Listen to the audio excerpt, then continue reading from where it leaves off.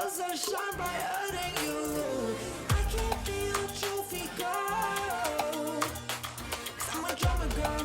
I dance to my own beat, you don't rule my world.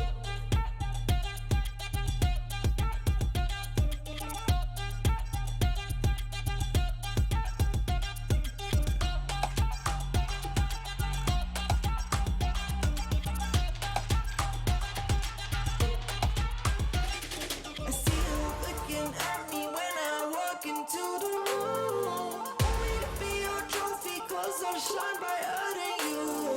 I can't be your trophy girl, 'cause I'm a drummer girl. I dance to my own beat, you don't rule my world.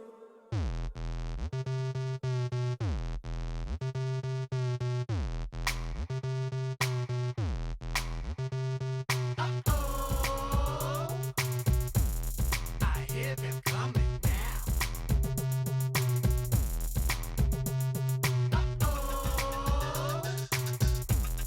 You know what's going down.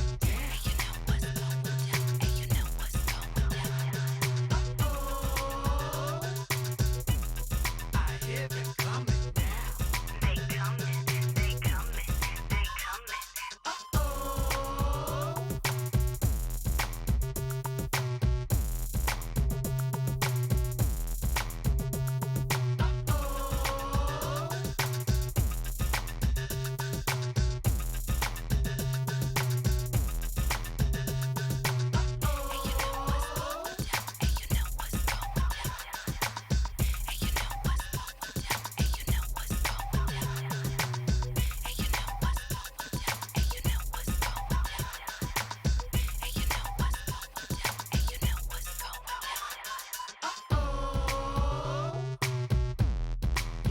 what's going down.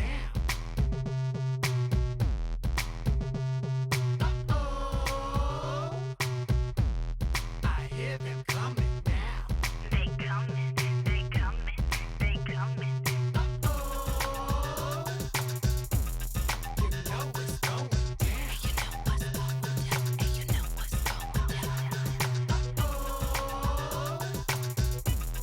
I hear them coming now. They coming, they coming, they coming.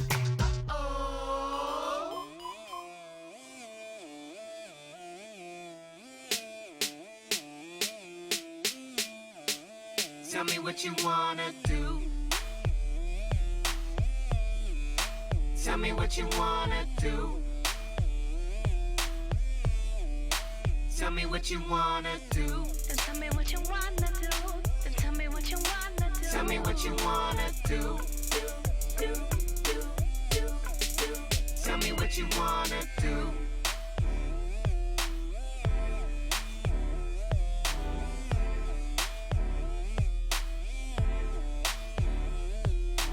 do, do, do, do.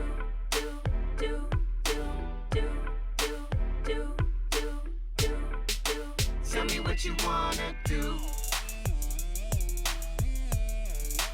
Tell me what you wanna do. Tell me what you wanna do. Tell me what you wanna do. Then tell me what you wanna do. Then tell me what you wanna do. Tell me what you wanna do. Then tell me what you wanna do. Then tell me what you wanna do. Tell me what you wanna do.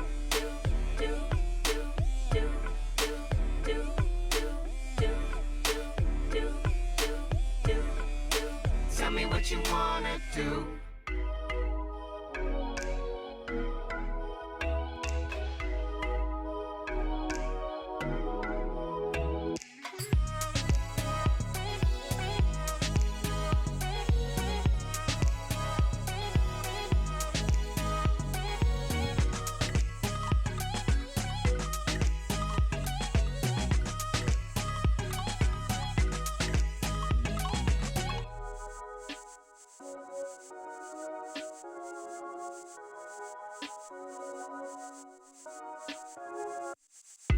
You coulda had it all, you coulda had it all.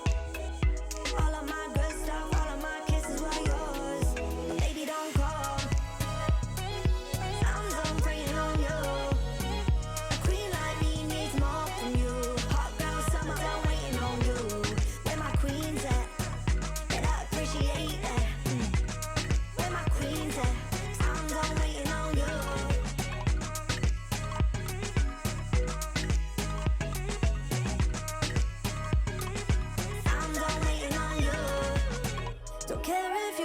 judge me.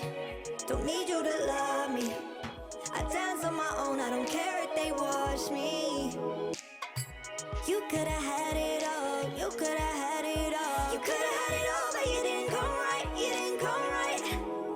Now you wanna go and call me. I'm done praying on you. A queen like me needs more from you. Hot girl summertime waiting on you. Where my queens at? And I appreciate that. Where my queens at? I'm done waiting on you.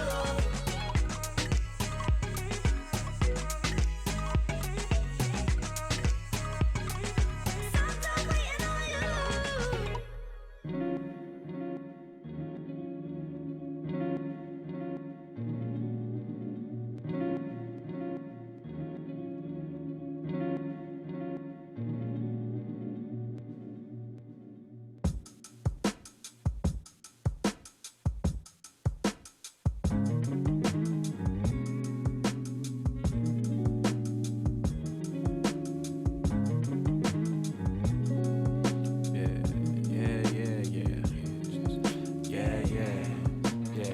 This is the part where you hit the hideout.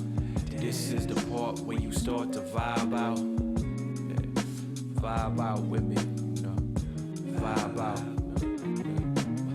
Yeah. Yo, I'm trying to chill, I ain't trying to wild out. Something I can feel, turn it up and vibe out. Yeah. Vibe out with me, man. Vibe out. Say your time, man. This is the part where you hit the hideout. This is the part where you start to vibe out. Vibe out with me. Vibe out. Yeah. Yo, I'm trying to chill, I ain't trying to wild out. Something I can feel, turn it up and vibe out. Vibe out with me. Yeah. Vibe out. Let the smoke go up in the air, ride low, take it slow, no cares, ride.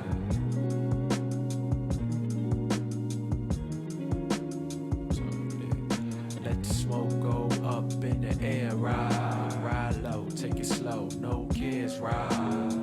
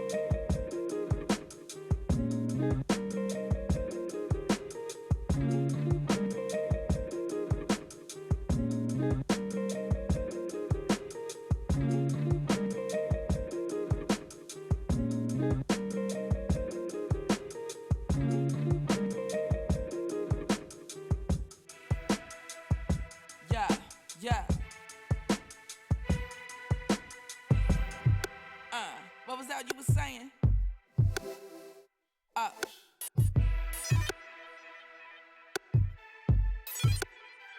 Real life. Yeah.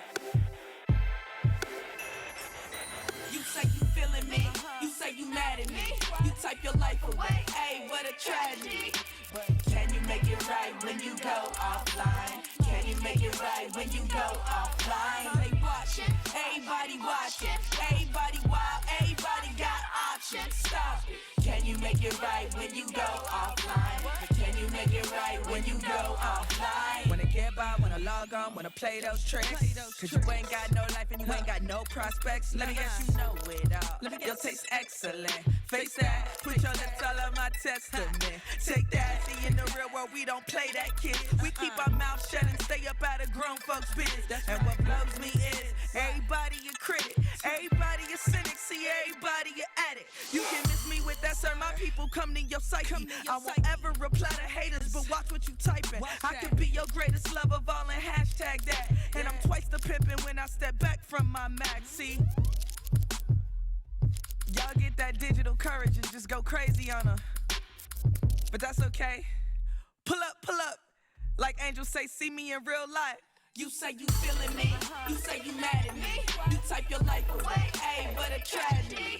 But can you make it right when you go offline? Can you make it right when you go offline? They watching, everybody watching, everybody wild, everybody got options. So, can you make it right when you go offline? Can you make it right when you go offline?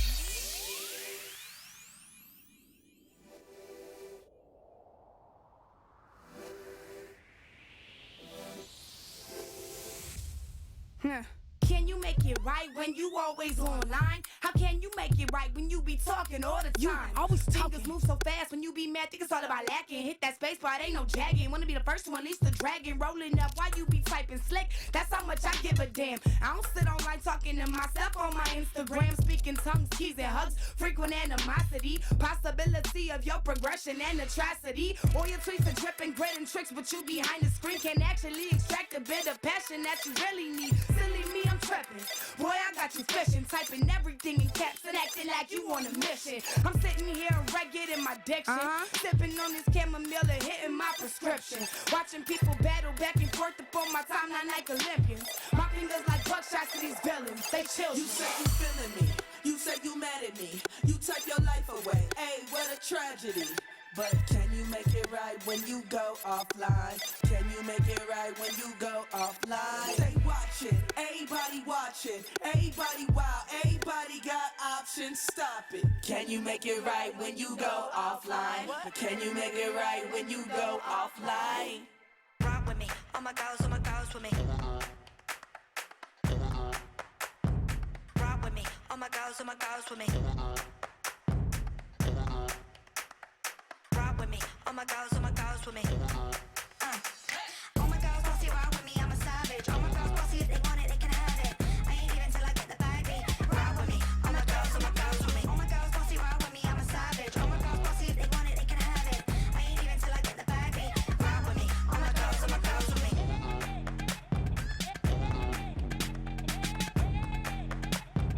Rock with me, all my girls with me.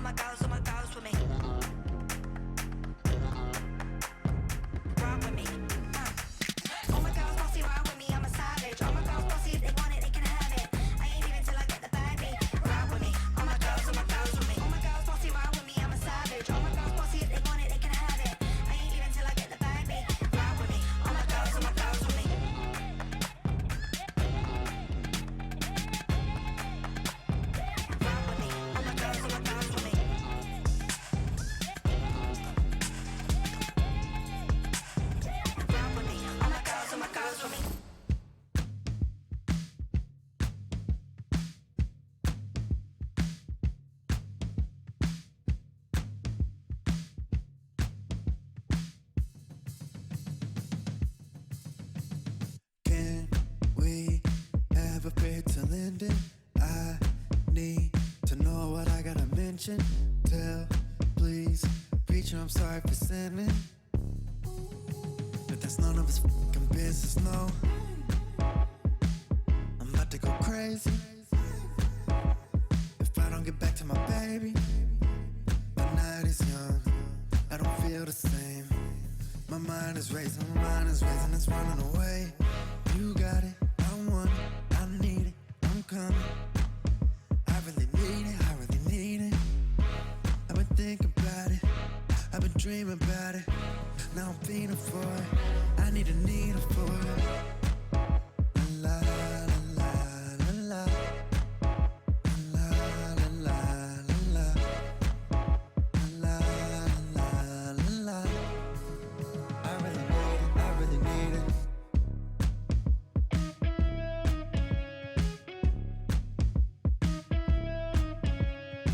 her skin, my hands, her clothes, that order. Whoa, I'm about to go crazy. If I don't get back to my baby, the night is young, I don't feel the same. My mind is facing, it's running away. You got it, I want it, I need it, I'm coming. I really need it, I really need it. I've been thinking about it, I've been dreaming about it. Now I'm feeling for it, I need the needle for it. La la la la la la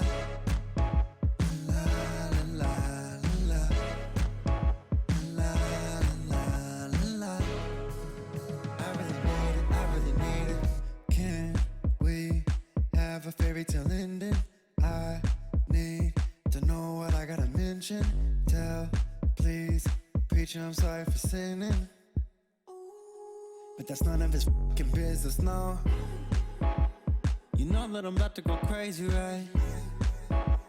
If I don't get back to my hey, ooh. Hey, you got it, I want it, I need it, I'm coming. I really need it, I really need it. I've been thinking about it, I've been dreaming about it.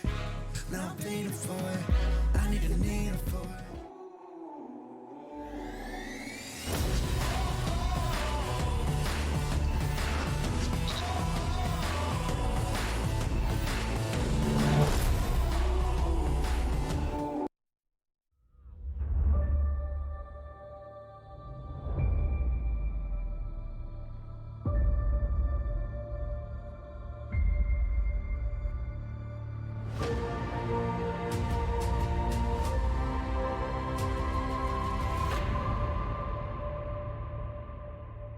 Good morning, ladies and gentlemen. Welcome to the GLL Spring Masters here for APAC North.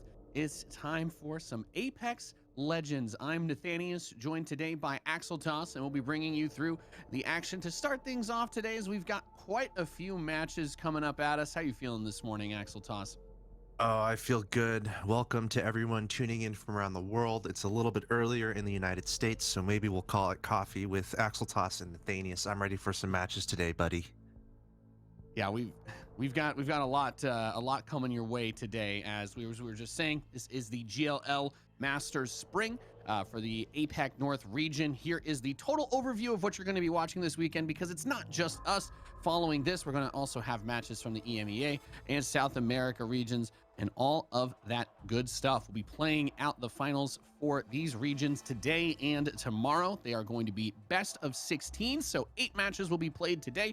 8 matches will be played tomorrow, with players competing to get those points, just looting, scooting, and shooting each other down while they climb their way up the prize pool and try to get a slice of that $100,000 across all the regions that we have here. But first place, $5 grand, nothing to scoff at, Axel Toss. And keep in mind that point system on the right side, 1 point per kill and 12 points for that first place finish in the round, all the way down to 1 point for finishing 15th. I think biggest thing to notice if you watch competitive Apex Legends compared to ALGS, there's not going to be a match point system here. At the end of the 16 rounds, whoever's gotten the most dubs, whoever's picked up the most kills and earned the most points is going to walk away with that first place prize. And of course, the guts and the glory. And Axel Toss, we all know the bragging rights. Everybody wants those on this competitive stage.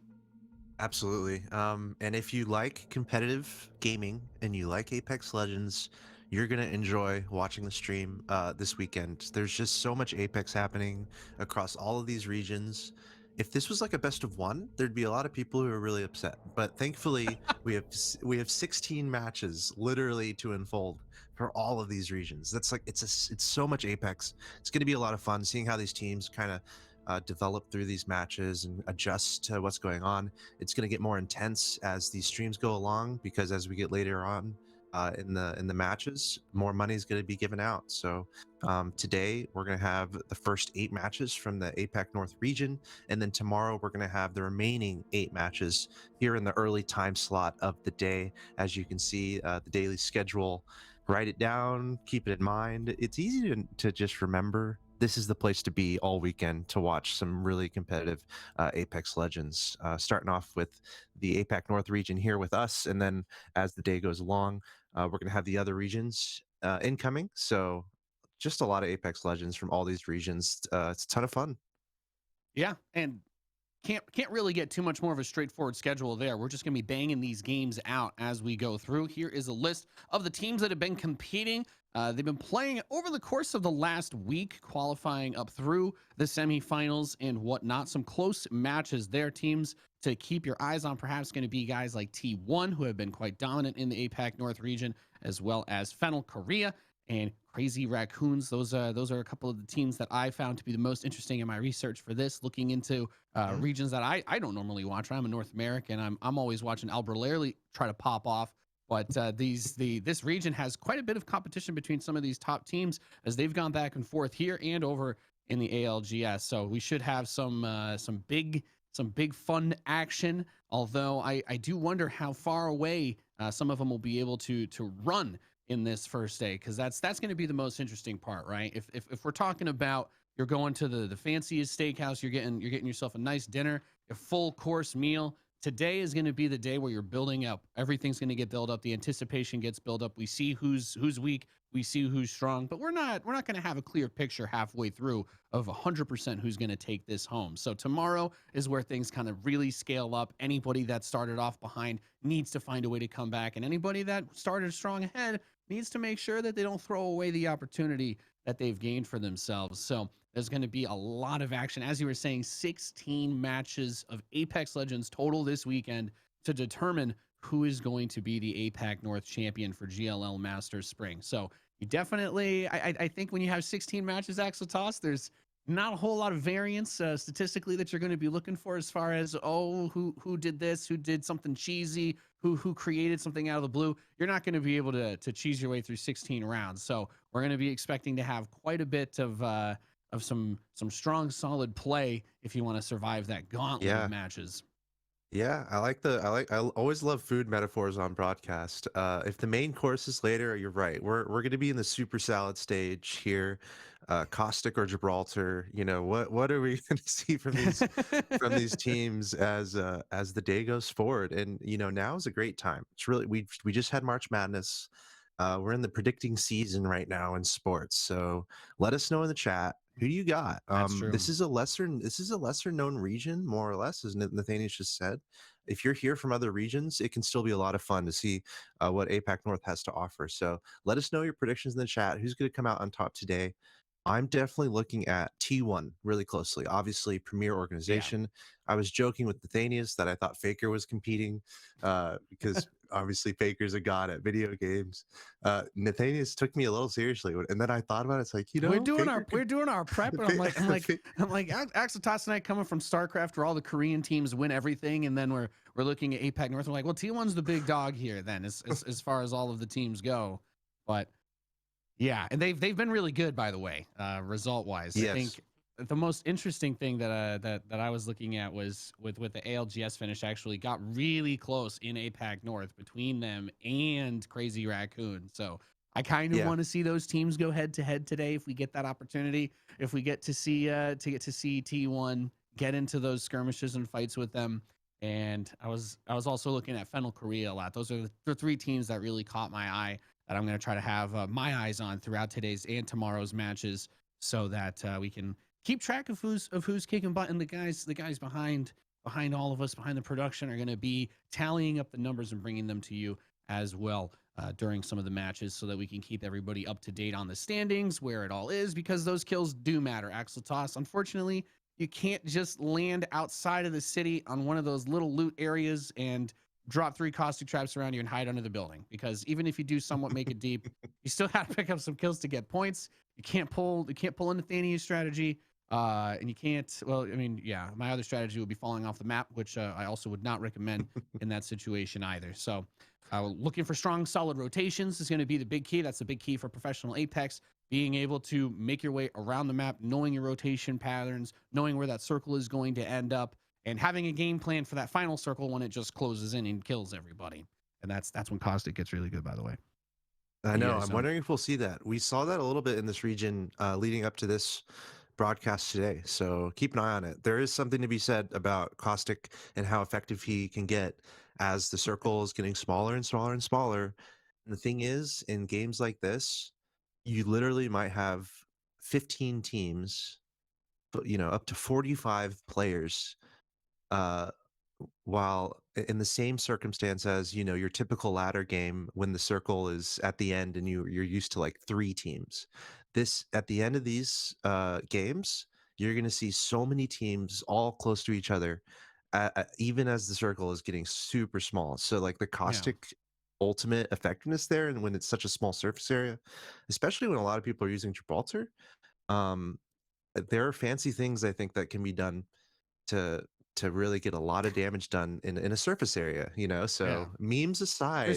There's so much utility, right? There's so much utility Right. with the way that every champion kind of gets used to some degree. All of the legends get some use here or there in the professional meta. Obviously, we're going to be keeping our tabs on our wraith portals and whatnot, and whether or not we see people going for fuse strategies and whatnot, I'm sure there'll be plenty of horizons floating around, and maybe some octanes jumping when I don't feel like playing slow. That's always the fun one, but Mm, that's what we're going to be keeping our eye on. And maybe things will be a little bit different. Maybe we'll get some more aggressive plays and pushes out of some of these lesser known teams as they try to offset or upset rather some bigger, more well-known established teams that are competing here, because it's going to be a lot of Korean and Japanese teams in the APAC North region. So there's going to be interesting variety, because I'm going to be honest with you, there's only so many times we get to see the Japanese esports scene really competing, and from the games that we've done them before, like StarCraft and whatnot, that's not something that I've actually been able to see a yeah. tremendous amount. So I'm just excited, regardless, to kind of see what kind of play style these guys are going to bring to World's Edge, and how they're going to try to take down their opponents. If it's going to be those slow plays, which we kind of expect from other regions, right? You get to the late game, there's everybody's posturing around the circle. No one really wants to force the fight, because that finishing placement, if you let everybody else kill each other, or you get that third party, that's going to get you a bunch of extra points along top of obviously getting those kills. So we are waiting for the match to get set up and to jump into this. But up until that point, though, yeah, it's been good times. We got a Yeah. lot of Apex action coming up, Axel Toss. Yeah, man. And these teams are interesting. Some of you guys who are watching this might remember seeing me and Nathanius in a live studio commentating Apex Legends with GLL. It seems like a long time ago, but I I talked a lot about Bloodhound. Some people who know me know I'm a Bloodhound main, and I will say it is interesting. We're seeing a lot of Bloodhound being used, Nathanius, especially by these players in particular. Look out for Team Crazy Raccoon. Selly has been running Bloodhound, so I think we'll keep an eye on that. I know we got some professional observers in the house. We're going to be covering all this action the best we can, and this is my commentator bias, perhaps. And then on the T1 side, I believe Obley has been running Bloodhound also. We saw a lot of Bloodhound coming into this tournament, so I still think Bloodhound needs some buffs, a little bit of buffs here and there. You're Just never gonna saying, get off that but it train, is, I huh? know I'm not happy yet. I have a lot of ideas still. Maybe we'll get into it a little bit, We've but got all the best, worst competitive yeah. ideas. just hear me out as the broadcast goes along. That's all I ask. But I see Crazy Raccoon, this Korean squad. It feels like they're a team that's on the verge of like being picked up by a powerhouse Korean organization, right? You see T1 and how well they're doing, and it's T1, like legendary esports org. Crazy Raccoon, I'm less familiar with the org itself, but the team is so good.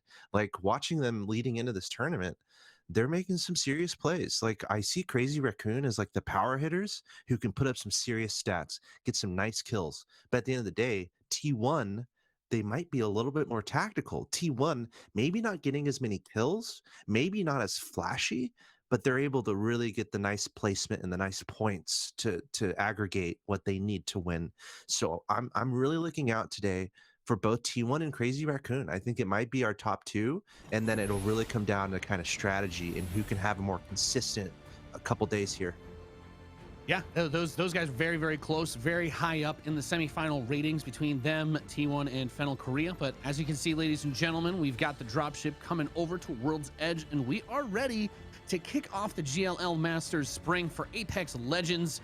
as Let's we've go. got the APAC North region kicking off those finals, and it's a big beautiful map. Axle toss, World's Edge. I love my giant lava spouts, and I love my giant ice crystals.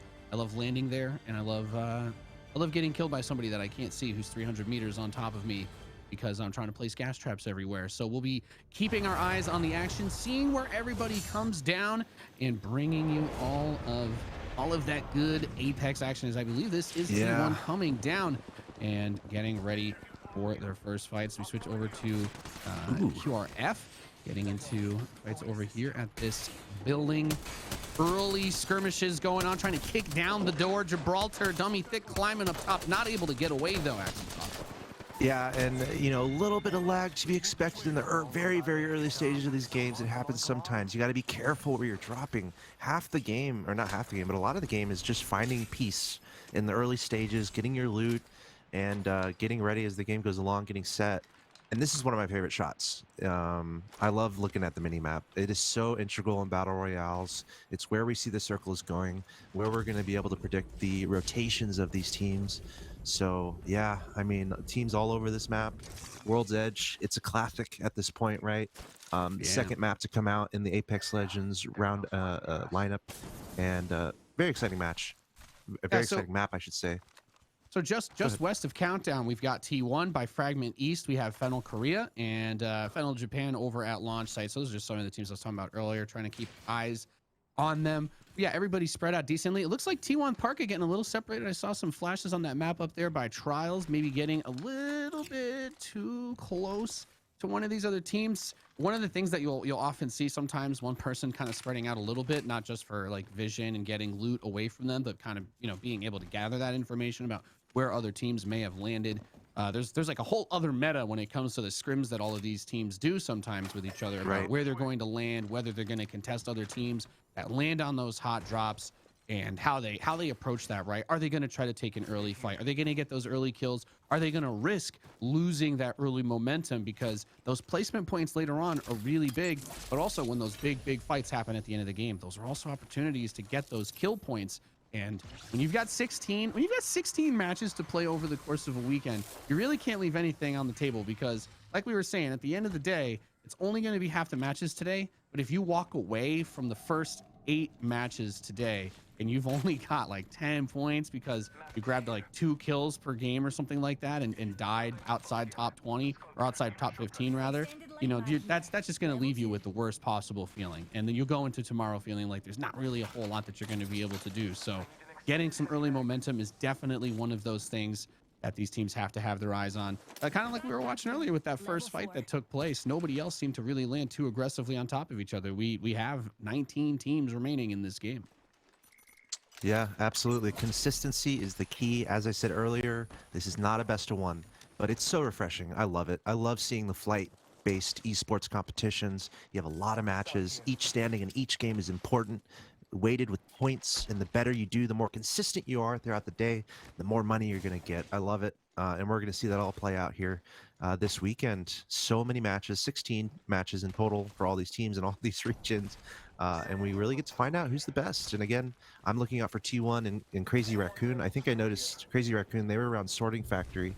Meanwhile, T1 in the upper left-hand side, the northwest side, if you will, of World's Edge around Lava Fisher. Something that was interesting is kind of how split up they were in the beginning. It's kind of rare. We saw them kind of go out on their own. At least one member of T1 just kind of going solo, doing some scouting, which shows confidence, shows that this team is pretty good. But I was a little bit surprised to see that. But we're about to see that first storm come in, and we see it closing 3 minutes inbound. So we're going to start to see this constriction of all these teams having to make their way to the bottom left. We're seeing some Bloodhounds and Pathfinders. Actually, I don't know if there's any Pathfinders, but there's some Bloodhounds finding out where the next circle is.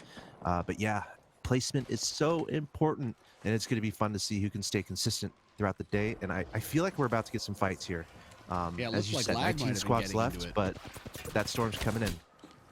Yeah, and as I was saying, we have it looked like Lag was going to be getting into a situation. We have Team Flora Esports defending the inside of this position, trying to hold it down. Still 2.5 minutes to go on this circle, or the Wraith Portal.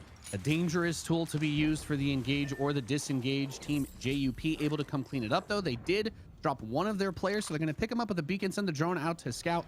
And of course, the revive beacon being right there is obviously going to make things a lot easier for them. It's not like they've got a very far way to go. However, there's few things that scream, come kill me and my weak team, more than, hey, yeah, we're respawning. You're going to see that dropship come in. That's going to be a little bit of a dinner bell ringing for some of the other teams. So we have those long trades coming out. You see there's Vegan getting the shots across the field, but they've got this building held down. There's a lot of loot there, of course, and if they need to shield swap off one of the corpses on the ground, it did look like the teams have gotten a decent bit of loot. As we were talking about earlier, most of them landed alone, and we have Kiyoya from Team LAG, Japanese team, trying to get some shots off on that. I'm not sure if it was the Bloodhound outside of that portal, but just making their way forward. And as you were talking about, that circle being in the southwest, it's not the worst possible circle that you could have, but it's far enough away from the center that you're dragging a lot of teams across a long distance to get over there, which kind of increases that chance that you'll bump into somebody on the way. So Kiyoya kind of split off from the rest of the team, but you're using that Wraith mobility. She does have the portal access as well. And there is Tarwini coming in behind. So they've got the pings coming forward. They're trying to move in on top of this player that they see at this choke point. And there's the care package ping. Could be a Kraber. Yeah, I'll take whatever. It's never a bad time. It's never a bad time when you get these. Maybe we'll see the big snipes coming out. As they have made it into that next circle. They have made it into that next circle. That's the green tag circle. So it looks like the beacon check that we have, at least, for knowing where the next one's going to be. They are in that safe area. They're able to get some additional loot. And that's the point where you start to see people hunker down, right? And that's why you want your Gibraltars. You know, you don't have as often anymore the caustic spam or the Watson spam. As, unfortunately, both of those got dialed back a little bit for all you all the turtle monsters out there. Yeah, we should talk about comps. I would love your thoughts on it too, as we see this unfold here. Also, by the way, I think one of our observers stole a crypto drone. We're seeing some drone shots from which I love. We're about to get some awards here on the stream. Some nice smooth drone shots here. One of our observers hijacked a crypto drone, it seems like. So I love incorporating these shots. It looks so good. But yeah, I wonder your thoughts on these comps. Dude, we're seeing Bloodhound. And like I'm a little surprised to see Bloodhound as much as I am, as we're about to see a fight here. But I would love your thoughts on comps from these teams. Things just get mixed up a whole lot more these days. You kind of see everybody have a little bit of a role, which is a lot more than we can say for the first couple series of tournaments. But I think that's that variety that people were building towards that we've kind of gotten to. So GTS disengaging as CBA pushes on here. These little science buildings. I love these. The little pop up, like it's what you see in all those movies when they're like, oh, we found Thor's hammer. We're building our facilities around it. And you just get these little spots everywhere. Great for locking down and holding on to. But that's funny. Yeah, I mean, legend variety in Apex is just one of the things that I think has only improved. Right? You had like the fortified buff to bring. We're seeing Gibraltar on every comp though. And his shield is so good. It's so useful when you're trying to rotate through an open space and you don't have that choke point because either there's a lot of teams being funneled through a position, or something else is going on. You're getting hit by an ultimate from a Gibraltar, from a Bangalore, what have you. You have that little bit of a way to kind of cover yourself from the grenades, and also the heals, the heal boost on the inside as well is something really important to keep in mind. There's that Bloodhound from Team Fug over here with the Beast of the Hunt. Ultimate utility, they're popping them ults. They're getting ready for combat. As we were looking at that map, I think it was towards Team Lag, actually, there was on the northwest side of this circle, some of those teams were getting very close to each other, which is one choke point for 3 teams to try to move through. But Hala drops down with that Horizon, going to boost herself up. Just barely staying alive there with a sliver of health. And Horizon, of course, can be absolutely terrifying as well, especially with that gravity bomb in a well-placed situation. Just going to make you cry yourself to sleep at night. Especially combined with some other utilities in the game, for sure. That's something else I wanted to ask. Like, maybe that one flex spot, it seems like we're seeing Bloodhound Gibraltar a lot on these teams. That one flex spot might be the third, where we're seeing a lot of Horizon as we see a fight unfold here between these teams, and another Gibraltar bubble in play, and kind of the Star Wars-esque, either side of the force field tactics happening a lot with these Gibraltar bubbles. Yeah, and that's why you take Gibraltar, to hold those positions down, because he really is invaluable in those kinds of situations where even if you're just stalling for your teammate to come out or to go for the flank around the attacking player, there's a lot more that you could do here. So we're getting a look at T1. There's Karampe there's a name I recognize well enough from the bigger tournaments that we've been able to see. These guys are absolutely dominant.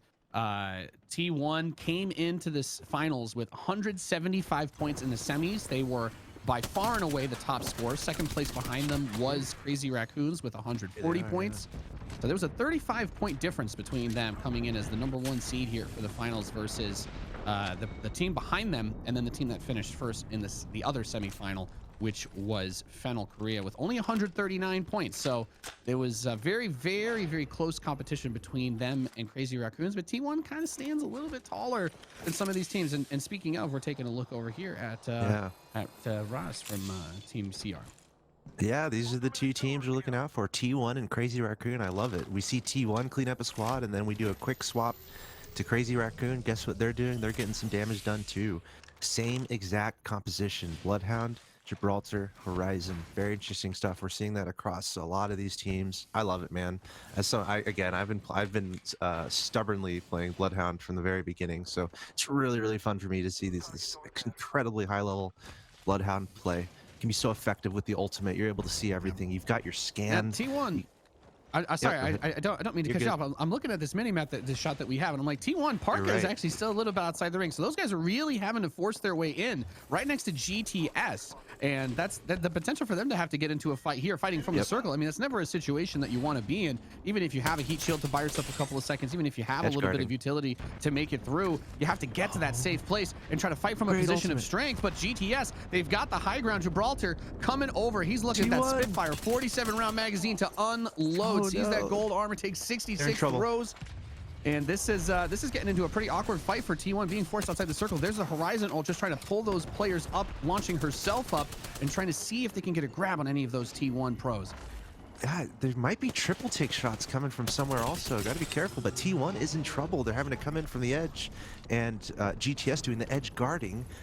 Are they going to be able to clean them up? It looks like no one has been dropped yet, and they might just try to pass each other in the night unless T1 really decides to take this fight. Here's the biggest thing. If they take down T1 right now, you remove one of the strongest competitors, where there's still over 10 teams left, right? So these are the kinds of things where you might try to say, hey, it's the first round, whatever. But for T1, it's actually really important to establish their dominance as early as possible so that they can make their own lives easier, right? Whereas for GTS, this is more of like a dark horse type play that you're trying to make, but Karajutate's taken down. He's got absolutely nothing left. There we see the Horizon. I mean, you had the shields, but she got picked off incredibly fast too. And this is it. T1, they get a couple of seconds to breathe. You start to see them bring it out. Parka is down, but Karampe with full shields and no health. He is dealing the damage, charging up that shield, and this is why they're terrifying. Just pointing it out. There's a reason why I was telling you the teams to look at. T1 come in at the worst possible position. They're in the low ground. They've got the low ground. They're running through the circle. They're having to burn their resources to get out. They get hit by every ultimate that that Team GTS had on the way in, and yet at the end of the day, it's their corpses that they're standing over, and T1 continues to truck forward. So yeah, I mean, if you needed any evidence, there it is. Yeah, that's one of the first moments here in the tournament, and that's already a highlightable play, honestly. T1 there, just putting on a clinic. Not in a great position, but the movement. If you're able to go back and watch that, watch the movement from T1. How they were able to manage that was absolutely insane. Now we're seeing another fight. CVA here coming in, trying to make their way towards the circle. There's a lot of choke points in this area of the map, so you got to be careful. They're going to get wiped, looks like, by lag. Look at that kill feed, just completely wiping them in a second. I guess LAG or lag. The thing is, there's a lot of choke points in this area, and tucked into the bottom left-hand side of the map of World's Edge. So you got to be really careful not to get caught in an alley. Yeah, exactly. And we were taking a look at CG over here. We did have our eyes on Fennel Korea earlier. They were getting into a scrap, and they're another one of the top teams that we were talking about, keeping our eyes on. And this, the name reads as I'm Potato.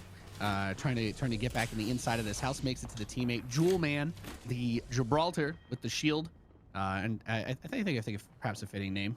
That shield is very nice, very shiny, very sparkly. Here's T1 hold up outside of Foundry, and they've got themselves a nice position, reasonable opportunity to relocate. Not a tremendous amount of cover up top, but just enough terrain around them that it could be awkward to try to fight them if your movement's not careful. I mean, you don't want to slip down into that pit there and take any burn damage, especially in this situation.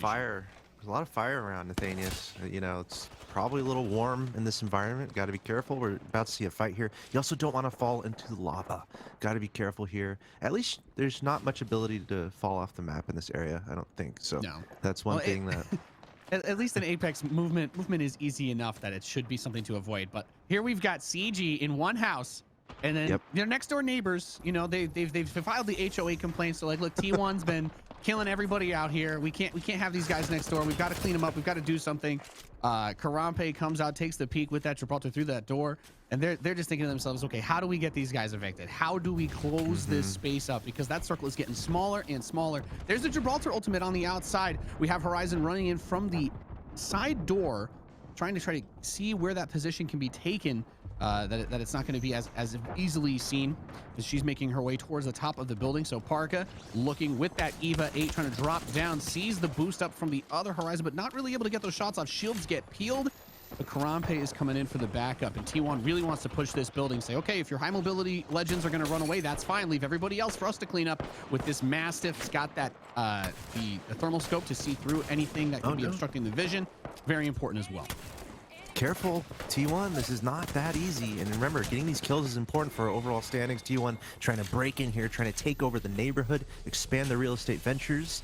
Are they going to be successful? It looks like it so far. Pretty nice engagement. Anyone here to third party? Doesn't look like it. And what's important there, they're able to get Parka back up. It's really hard to do any res right now. And in fact, you probably can. So every single player is so important in this moment.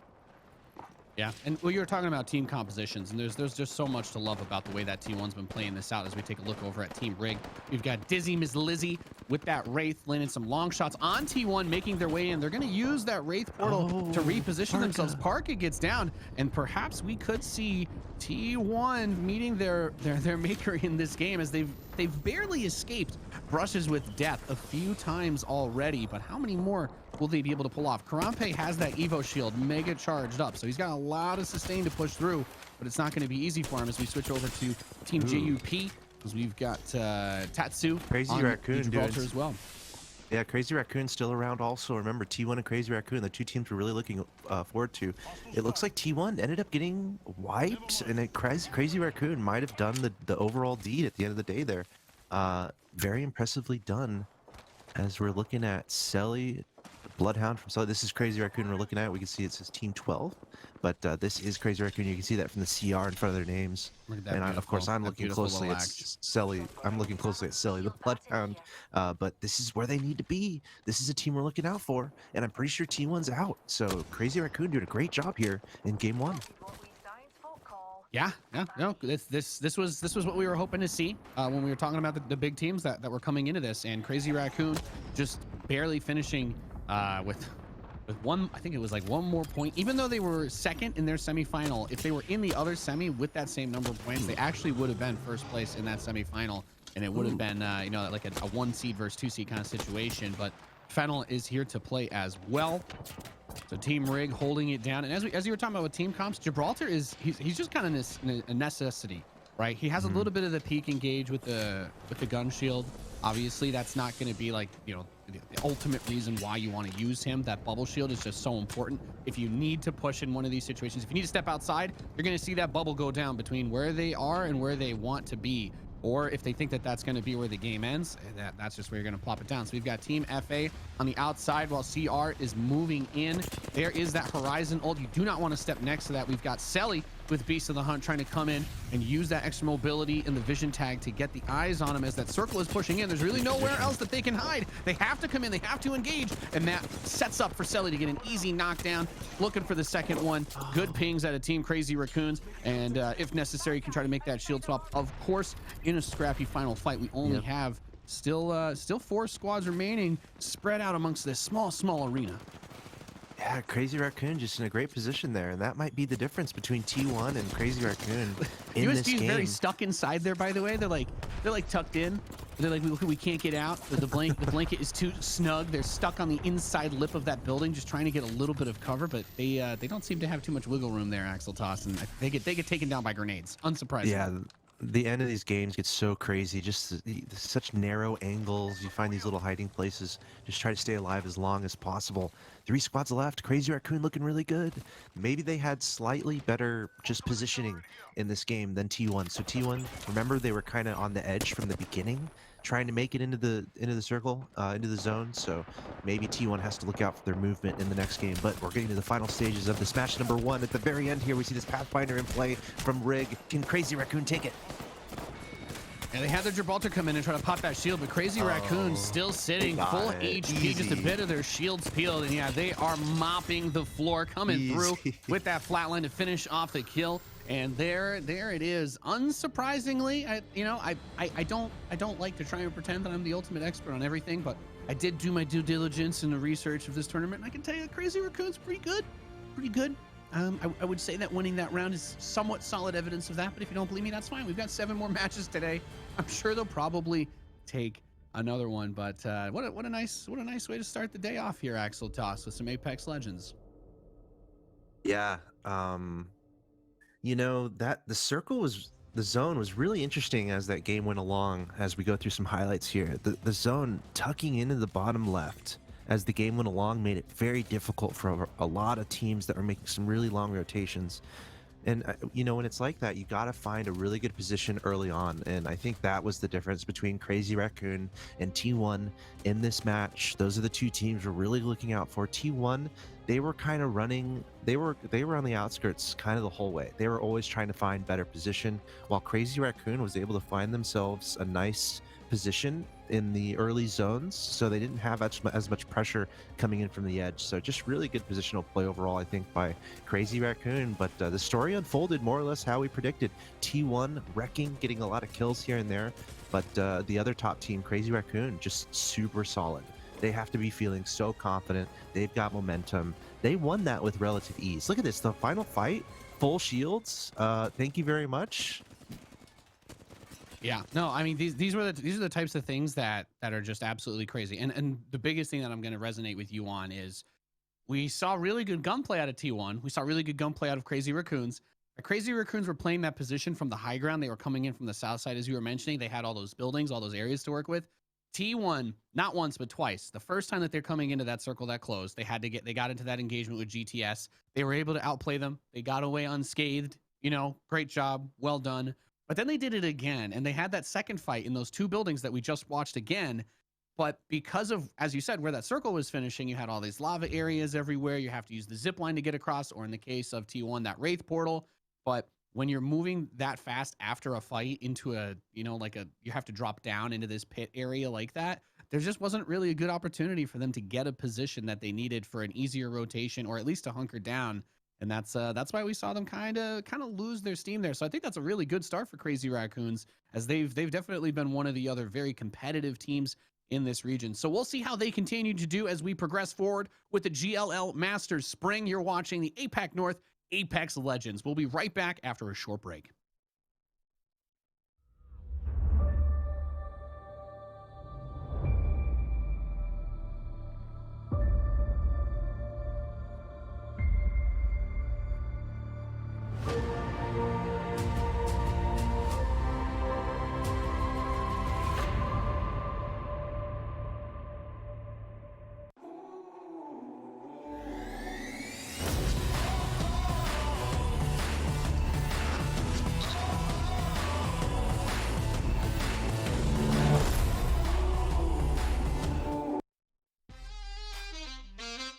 Yeah.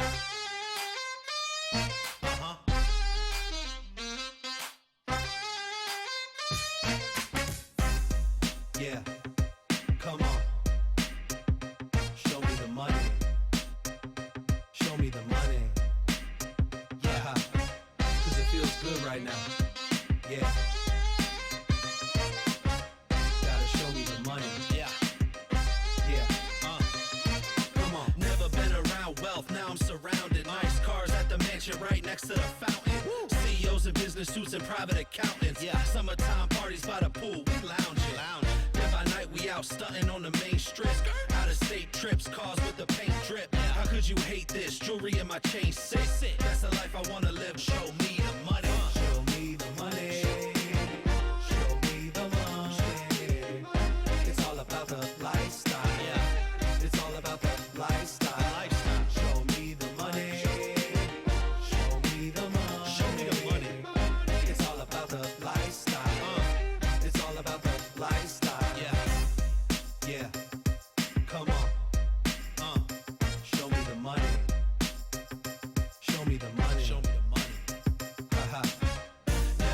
worry if I have enough dough.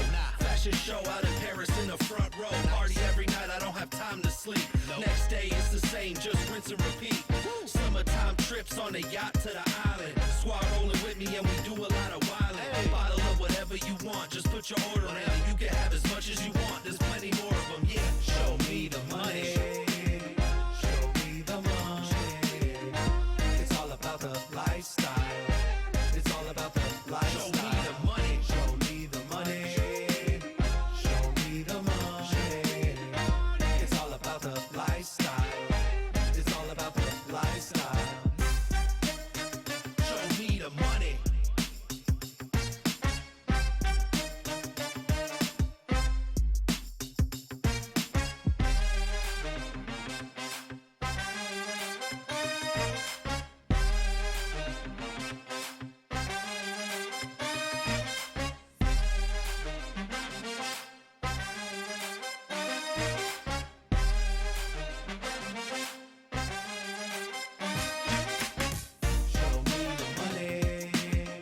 Show me the money. Show me the money. Show me the money. Yeah. Show me the money. Show me the money. Show me the money. Yeah. Come on. Show me the money. Show me the money. Cause it feels good right now. Yeah. Hey, gotta show me the money. Whatever. Yeah. Come on.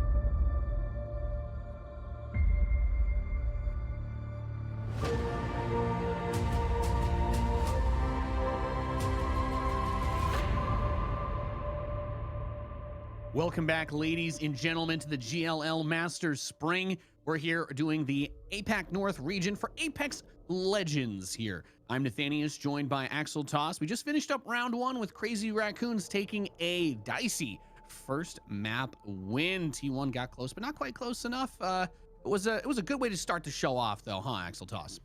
Yeah, I love it. Morning coffee in Apex Legends with Axeltos and Nathanius. I hope everyone's having a pleasant morning here. If you're up in the United States, and of course, if you're in Europe, hope you're having a great day and a good start to the weekend.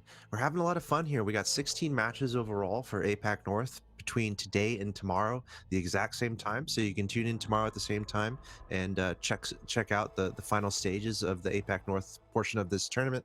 We have Middle East Africa region coming up later today on the stream. Then we have South America today also happening on the stream with some awesome talent coming your way and doing some nice commentary the whole way through. So I love it, man. We got a lot of Apex, very competitive start here. Crazy Raccoon doing about what we expected, coming out hot. You know, between them and T1, those are the two teams that we're really hyping up a lot because, well, they've been doing really well leading into this tournament and getting off to a great start. Jupiter Vega in the conversation as well. Reignite has had some nice moments coming into this tournament too. So still a lot of matches to be played, but the top 5 teams there at least going to be really happy with how they started things off. Yeah, and I think T1 coming in as the top scorer in the semifinals. Strong performance to start, but as we were talking about, their positioning became a bit of an issue for them. But I'll definitely have my eyes on Jupiter Vega, and we'll be getting into that next round shortly. As these are the results, but there's only been one game played, right? There's so many different things that can 16. happen. Right, exactly. And there are so many things that can happen. There are so many things that can go wrong. And to some degree, you know, what makes these games great, even outside of just competitiveness, is that there are so many different things that can happen, right? Every game is kind of different, where people are going to move, which loot is going to spawn where is that circle going to be? And a lot of these guys, when they see that first circle, they're already like, okay, well, I have an idea where the very final one is going to end. You know, the pros, they study those, like, you know, there's only X number of circles or whatever that there can be. So they know about that, but you still have a lot of variations. So that's why we got to do so many games, figure out who can be the most consistent. Consistency is going to be the most important thing here. As we said, it's not going to be that match point setup that you might be familiar with if you've been watching the ALGS. You're going to be looking at who has the most points at the end of 16 games. There is no Hail Mary deep throw when you're like, okay, I did it. I got to 50 points just barely before the last match because T1 and Crazy Raccoons keep killing each other at the start, you know, so that they can deny each other the win. It's not going to be like that here. So the consistency is going to have to be the most important thing. You want to stay that top tier. You want to be able to stay on top. And it was a really good start for Crazy Raccoons with 26 points after the first map. Can't complain about that. Yeah, I mean, and anyone who takes on the competitive ladder in any game, there's a certain amount of warm-up time you might need. I'm sure these guys scrimmed a little bit, played a lot coming into these games, but some of these other teams are probably telling themselves, you know what, guys, game 1, got it out of the way. We got kind of shaking it off, and it's a marathon. It really is. There's a lot of matches. You got to pace yourself to a certain extent. You can't just have one game and be like, okay, we had a great game, guys. Guess we'll just, you know, play normally. And I mean, it's all about consistently being good throughout the whole day, both days. There's a ton of matches. I'm sure I would be having the time of my life. I mean, I am commentating this. I'm having the time of my life. But if I was playing in this, absolutely. So these guys, they've got to have. You die, right? Right. They've got to have fun. It's important. You know, your mental state throughout these couple grueling days. You got to have fun, be competitive, and let's see which teams can really get into their groove and find that consistency during these long days. So yeah, exciting stuff. Crazy Raccoon landing in the same spot, same with T1. Wow, that's interesting. It seems like maybe a lot of these teams landing in similar locations. Yeah, I think that's the most interesting side effect of the way that regions are divvied up in Apex Legends competitive. Like, all of these teams, everybody has spots that they like to drop, and they all to some degree know where the other teams will drop because of scrims, because of when they play ranked, because of when they play tournaments. It's very similar. Now, one of the biggest things I was looking at was T1. Instead of Parka going up top to trials, it's Karampe. And there was a little bit of skirmishy action going on. Parka was able to get out last game, so I have my eyes on that. But the biggest thing here is that for T1, they're not going to have that same amount of pressure on them for the circle. That pressure is coming over to these guys, to Team GW, to CG, who are duking it out over in Lava City. Southeast, there's a bunch of buildings over here to play around, a lot of different positions that you're going to have to cover across each other. But whoever survives that skirmish, if they do end up committing to a hard fight, you have to get moving quick because you've got a long way to go. Same for Fennel, Japan. They're all the way in that southeast corner, south of launch site by Dome. They are not going to be in a position to dilly-dally. But T1, we'll get to see what they can do when they're not constantly chasing the ring. Yeah, again, we're looking out for Jupiter Vega as well. They got second in that first game. Looking for Reignite. They're in the top 4. Team OIO. But again, T1 really sticking out. They were able to get a lot of kills alongside their nice placement. It's very important getting those kills as well in these matches. We might see an early skirmish here in a very compact part of the map. We can see this multi-story building. Always fun to navigate. This Gibraltar running for the hills. He's going to get taken out. Looks like Team CG, you know, picking up those early kills can be really important, especially when you're not seeing a lot of squads getting wiped, right? These are very competitive matches. A lot of teams staying alive for a long time. So anytime you can get some early kills, it's going to be good for your numbers. Yes, yes, and very important to keep in mind. Again, it's a marathon, not a sprint. There are a ton of games to be played. You don't want to give up anything if you can help it. But this is that fight we were talking about in Lava City. These teams are still going to have a long way to go to reposition themselves. Thankfully, in Apex Legends, we know that there's a ton of different ways to use that mobility. And there's a Fennel player actually coming in, looking. Team Fennel might be going for a little bit of third-party action here, getting involved with these squads. We have the Horizon boosting up. Here we have Kirihara going around the side with the Gibraltar, getting ready to throw the Arc Star in through the door. And I'm not sure if he was able to quite hit Hater there as the other grenades are coming out. There is that damage marker, comes onto the top, sees the Bloodhound, gets about 35 in on him. And of course, with that Gibraltar, you're usually tanky enough that you don't mind being a little bit of a point man for the squad while they reposition around and use their mobility to try and get those picks. But there is moment from Team Fennel Japan coming into the floor. Unfortunately, not going to be able to do too much there with the Bloodhound as he gets kind of picked. There's a lot of chaos happening over in this building, to say the least. And who's going to come out on top? It looks like...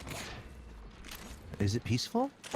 Are we able to breathe a little bit? Is that the end of that engagement? No, not quite yet. Looks like we have some other teams nearby. I was going to say, there was still CG here, Yeah, I think. Or there was one other. Between the two of them, they killed one of them. I wasn't sure if the other one got completely wiped, but yeah, they see that bubble. They're trying to get that last pick. Okay, yeah, that's what they're saying. So it was CG.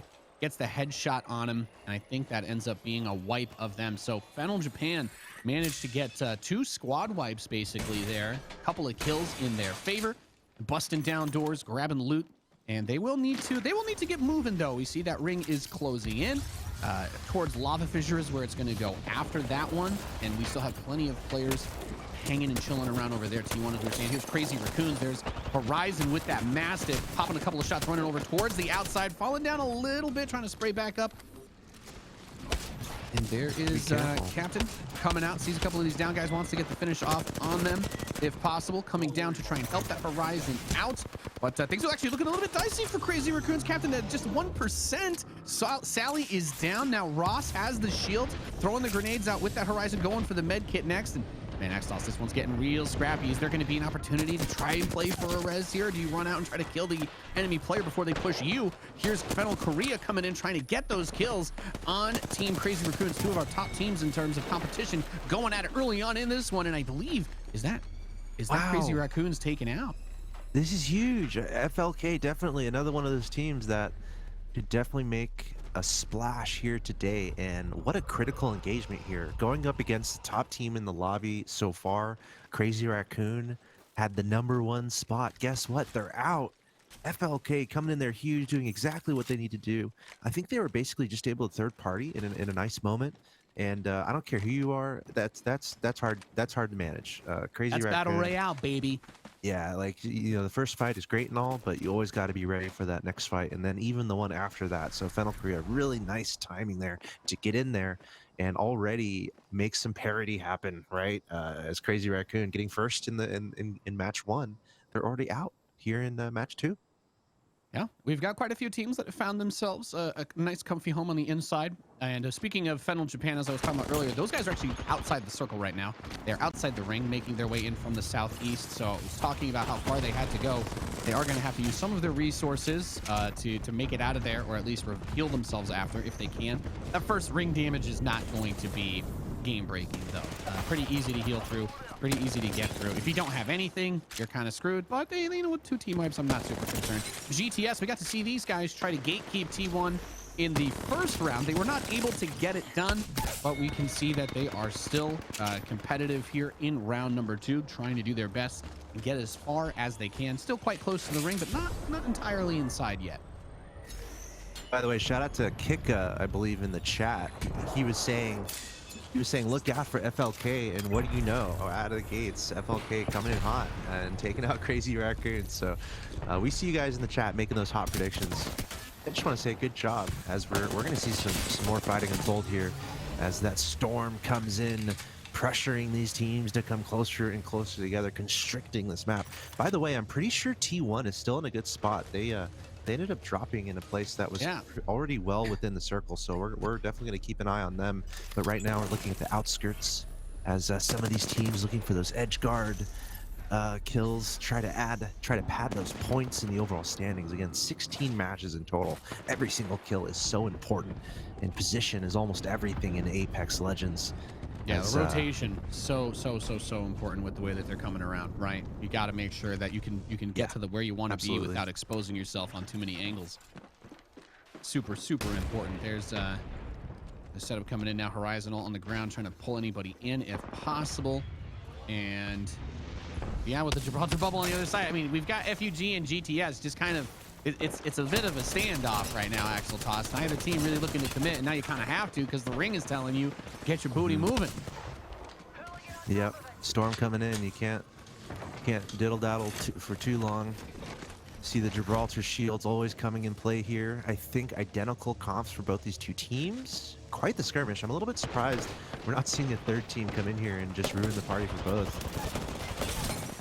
Yeah, it's that risk factor, right? Is you want to make it deep into the round as well. First place for the round is 12 points, right? So 12 kills worth for making it first. So getting deep is really nice. Here we see that Gibraltar shield come into effect again, playing a little bit of tappy toes, going in and out. But UPAT getting that beautiful kill leader ping as they wipe them out from Team FUG. Yeah.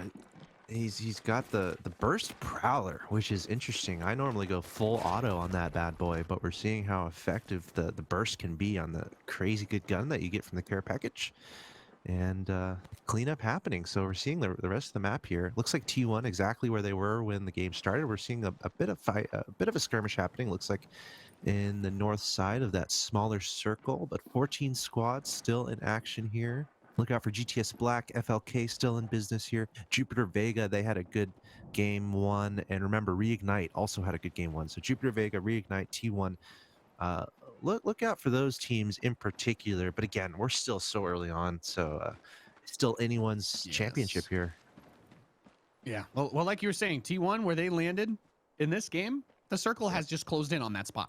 And it will continue to close in. They're just in a little house. They're just trying to get their real estate started here. Everyone just trying to start their real estate businesses at the end of the day. Yeah, they're chilling, and they picked this house early. Its value has only gone up over the course of this game. Its value has only gone up over the course of this game. And look, it's got a sunroof. It has a lot to offer. You got a view up at the top where you're not really in trouble. You got a patio. I mean, there's a lot. What more to do you offer. need? What more do you need? Just maybe a rocking with chair. A sunset a rocking view. chair on the balcony would probably. The dinosaurs aren't too close to threaten stomping you out. Yeah. Thank God for that. I think it's going back on the market after this game, so get your bids ready, ladies and gentlemen. Really nice 4-bedroom, 2-bathroom. Got a sunroof. We'll see if T1 gives it up. We'll see if T1 gives it up, because with the way this circle's been closing in, it seems, for all we know, the game's going to end on that house, and they're not gonna leave. They're going to put up Christmas lights before we know it. Yeah. Looks like we've got their the neighbors. Yeah, exactly. And we've got Team GTS out there, but so many of these teams were kind of just like tucked in very early. I don't know if Team FUG. I saw that they were on the outside. Okay, yeah, they're still on the outside. On this mini map zoom in, they're still trying to make that really long rotation. And at this point, that circle damage is going to be not quite as easy to just kind of stroll through. You're not going to be gallivanting around in the round 2 damage as we've got 2 minutes before that round 3 circle closes in. They're going to have to be hustling, and they're going to run smack dab into Fennel Korea. Yeah, are they going to run into them? Is Kennel edge guard? Is Fennel Korea? Are they edge guarding that a little bit? I wonder if they're even looking that way, because they might not even expect anyone over there at this point. Because it's who would stay in the storm so long? They might be. Yeah. They might be FUG was the wondering. So- last team. They're the last team Right. coming in. Everybody else was in that circle for a little while now, so they may not see They're them not coming. looking that way.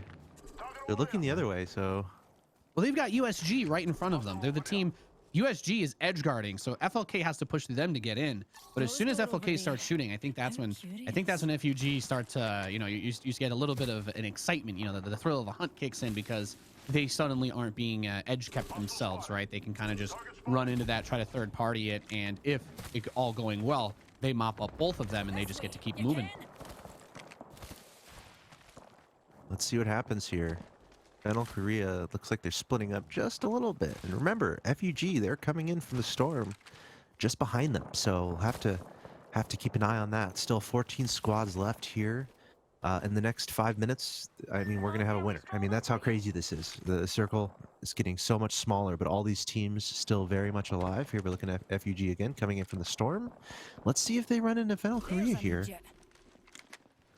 It could get ugly. There's a decent bit of maneuverability around here. You've got a couple different levels of verticality. There's Horizon launching it up there, just trying to basically using that as the engage to create the space, force the enemy team out, and it works. Smart. There's the Gibraltar jumping down, but there's a bubble. Takes 92 damage on those shields, but does make it inside. And we're talking about legend compositions earlier, Axel Toss. That is exactly why you pick a Gibraltar, because in a situation like that, it's raining hellfire down all around you. We've got ults coming in, grenades nonstop. Being able to give yourself even a few seconds is absolutely massive, but they do take down Minsung from Fennel Korea. So the FUG, the pressure that they're putting in on this run in has been nothing short of superb, as APAC goes for another trade, pops back just as the shields come by, losing almost no much health. Look at that. Just the control over the engagement, the movement with that Horizon going very, very nicely. Yeah, Fennel Korea were splitting up a little bit, and Minsong was just staying a little bit behind. They did not expect FUG to come in from the storm that late. Really nice tactics here from FUG. And now it's a 3v2 situation. You got to think Fennel Korea wants some revenge, wants to avenge their downed teammate. But this match just got a little bit more difficult for FLK after such a strong start where they just got crazy raccoon. Yeah, and FUG actually getting pushed on their bubble. We saw that Gibraltar was down, coming in with UPAT trying to help get the stop on this push, as Dogma from Fennel Korea coming in and laying the hurt onto them. That circle coming in to push them back, but should be able to get the res here on Youngie. And if they can get Minsung's banner, not sure if that's something that's going to be in the cards for them, but I'm a never say never kind of guy. I like to force the issue. However, Dogma may end up regretting it. She's going to grab that banner, but her health is very low herself. Not able to get the heal off in time with the pressure that was coming. So Youngie wants to come out, throw the bubble, and try to get the res, it looks like. But I think the comms must be crazy right now. So he's got to just be saying, look, we just need to get inside the ring. We just need to get inside the ring. But both of them coming out means they all die. Oh, my. I don't know what to say. Should she have taken the res and the bubble? Oh, Right. man, that's painful. That's a rough way to go out after the way that they took that engagement. Yeah, I think the bubble, the hex shield to keep the damage away from the storm is probably the play there, but not able to navigate that properly, and that's kind of a result from being a little, so far out of position. Honestly, you're already on the edge of the circle. You still have a long way to go, but it's a little bit late. Anyone on that side of the map coming into that circle, and it just gets so constrictive so fast with so many good teams in such a small area. So got to be really careful with how you're positioning. And speaking of which, T1 still locking down this house, but they have some angry neighbors that feel they've violated something in the homeowner's contract here. Yeah, they're trying to finally push them out, but that circle has continued to close in on that spot. They've got good gear. The only thing that you're really missing in a situation like this is those extra points early on from the kills, but CVA is going to try to come in, and if all goes well for T1, they'll be able to finally start picking up those kills here. They get one knock on the top side. Tauntaun trying to make his way up the stairs with that Bloodhound around the side. He's got the Eva 8 going out, gets 2-3 shots in the back on the Gibraltar, coming around the outside again. There's the slide through, and Tauntaun, just barely not able to get it done, and they get completely wiped. But they did get Karampe down, and looks like the third party comes in and they do manage to, on the very tail end of that, take down T1. That just a bloodbath. I mean, we just watched 3 teams walk into the meat grinder of that house, and I'm still not actually sure what the final killing blow was that ended T1 on that, but it was painful, to say the least. Yeah, absolute mayhem. There's no getting out of that. And you know, when you constrict yourself to a building, and Nathanius knows, and you're not caustic, I'm not sure I agree. See, that's when I throw down my ult. That's when I drop my gas spray. I'm like, oh, you guys all want to push it, and then of course my teammates start complaining. But you know, they patch that, right? You can't grief your teammates as well. Ooh, look at this, climbing the mountain, trying to stay alive. Looks like they're able to do it. Oh, I love this camera shot. So there's JUP. There's JUP. There's team. I believe that's our Jupiter team that we were talking about, finishing very strong in the first round. Yeah, Jupiter Vega. Yep. Yeah, up against Fennel Japan, as they have 2 rosters. Reignite, as you can see here, Rig, they're signified here in the game. They are also doing well. They had a pretty nice game 1. So Reignite and Jupiter Vega right now are very happy with how things are going. They're still both up in this match, while Crazy Raccoon, T1, and even Fennel Korea, they're all knocked out so far in this match. So really nice game. It's looking like here for Reignite and Jupiter Vega. Interestingly enough, a Pathfinder on the force there for team, I believe that was Reignite we're just looking at over here now on FA. Tixia, yeah, you know, I'm never you won't hear me complaining about the tuning they did with what is it, the svelte frame or something like that, the bonus damage that the skinny champs take. So that variety kind of gets forced in a little bit, right? And they've done a really good job with that, as FAOIC is coming down here trying to get this clean up, but 2 of them knocked down. It's just a little tappy there, as Dizzy Miss Lizzie, who we have seen reckon before, keeps coming around, and they got some good picks there. But looks like one of the other teams that they had some knocks on. The bleed out comes in. Reignite tries to move down on that, but Dizzy's taken down. 788 comes in on that Pathfinder we were talking about. He's down. Now it's just Gibraltar coming in, going for the quick res on that as they get the wipe. Yep. There's a third party. ORF right up on top. Yeah, Orthros Fang. That's quite the team name. And just look at where the fight is unfolding. It's like the worst low ground possible. So this could literally be a domino effect to the end of the game. Actually, as I say that, looks like there is going to be another fight unfolding on the other side of this very small circle. Orthros Fang putting themselves in a pretty nice position. They're already well within this finer circle. Remember that fight that was happening outside the circle, that doesn't exist anymore. The storm is in, so we're going to see this unfold very quickly here. Only four squads left. Yeah, that damage, of course, gets really high, and this is the final round, so in a minute 20, that 6th ring circle, it just closes in, and that's it, and then everybody dies. If you've got a heat shield, you can try to use it, but other than that, you will have to take that last final engagement with the enemy team. So holding the center position here, very important. There's not a lot of different areas to maneuver around. There's the Gibraltar ult, and in this kind of scenario, even if you don't see the enemy team, you can still be trying to create a little bit of space, cause some chaos. They're going to pop the Gibraltar Q bubble there, as Infight from ORF comes on the inside with that R99 EVA 8 combination. Lots of damage, lots of speed. Orthros Fang doing a phenomenal job there, and closing that one out in deft fashion. And that whole game just turned into a mess, man.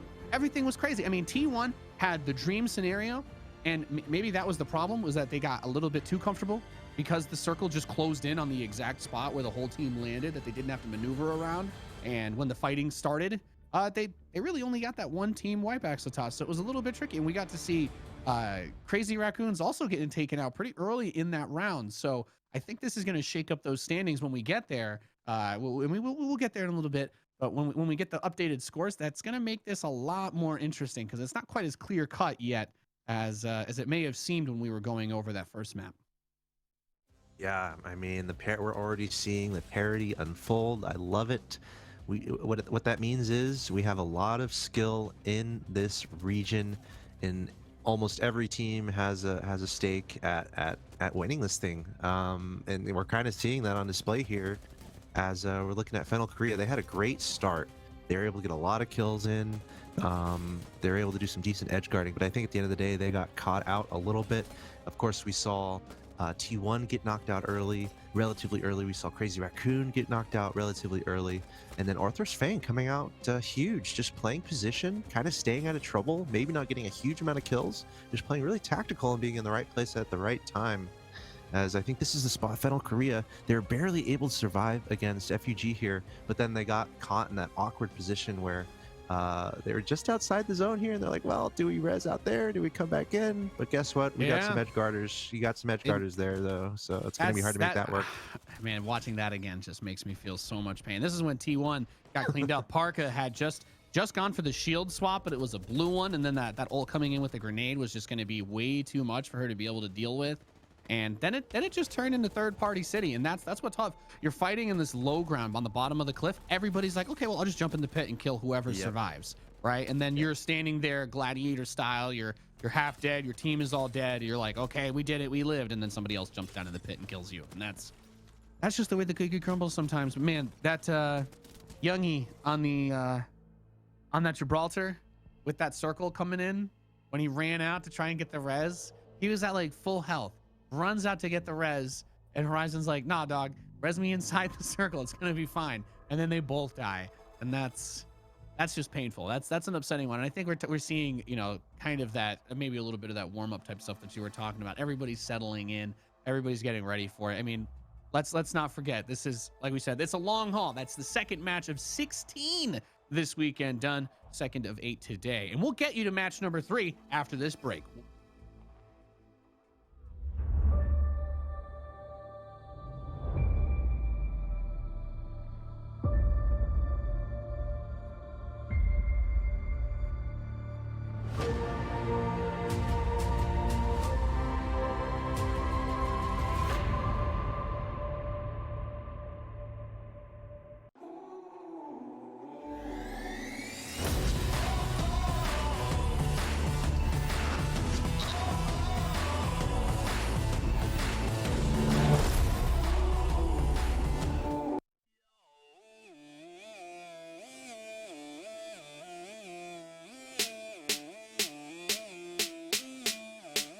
Tell me what you wanna do. Tell me what you wanna do. Tell me what you wanna do. Then tell me what you wanna do. Then tell me what you wanna do. Tell me what you wanna do. Tell me what you wanna do.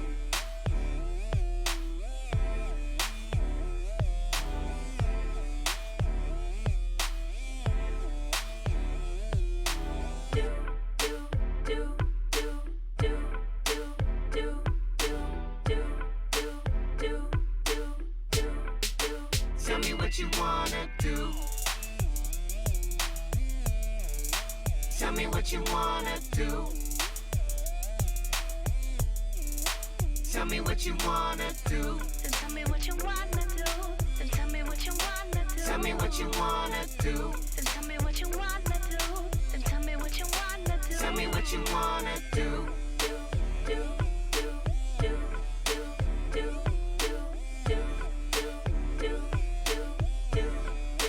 Tell me what you wanna do.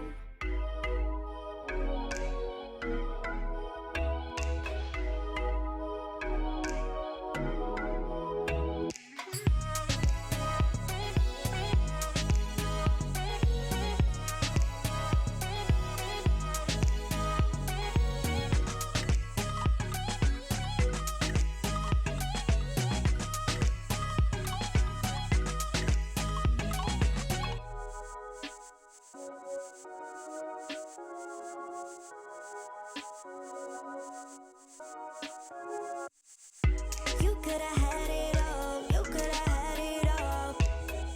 All of my good stuff, all of my kisses were yours. But baby, don't call.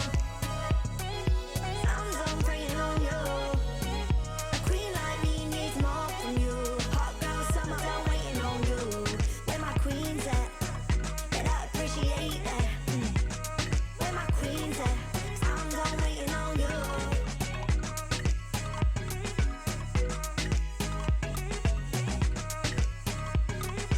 I'm done waiting on you. Don't care if you judge me. Don't need you to love me. I dance on my own. I don't care if they watch me. You coulda had it all. You coulda had it all. You coulda had it all, but you didn't come right. You didn't come right. Now you wanna go and call me. I'm done praying on you. A queen like me needs more from you.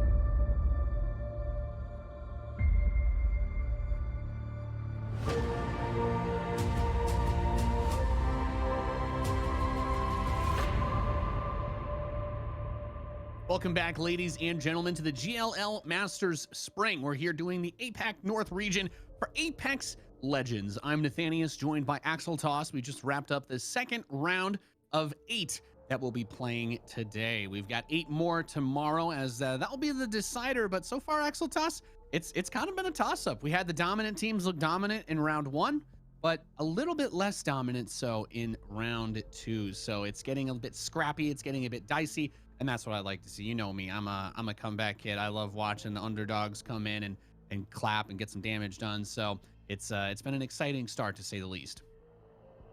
Yeah, we are an eighth of the way through the matches, which I think is like 7%. I'm not very good at math. 2 out of 16, 2 matches out of 16 through. I mean, there's a ton of matches. I love it. I love it. I love a lot of Apex Legends.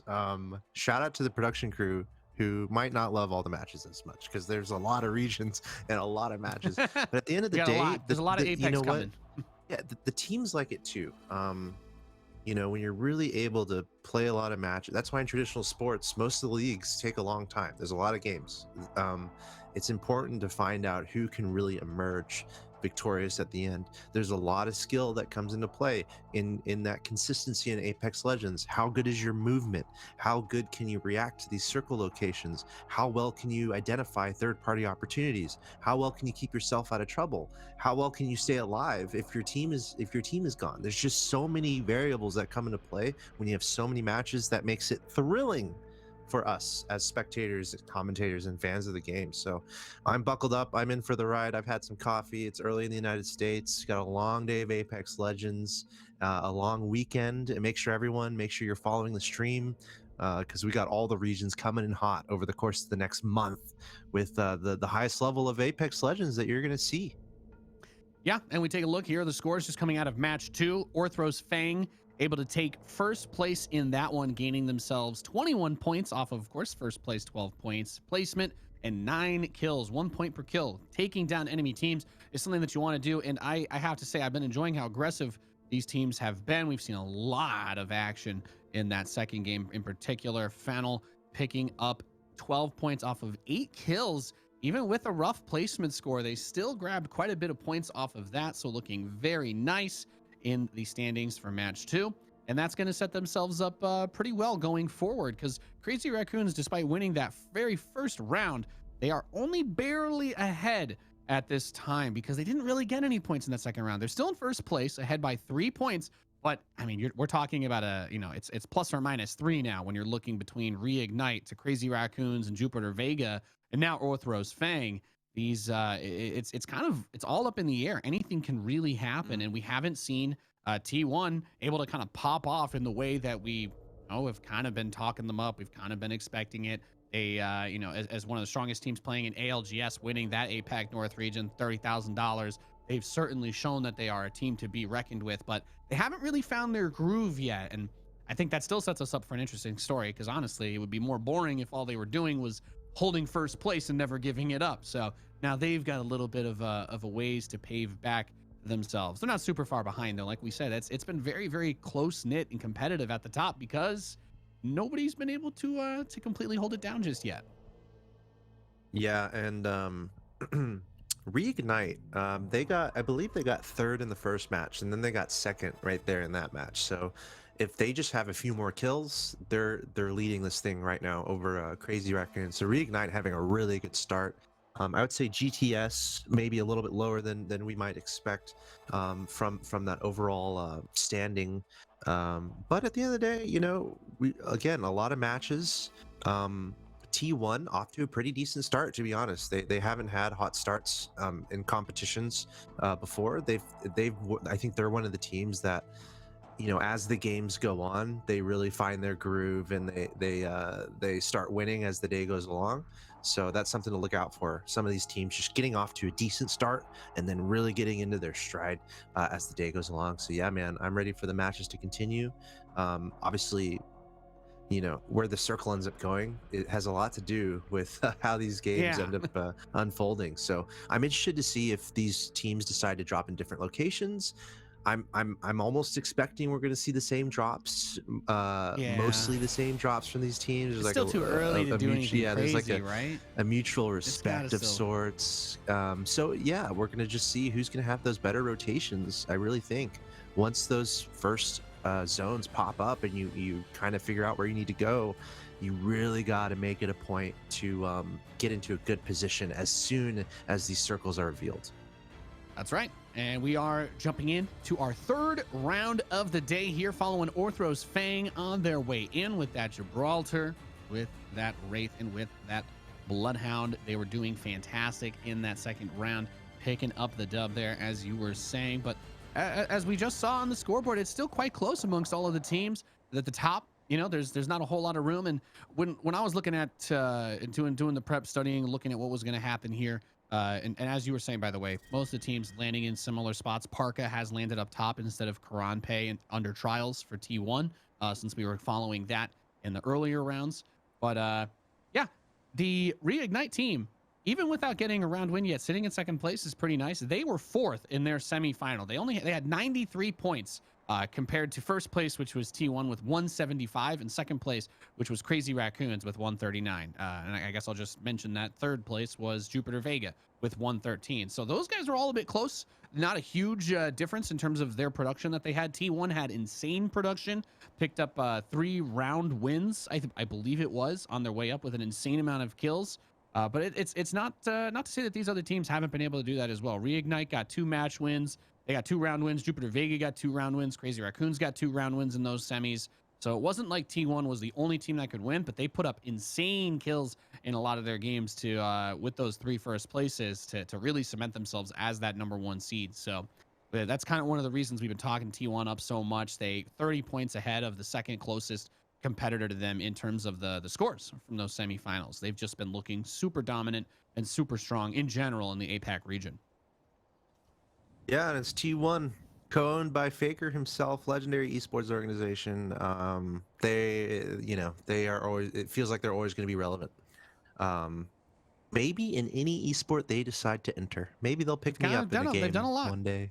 They've done it all. They've got a lot of resources, a lot of prestige, a lot of history, and when you have a winning history, it's a pretty serious deal for these top competitive esports organizations. It's all about that they culture.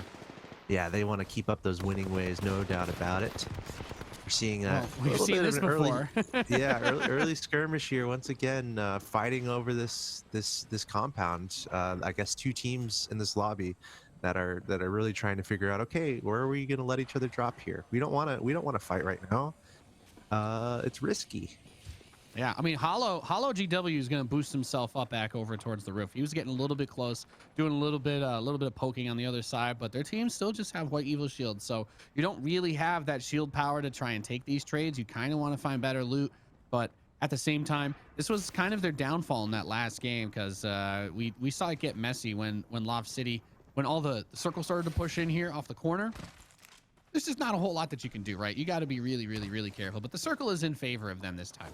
So CG and GW are stuck over there. But SBI is going to be making their way in. And while they're split between 2 buildings, depending on whether they want to like push or work their way around to one of the other buildings, we could get a nice 3-way fight going on very early in this game, because it's kind of just been a standoff right now. Sonar's going out, Boost going out, jumping up, going to try and get some hits on that Gibraltar, but Potato takes a tremendous amount of fire. Sometimes when you just launch yourself into the air, it's I don't know if it's like you're shooting discs, right, with buckshot. Right.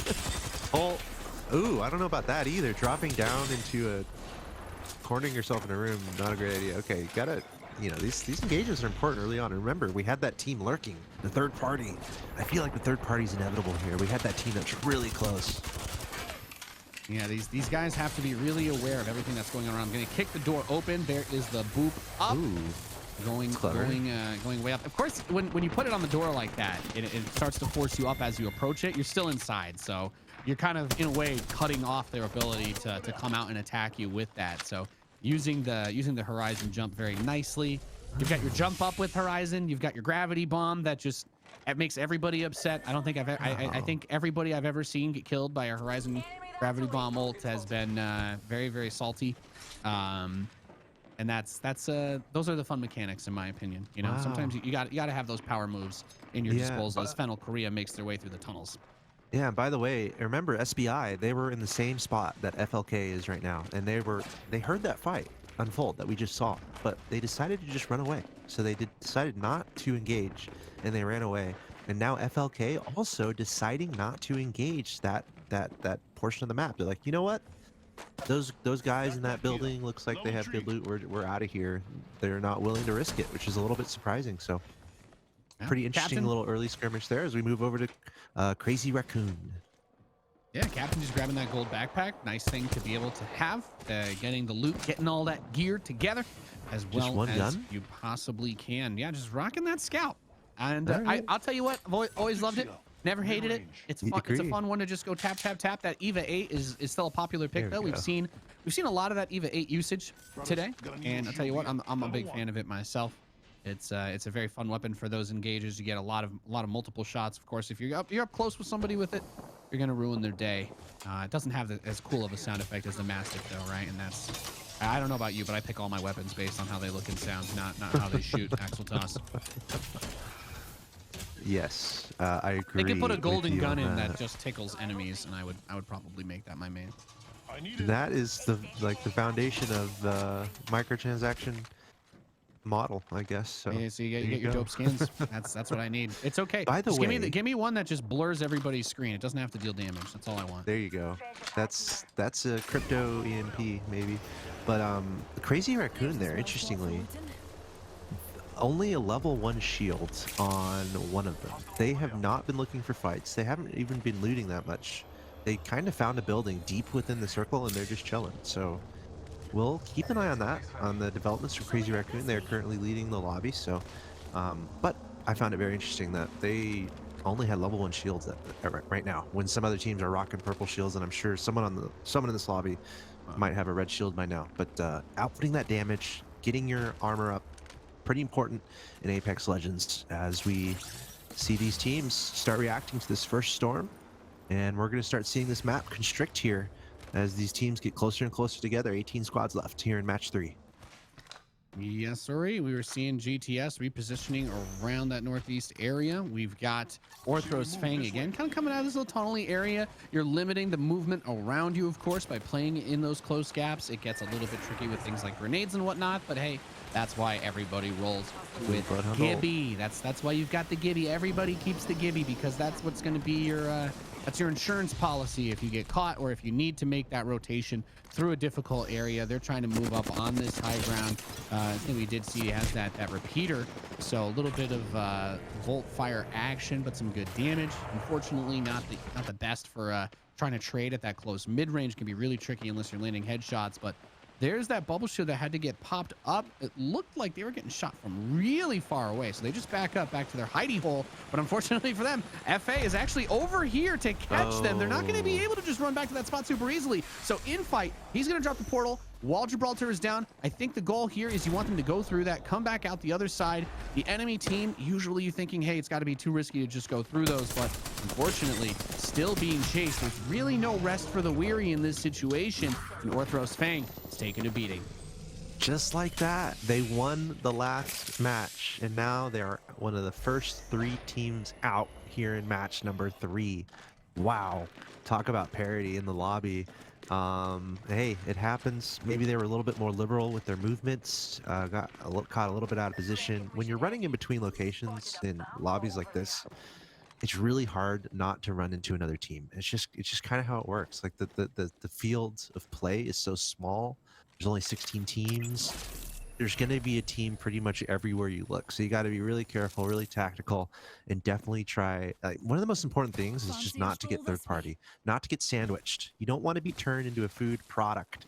It's very important. So you want to find those one-on-one fights, and you want to be the team third party. So something to really look out for as this match continues. 15 squads left here. GTS. You gotta be careful, and that's the thing. You said it beautifully. If you're gonna rotate through open areas, that Gibby bubble is your one thing that you have. But then, if you need to turn around, you're still exposed. If you have to push through, you're still exposed. And those are the situations that you never want to be in. You have to do everything you can to prevent that from being a situation you have to deal with at all. And GTS is making an aggressive move up over here on this house. Horizon coming in. Shield battering real quick before moving in. Ray going with the sonar check, just trying to get eyes on him again. Does have vision on one of the enemies, hits for 28 on that R301 gold mag, double stabilizer. Not too shabby of a setup and really good movement getting back under those staircase. They know where they can go to get those heals off. They know which areas they can play around. And we have UPAP from FUG gonna boop himself up with that horizon jump and throwing the ult down there, but unfortunately no one really close enough to grab with it just yet. FUG though raining some fire down from above. Yeah, Gibraltar down, Horizon, Bloodhound still up, but looks like a dire situation here for Team FUG, and it's once again GTS Art. We have GTS Art and GTS Black in the lobby. This is GTS Art. Currently with 2 up. Looks like they should be able to manage this. Ray, the Bloodhound, still with those purple shields, laying down the scan. Sees 2 enemies. You got to look out for those reses happening as well. The Horizon down on that team. Horizon down on both teams. So it's effectively a 2 versus 2 position here. And there's that Looks like GTSR able to pick one back up to make it 3 versus 2. We'll see if FUG can get their 3rd man up as well. But this is getting dire here as that the storm is coming in. It's doing some decent damage. Yeah, so you're trying to play for these picks. You're trying to play around here, but yeah, exactly. That circle damage is quite rough. So Kareju comes in from the behind side. GTS goes for the boop up. Not quite as easy of a movement as I think he was hoping it would be. And they're just chilling. They're just chilling over there for now. So feeling a little bit better over here as they're able to clean up. Now they just get their heals, get everything going, grab any resources that they want, and get back over towards wherever that circle is heading next, Axel Toss, because there is still plenty of work to do. But man, you were talking about that those third parties, those teams that were finishing really well, getting picked later. That's been quite rough. Now T1 actually over in the northwest, they're going to be forced to relocate. That circle is pushing hard southeast over FLK. SBI in the dome has been chilling. They've had that space locked down for a while. That circle closing in very favorably for them. We might see them fighting FLK in the near future as we're looking at Crazy Raccoons shooting down, I think, over towards that west side. Kind of gatekeeping. Honestly, a few teams need to move through here. Okay, Crazy Raccoons on the southwest. I was having trouble actually identifying exactly where they were. They were kind of holding down a little building a little bit earlier, but now we're seeing T1. The thing with T1 here, where they landed, they've had to travel the furthest. They've had to go all across the map here to try to make it to that circle. Not the best circle location for them at all. So they're having to run into a lot of teams with a lot of time pressure because they got the storm right behind them. So pretty difficult circumstance here for T1 to try to get closer to that circle. And they're being a little bit pressed on time right now, having to go through a lot of different teams. So we'll have to see how T1 navigates this. You know, they're an elite team. These are the positions where they should be able to make it through. So we'll keep an eye on them as they're in a pretty awkward spot here. They're going one way, run into another team, go another way, run into another team. Looks like they're just going to go for the push.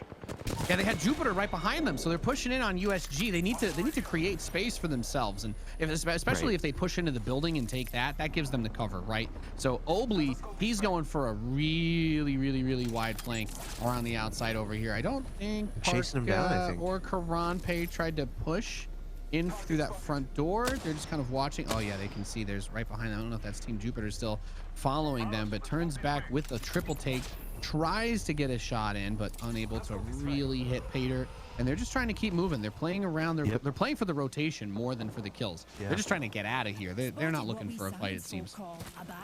Definitely. They were pursuing and they were also being pursued, but they're just trying to get in a good position. As you said, Crazy Raccoon, they are in a good position. They've been in that circle almost since the beginning of this game. Although you can see Selly still with the blue shield. It's a little gnarly to me. Okay, finally getting that purple shield. Having a blue shield so late in such a competitive game is not ideal. But Selly able to pick up a bit of extra damage there to upgrade to that purple shield, and now they're feeling like they're a little bit more in business. And I'll be honest, I'm a little surprised not to see more red shields at this point, as we're seeing T1 being pressured a little bit by that zone. Look at that, the storm is coming in, so not a lot of time here. We'll call that an edge guard, as these kills are so important from T1.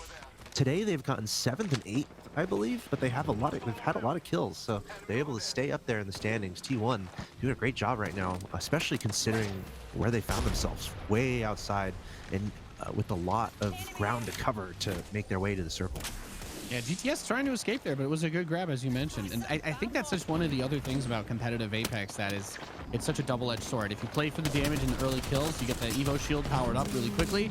But at the same time, you're putting your life at risk in a big way. Parka is going to boost himself up, trying to get a bit of a shield restore going as he took the most amount of damage. Karampe's got that red shield level 5, feeling good about himself. Does not have the bubble though. 25 seconds on the cooldown. Did just pop that ult. So they played for the position. They tried to create that space around themselves. They've done a good job so far, but they're still in a somewhat exposed area. And when they attempt to make their way out of here, it's going to be a little bit tricky if anybody has their eyes on them. As we've got CG getting pressured really hard by FLK. There's not really any cover here, Axeltoss. Just a little lip in this mountain, but it's on the low ground too, so it makes things very awkward. There's the Gibraltar shield to kind of open the space so they can move around there. Again, Dogma coming around the outside against Luzi, and FLK makes a hard push and gets stuffed. I am really surprised about that, actually. But also, you see in the background this great camera shot. We're seeing other teams just run in here. They hear the shots. They're like, third party, let's go. And that's what they're doing. FA coming in. Does CG have anything left to deal with this? It's so hard. You just take out Team 1 and you don't have any time to breathe, and another team is on you. So FA coming in there. Now the question is there going to be another third party? Yeah. You better believe it. Look at that. There's T1. You better believe it. Oh man, yeah. Well, it's such an awkward spot. Like, you put yourself in that little corner, and all I can think is how exposed you are. But they kind of what is this? How does it go? Confidence is a slow and insidious killer, Axeltoss. This is literally rock in a hard place. They're like, oh, we're just gonna push the guys on the low ground, no big deal, and then they get clapped. And then of course that was when we saw that big third party. But T1, maybe you don't try to force the issue here. There are 9 squads remaining. They take a lot of damage. Parka down to just a little bit of HP again. Man, Parka is, I mean, that's Horizon, right? That mobility that she has and the maneuverability in the air is really what makes her almost a guaranteed pick these days in competitive Apex, because she is that good. And she is that she has that utility and that mobility that really gives her the escape factor. Decision time here for Potato. He's not all alone, is he? He's just hiding in the cave by himself. He's just hanging out. I think that was Final Japan that we just saw getting wiped finished by Team Flora.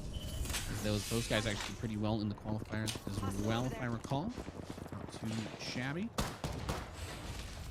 They finished 5th. Actually, they were just behind Team Reignite in the semifinals with 76 points, so they are no slouches themselves.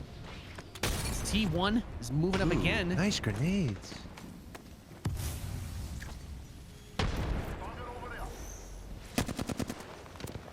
And coming around, we've got Obley on that Bloodhound, as we've seen, scooting around, sliding around. And this position is, there's some cover. You've got that big dome, but just a couple of rocks here and there. Not too hard to see very far on this, as they get the tag on the enemy, sees that red Evo shield, so they know there's going to have to get a lot of damage through. I think that was just a black hole getting thrown forward, not 100% sure. Gibraltar has the ult ready. Ross taking another big hit, but he's got the shield battery, so totally fine. Running Spitfire Eva. We've actually seen a lot of Spitfire Eva setups as well.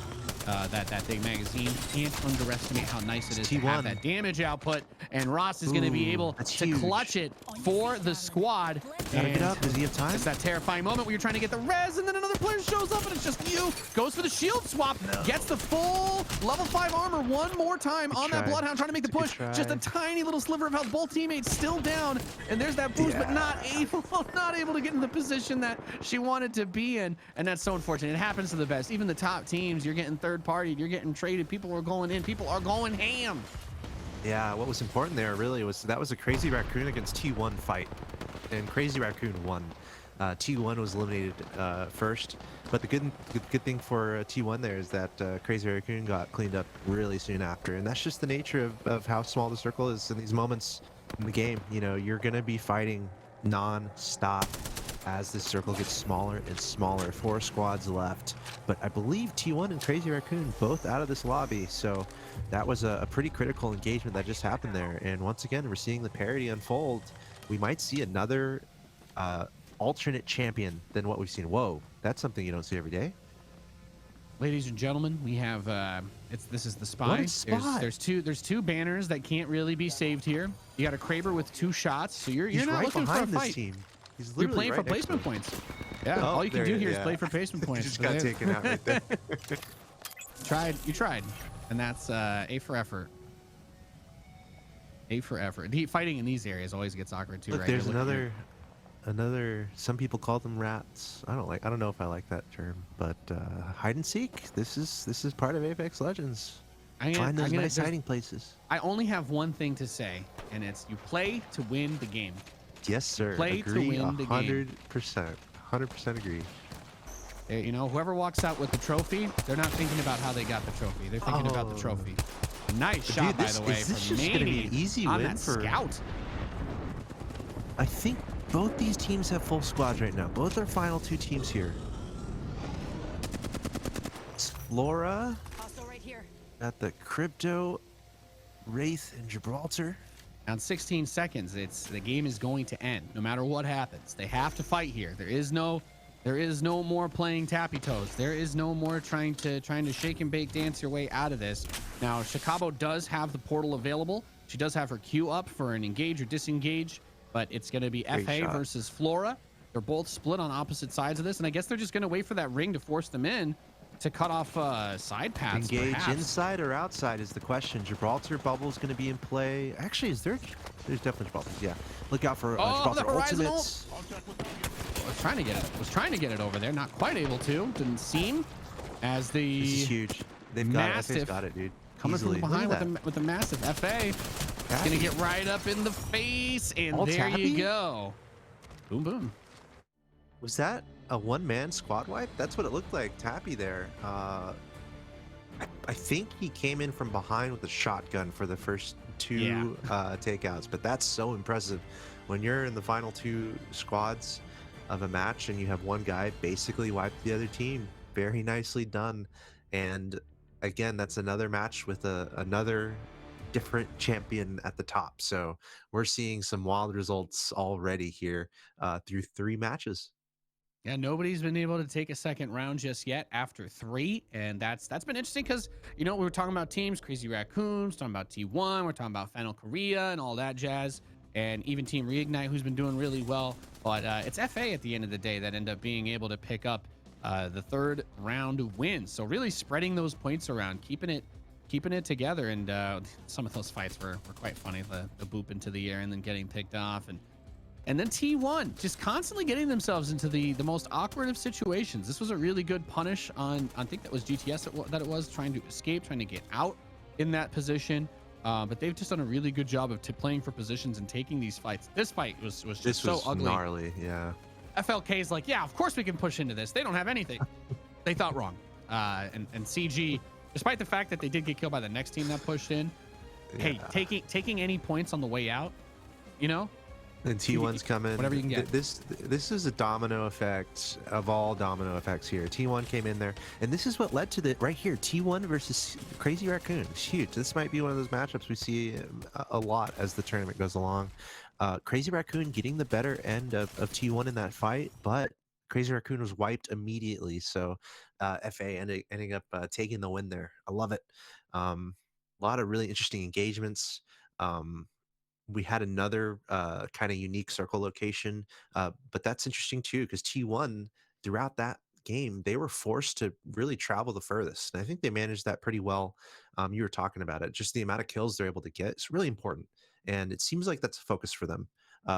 Willing to take whatever fight, trying to pad the stats, add those kills, get those points is really important. So we're going to show the standings, I believe, when we come back from break. But I think T1 will still be in a decent spot, not because they've won, they haven't won yet, but because they're getting a lot of kills, even though they're not placing in the top 3 necessarily.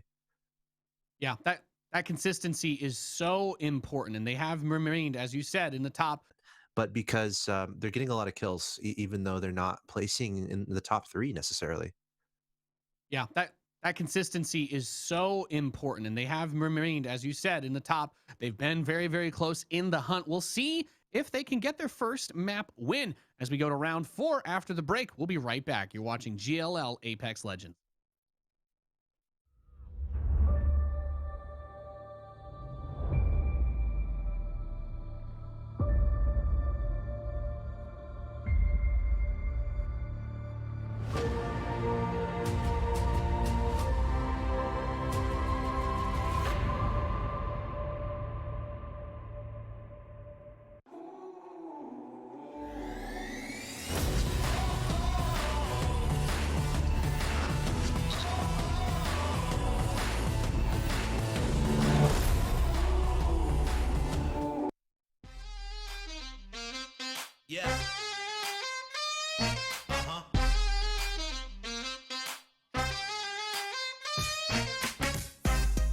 Yeah, come on.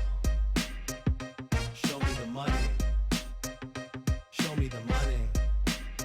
Yeah, cause it feels good right now. Yeah. Gotta show me the money. Yeah. Yeah. Come on. Never been around wealth, now I'm surrounded. Nice cars at the mansion right next to the fountain. CEOs in business suits and private accountants. Yeah. Summertime parties by the pool, we lounging. Then by night we out stunting on the main strip.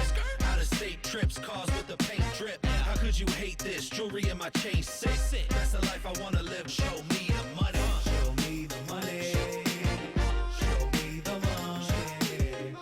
It's all about the lifestyle. Yeah. It's all about the lifestyle. Show me the money. Show me the money. Show me the money. It's all about the lifestyle. It's all about the lifestyle. Yeah. Yeah. Come on. Show me the money. Show me the money. Show me the money. Never have to worry if I have enough dough. Fashion show out in Paris in the front row. Party every night, I don't have time to sleep. Next day it's the same, just rinse and repeat. Summertime trips on a yacht to the island. Squad rolling with me and we do a lot of wildin'. A bottle of whatever you want, just put your order in. You can have as much as you want, there's plenty more of them. Yeah, show me the money. Show me the money. It's all about the lifestyle. It's all about the lifestyle. Show me the money. Show me the money. Show me the money.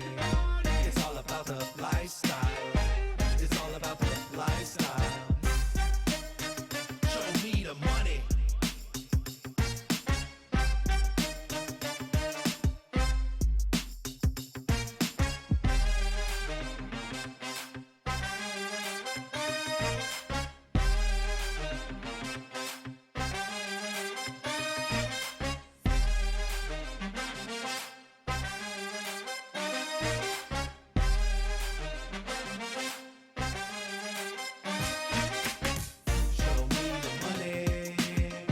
Show me the money. Show me the money. Show me the money. Yeah. Show me the money. Show me the money. Show me the money. Yeah. Come on. Show me the money. Show me the money.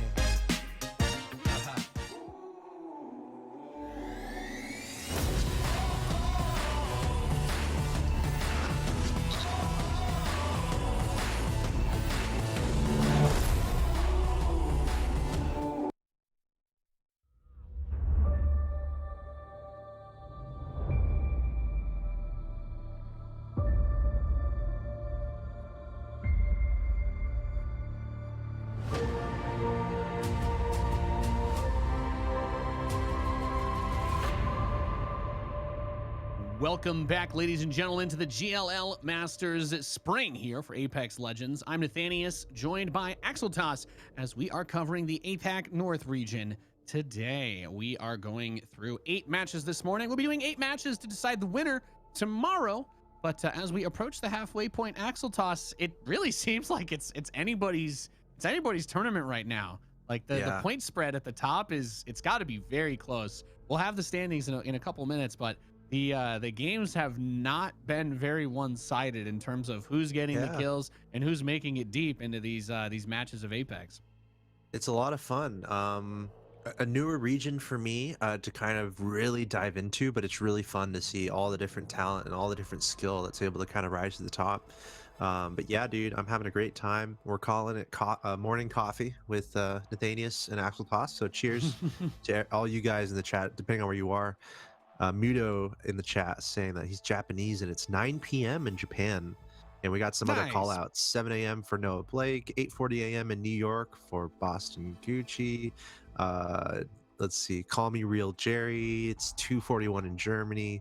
We see you guys in the chat. Let us know where you're watching from, what time it is, whether you're enjoying coffee or maybe a mid-afternoon snack or tea or what have you. Having your nightcap. Yeah, we're having a great time here, and I love the international audience that we're seeing, and I love the gameplay that we're seeing come out from the APAC North region. Yeah, here's the scoreboard for that third match that we were talking about. We just finished this one up. This is just from the third round. FA OIO were able to take that dub. So they gained 24 points. Not only did they get first place, but they obliterated everybody in kills. 12 kills. That is a huge jump up. And yeah, well, I'm just gonna say it. They weren't doing super hot the first 2 rounds, so this is gonna make that final, that total standing scoreboard when we see it get very close. But notably, Orthos Fang finished 19th in that game, so they did not really pick up too many points. They fall to 7th now, despite winning the last round. And FA OIO with all those kills, guess what, Axel Toss? It pays off. They're in first place with 41 points. Just behind them, Crazy Raccoons at 39, T1 and Reignite at 33 and 31. Not too far behind, but at the same time, this is that point where if you're a team that can keep that consistency up, you can really break away. FI OIO was really not on our radars at the beginning of the day here, but they have picked up more than half of their total team kills just in that one round. And as we can see, they've got first place because of it. Really well done. Really, really well done by them so far here. And look at that little icon they have next to their team name. It's just also, a little Bible thump action going there. You just that's the Puss in Boot eyes, the sad cat, the puppy dog eyes.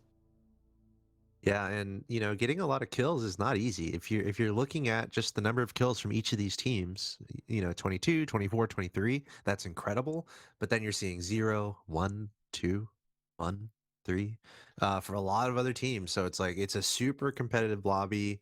Hard to get those kills, and kudos to FA OIO there. Not getting top 3 at all necessarily, not placing super high, but getting a lot of high kill rounds regardless, which is definitely helping their point standing. So that comes into play in strategy in these games. You got to weigh, okay, is it worth taking this engagement? Do I have the advantage? Can I not get third party and get these kills? Versus rotating early, rotating quickly, and looking for third-party opportunities and staying alive as long as you can in the game. It's really cool to see that balance really unfold, and we're going to see which teams can have the proper balance there, getting those kills and getting those high placements. And getting that many kills also just has so many just other benefits outside of getting the points. Obviously, points are nice, but when you're able to get 12 kills in a match, that doesn't just mean that you killed the last couple of people who are alive. You were getting kills across the board. We saw them with those level 5 Evo shields at the end of the game. They were stacked, their builds were cracked, and when it came to their resources, everything was maxed. They looked amazing, and we're going to take a look at OIO coming in now on the drop for round number 4, as it's going to mark us getting through almost to the halfway point of today's games. It's moving fast, man. Apex is a fun game because it's not, you don't just get all the awesome experience of battle royale. You get to pick your spot, you land, you loot, it's all cool, whatever, but it doesn't take forever to finish one of these games either. The action gets moving really quickly, and with the adjustments that they made to the final circle, nothing moving around or anything like that anymore. It's just, you get to that 6th circle, you're gonna fight or you're all going to die. And you know what? I think for a battle royale, very fitting way to do it. At some point, you have to just say, no more tappy toes. We're going in. We're going to have that final battle. We're going to find out who's stronger than each other right here, right now, as we move in. And we have a lot of similar drops. We've been keeping our eyes on this. Final Japan in the southeast. We've got Mito and Serpent on the southwest. GTS Landing Center as usual. FLK in the northeast, but not too far north. Just south of the epicenter, just south of that destroyed city. And over by Lava Fissure, to nobody's surprise, again, is T1. But Parka landing separate from the team again over at Trials. I feel like this is always worth pointing out because I see that red flash on the map constantly and things just get nasty. There's HE getting into a fight in the west fragment, and I think that's our first squad wipe as they get into a little bit of a hot drop situation, but they clean house. And there's a little skirmish over at Lava City as well. We've seen CG and GW both contesting that area heavily. Yeah, Crazy Raccoon, business as usual, landing in a similar spot around the sorting factory. As you mentioned, T1 splitting up a little bit in the top left of our map. As you can see, looks like a few shots being exchanged, but it looks like the zone is going to work out a little bit better for T1 versus our previous rounds that have happened. So I'm not going to make any early predictions, but maybe T1 can finally find a win here.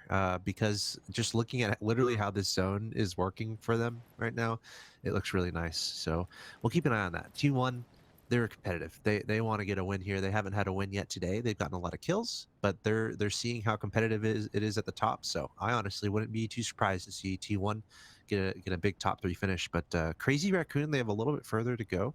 Of course, as I said, they dropped there at the sorting factory. And honestly, Nathanius, looking at all these teams in the bottom of this map, dude, 1, 2, 3, 4, 5, 6, 7, 8, 9, like 8 or 9 teams in the bottom of the map right now that have to do a pretty huge rotation up north. So we're going to see some trials and tribulations as these adventures take place across World's Edge in our 4th match of the APAC North Grand Finals here at GLL Masters Spring.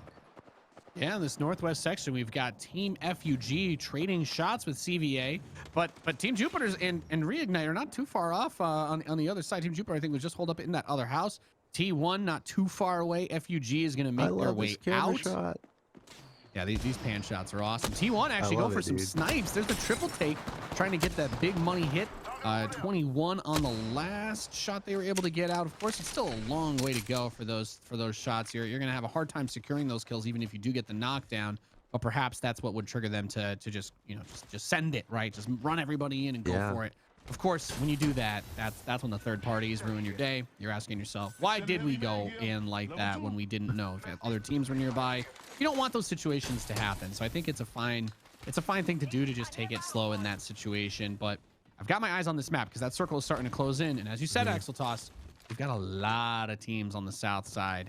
Nobody's as far as Dome, but Fennel Japan is still chilling by Lava Site. We still have Lava Town.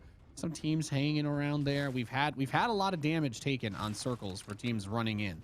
It's not like everybody's been able to just perfectly rotate in these games. It's been quite difficult, as evidenced by how close the standings are, right? We just a handful of points between the top couple of teams.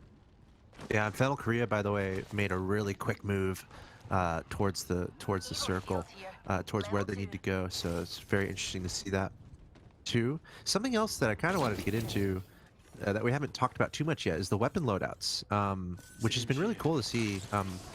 For me, seeing that 3x scope used almost on a lot of weapons is really cool. That's one of my favorite attachments, that 3x scope. We've seen it on Flatlines, we've seen it on Spitfires.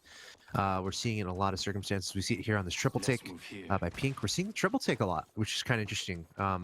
Personal favorite weapon of mine for sure, but not as many longbows. Just I guess the difficulty of finding the skull piercer might be a factor here. Triple take, you don't need to find that. So it's interesting to see the triple take being run by a lot of these teams, seeing a lot of Spitfire being used. Again, 2 of my favorite weapons. And something else to look out for really is the Prowler, which we've seen here and there, the Peacekeeper, and the 50 cal, which we haven't seen as much. The Kraber. I don't feel like we've seen the Kraber that much. And for good reason. I mean, that was. I think there were quite a few pushes to kind of reduce how many of those were coming up in some of the matches. It's just something that you don't see quite as often as you used to. One thing that I do really like, as we've got a lot of teams packing into this next circle already.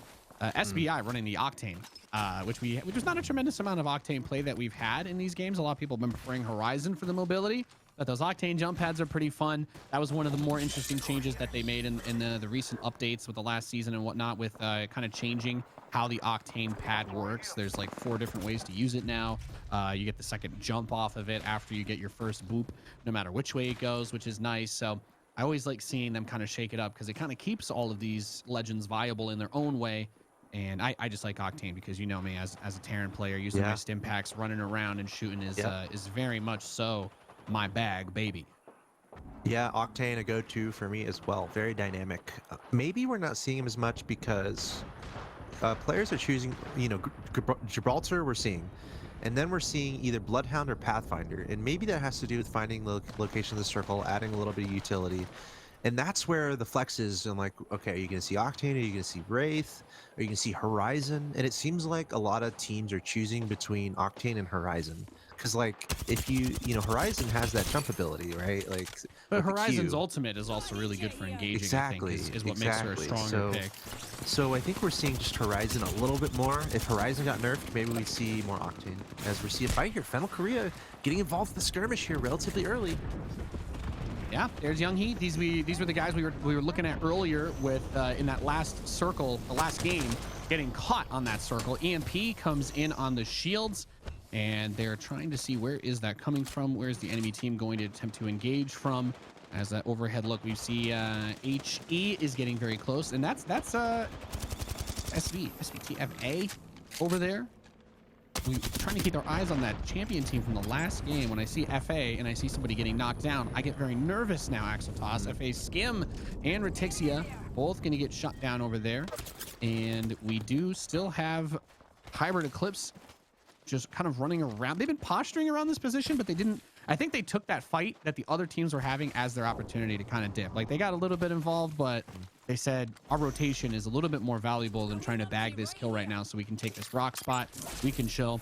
Yeah, back to what you were saying earlier. No, I think the thing is both Octane and Horizon can give their teammates mobility, but Octane can't really. He doesn't have a gravity bomb, you know, to pull everybody to something for the grenades and whatnot. And that's a pretty big trade-off for the stim ability, honestly. Yeah, I mean, the regenerating health is super nice, of course. We're not seeing many lifelines, which is a little interesting. Again, it's just these choices you have to make and what you prioritize in these final fights. And it's like just firepower and super safety is kind of prioritized. Gibraltar has all of it. Octane, the ultimate is Horizon's Q. Octane has to wait longer to get that mobility, so people like the faster Q with Horizon. Ultimately, just love seeing all this dynamic play. A bunch of movement is going to be integral as we see HE. Looks like a skirmish here against FLK. It's Final Korea. It's going to be close. Final Korea, we know how powerful they can be. Rutzy, the last man up. See if you can stay alive. Ooh. Dogma and Minsong still up here for Final Korea, and they're going to be just fine, it seems, taking out at HE. But third party incoming. Those are Arc Stars. Oh no. You gotta be ready for round 2 and getting ready to throw a little bit of them. Throwing that down inside the building, just kind of booping everybody up to the ceiling of it, giving themselves some cover in a sort of different way than just a shield now. And then the ultimate pulling in, just trying to prevent that dive from being able to do what they needed to do.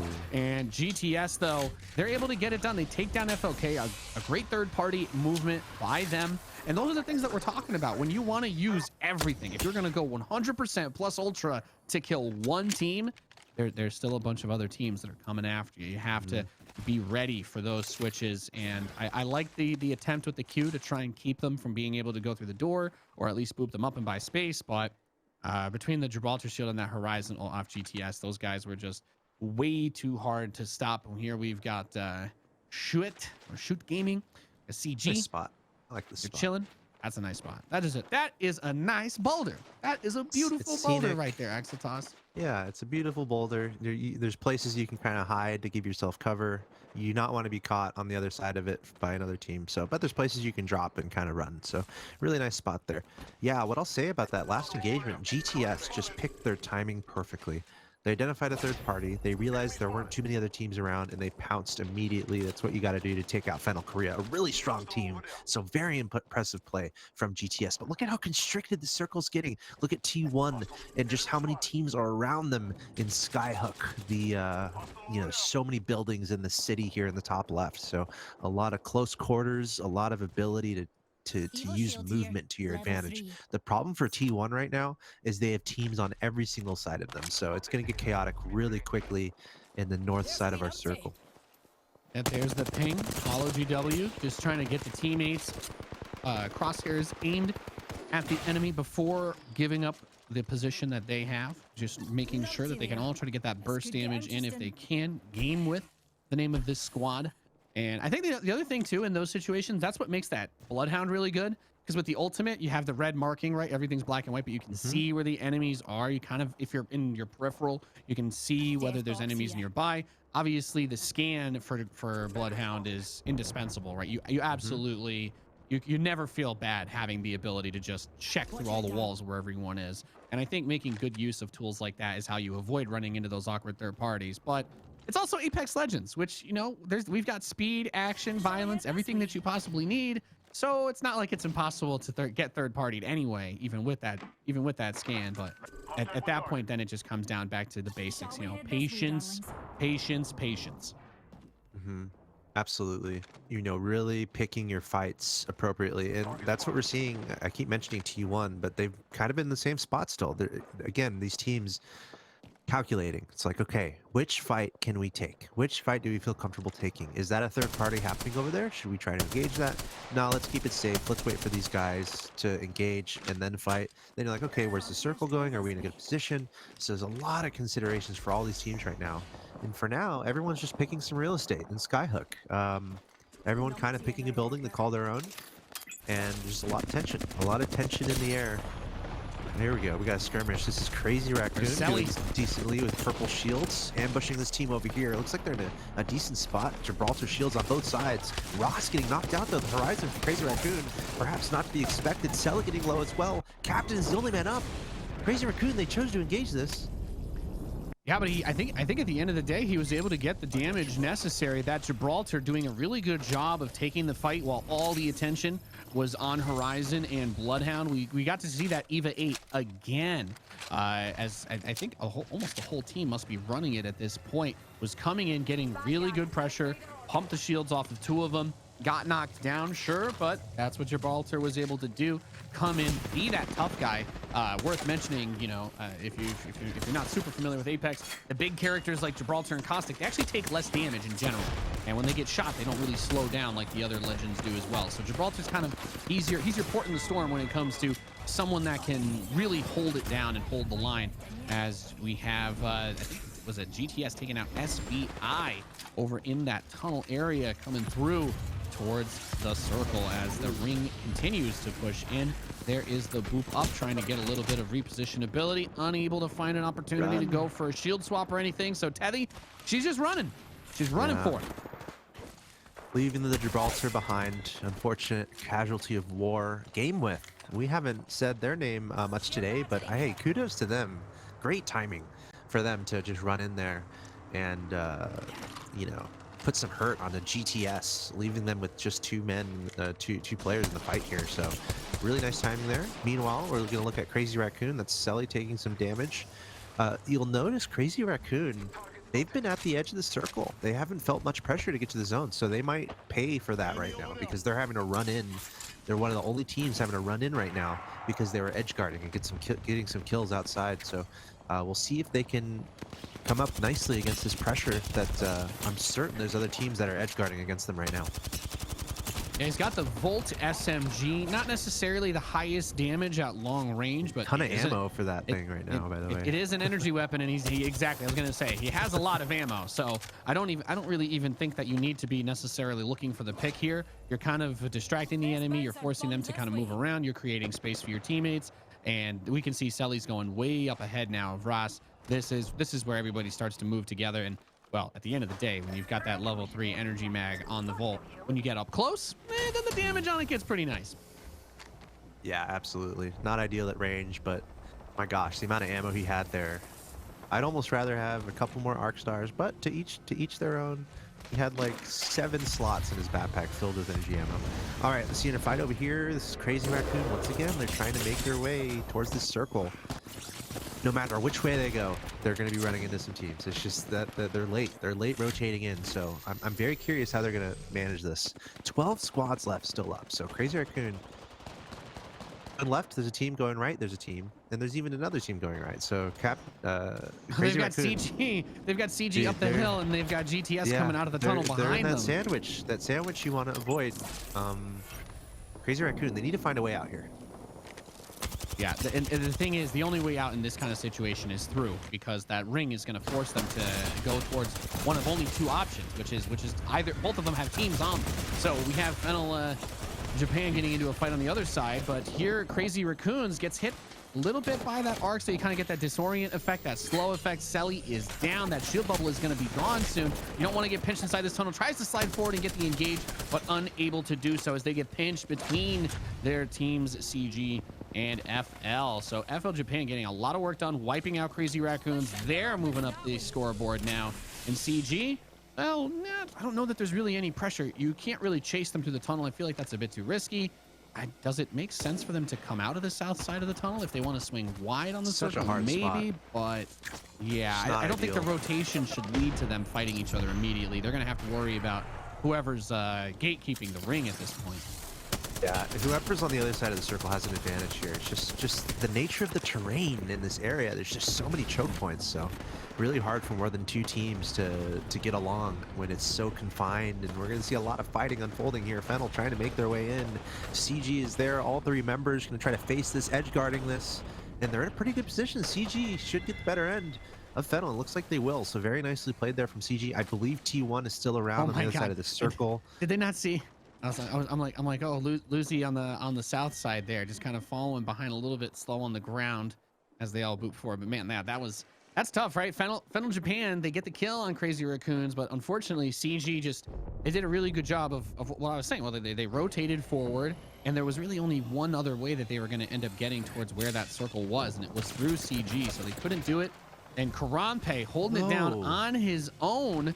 Both teammates dead, no banners, so not even a chance of a res here. And he's just going to be playing the turtle style now. This is where you chill. This is where you chill. Remember, you know? we had so many teams in the Skyhook area that all had to rotate again towards another very narrow channel. So a lot of fighting unfolding, and only one member of Team 1 making it to the end of all those skirmishes. So again, we're seeing a lot of parity here. Yeah, we might see another team win that hasn't won yet. Yeah, it's been wild. So we've got, it looks like we've got USG, first floor, Reignite, second floor, and third CVA. floor. They've all split this building. I mean, you know, We have yet to see the apartment agreement in Apex, but yeah, here we are. Who gets the parking spot? That garage does not look big enough to facilitate 3 households. What is going on here? That's a good question. It's okay. Thankfully, USG and Horizon can Reignite are fly. each missing 1 player, it looks like. So I don't know if that makes up for it. We got, if it's a 2-2-3, they're gonna Horizon boot Ooh, they're out CVA of up. there. They're gonna That's a take nice those move. the ridge. Yeah, I like that. I like that. Take the ridge. You've got some high ground to look down on, and a solid position, because those two teams, when they both run out, they're gonna shoot each other as well. So I think being the first team to get out of there was the smart play for sure. And we're gonna see CVA bring the pain on them coming down, but the pain's coming back the other way as they're getting third party at the same time with the ring coming in. Whew, mayhem absolutely everywhere. That's the name of the game. Ultimate's going down everywhere. 4 squads left. This is constriction at its finest. Jupiter Vega, look at them. I think they won. Did they have a win earlier today? Anyway, they're doing pretty well in their standings. And look at this, they're in the top 3. Jupiter Vega having a huge round. And a lot of this has to do with their position. They weren't stuck in that building with those other 2 teams. But let's see what happens here as the last circle unfolds. Only 3 squads left and not a lot of space. Just so much chaos, but we can see from all the fighting, you know, you've got those level 5, those fully charged up Evo shields. These guys are feeling strong. They are looking tough as nails. And this game has just been absolutely wild, as we've got GW still up against CG here, but Luzi kind of stuck on the low ground. That Horizon ult pulling in, and that's going to enable the kill onto them. Now, Team Jupiter, we've got Tatsu going out of shields, but continuing to run forward. It's got that Spitfire Mastiff combination. We've been seeing a lot of that, the LMG with the shotgun pairing. It's been a lot more on the EVA 8 side, but I think that's probably just because, you know, you're not going to find as many Mastiffs around the map as EVA 8s. I'm liking Jupiter's position here. Yeah, Jupiter Vega. Their shields are nice. They've been in a decent position, and it's them against GameWith. Wow, again, GameWith. They haven't been doing too well today, but looking to try to get a win under their belts. And this is a 3 versus 3, you know, straight up team fight situation. And the thing is, once again, as you called it, so it shall be that neither of these teams have won a round yet. So we're going to have another unique winner for the 4th round of this match. Now, GW has the high ground with Eden sniping below. Tatsu's out of shields still, been trying to get the heals up. He's burning through his batteries very quickly. They're burning through the batteries quickly, but it's that low ground. Being on that low ground is just not fun. So they're going to try to move forward and engage with the Gibraltar bubble, but I still don't know that they can cross the gap well enough. Okay, they actually get the shields off of Eden, so this might be their opportunity to push. They're going in. Let's see what happens here. Horizon Q being used everywhere. Jupiter Vega getting some nice shots. He's getting knocked out, though. 2 up for Jupiter Vega. Yeah, and we've See if got they can Deegan coming survive. in again on the crypto, a little bit on the outside of where the team is. But, you know, in these situations, one of the most important things you're going to see people doing is hitting those death boxes just for a second to grab the armor. As long as you kill the enemy player, that armor, when you grab it off their body, is going to be fully charged. So that's one of those things that the pros are always really attentive to. They're not married to their armor. They're like, oh, I don't have to heal. I can just take it off of you. Huge So shot. that's one of those quick reaction things that have been super important. Jumps down with the EVA 8, not able to get it done on him, but Jupiter Vega is going to be able to pick up the dub on this one. And just such a chaotic final moment of that match. We had so many teams getting pushed in by that ring. We had 3 teams inside that building, and then CVA tried to get out first, but Jupiter Vega was actually, you know, it's like that meme where the guy's sitting down, and then the person behind him has the gun to his head, and then there's the sniper up in the balcony, and then Jupiter Vega, they were the guys that had the hammer of dawn ready to just blow up the whole entire building and kill everybody there. And that's basically what happened. So really well done by them. They've been looking really strong because they were up our leaderboard without a win. Yeah. Just off of the number of kills that they've been getting today. Yeah, absolutely. Jupiter Vega, love it. Love to see it.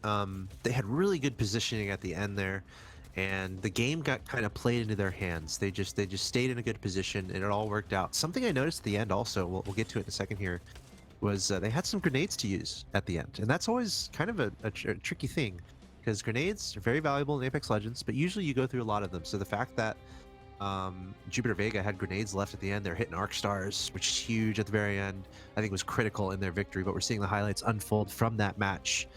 Really spicy match. A lot of narrow pathways on World Edge that these teams were forced to go through. We saw some teams favor staying away from the circle to try to get more kills and move in a little bit later, like Crazy Raccoon, and that ended up not paying off for them, because if you're kind of waiting on the edges, then you're having to face all these teams that are waiting for you to come in. We're seeing a lot of highlights from Jupiter Vega out here, and look at this kill leader for our crypto player, and I wonder if he kept that the whole game. But this could be huge for Jupiter Vega. Not only did they win, but it looks like they got a lot of kills as well.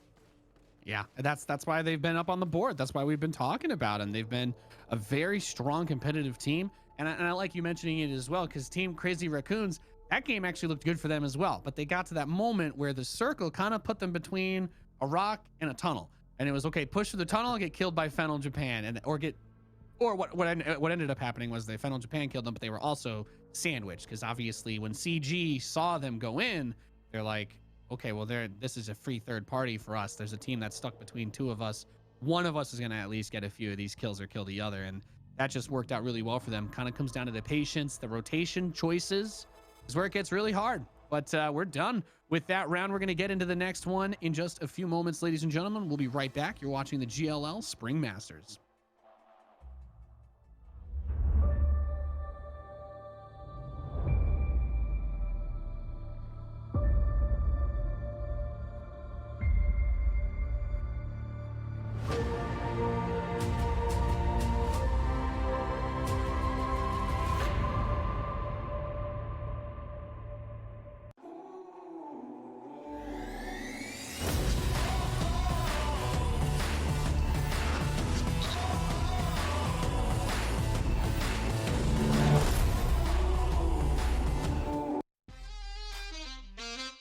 Yeah.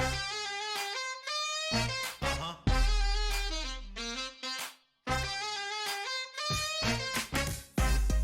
Yeah.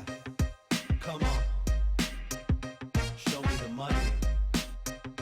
Show me the money. Yeah. 'Cause it feels good right now. Yeah. Gotta show me the money. Yeah. Yeah. Come on. Never been around wealth, now I'm surrounded. Nice cars at the mansion right next to the fountain. CEOs in business suits and private accountants. Yeah. Summertime parties by the pool, we lounging. Then by night we out stunting on the main strip.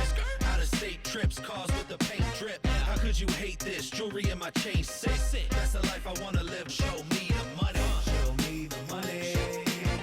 Show me the money. It's all about the lifestyle. Yeah. It's all about the lifestyle. Show me the money. Show me the money. Show me the money. It's all about the lifestyle.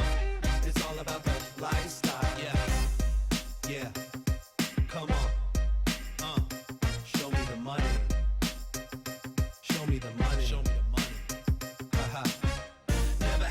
worry if I have enough dough.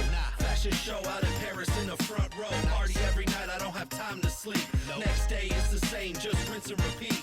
Summertime trips on a yacht to the island. Squad rolling with me and we do a lot of wildin'. A bottle of whatever you want, just put your order in. You can have as much as you want, there's plenty more of them, yeah. Show me the money.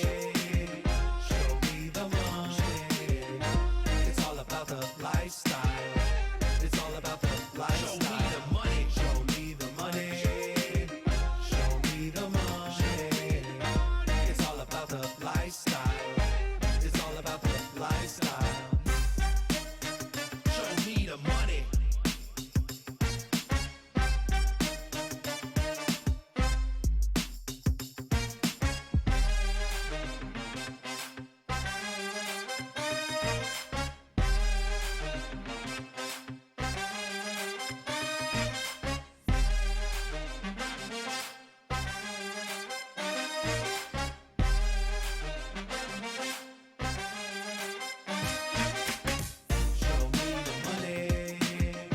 Show me the money. Show me the money. Show me the money. Yeah. Show me the money. Show me the money. Show me the money. Yeah. Come on. Show me the money. Show me the money. Cause it feels good right now. Yeah. Hey, gotta show me the money. Whatever. Yeah. Come on.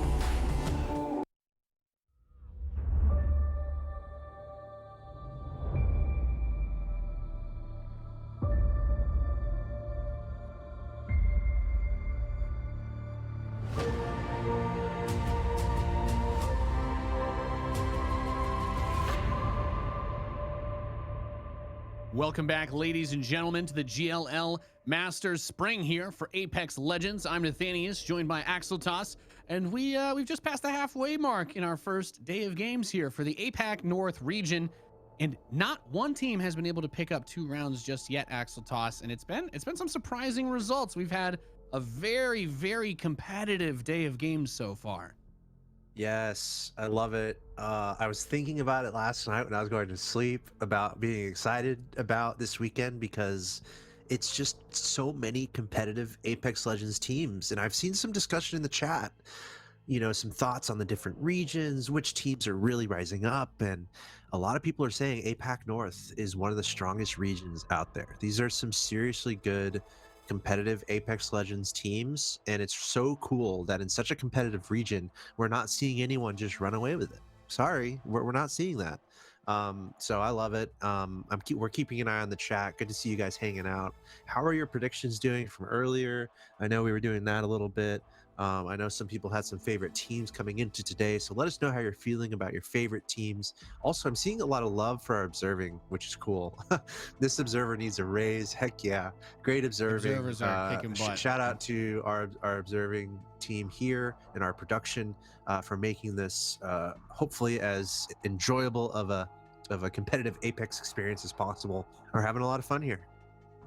Yeah, and there's the match 4 scoreboard. 22 points picked up by Jupiter Vega as they have been crushing it, not just by getting first place, but 10 kills to boot. GTS Art only got 1 placement point but still managed to be third in that round because they got 10 kills on the way out. So I guess that's a bit of a blaze of glory strategy, not getting the placement points, but getting quite a few from the kills. Imagine if they had made it further than that. Goodness, they could have. I think our high score right now is 12 kills in one match by a team, from what I've been seeing, trying to track it and keep our eyes on it. T1 picking up just 6 there. And OIO was not really able to get much of anything going there. So they're going to slip down a little bit. And Jupiter Vega crawls into first place, holding it by 3 points over Crazy Raccoon, who are holding second place, 3 points over OIO. And 4 behind them is T1 and then Reignite. So these were a lot of the top teams that we were talking about, absolutely crushing it in the semifinals. You've got leaders here. I think the only thing that's really surprised me so far is Fennel Korea has really not been able to make anything happen in this tournament so far today, sitting at a total of just 12 points for the whole entire team. Has just not really been where they want to be. I mean, I kind of had them in as high up on my list as they dominated the semifinal that they made it through to get here. They were first overall with 140 points over SBI in second, who had only 118. And now it's kind of completely flipped the script because OIO, they just barely made it in. They really did just barely make it in. I think I had a tiebreaker with ORM from how the graphic looked in that semifinal at 62 points. They made it in from 11th place, which as far as I'm aware shouldn't even be possible. But yet here they are as one of the teams that's been moving very, very well today over the team that you would have said should have been on top from how the qualifiers went. So it has really just been a crazy competitive day of games where there really isn't any clear favorite, which feels insane to say because at the same time I'm like, well, now I'm just waiting for T1 to win 3 games in a row and bury everybody, right? You know, like, hey, you know, those are ominous words almost. You almost feel like it's coming. It's a moment where you're in a championship match. It's a global it's a grand final situation. You're going to see some teams step up and really play some good Apex Legends. I will say, looking at the number of kills from both Crazy Raccoon and T1, kind of echoing what we've been talking about kind of the beginning of the show, and kind of what we're expecting. It's like these are superstar teams, superstar players. Seeing the number of kills from Crazy Raccoon and from T1 is like really impressive. Like they're still loading up the kills, even though Crazy Raccoon, sure, they won the first round. T1 has not won yet. They got 7th, 8th, 7th, and 5th, right? Yeah, but they haven't been getting very well deep. up there. They haven't been getting late enough. Right, they're still well up there in the standings though, so they're getting the kills in. So you just said, look out for T1 maybe, winning potentially 1, 2, 3 in a row. I think it's possible. I think it's definitely a team that is due to really rise up and put all these kills. They've had a lot of kills, so putting their effectiveness really into play strategically, turning those kills into better placements in the round. Yeah, no, that's the big thing. They need to get the deep replacements. The kills have been keeping them in it, but getting a first place with 10 kills could cement them a pretty nice lead. And so just as a quick reminder, as we're going over, we're seeing where everybody's landing. Nothing super crazy that I think has changed thus far. We've got HE quite close to lag down there, but we are on match number 5, so we're past the halfway point for today's games, and we'll be playing the second set of 8 matches tomorrow as well. Yeah, those guys are dangerously close. So there's still a lot of Apex left to be played. There's still a lot of time for these teams to recover. Anything can happen. But we, as we approach I guess technically it's the 1/4 mark, really, right? If it's a total of 16 matches, we finished 4 rounds. So 75% of the results are still going to be up for grabs. So we'll see how everybody look at Fennel Korea here. We were just watching this weird skirmish between Ever and Lag, and we see Fennel Korea actually leaping towards that location right now. There are 3 teams over right there. Yeah.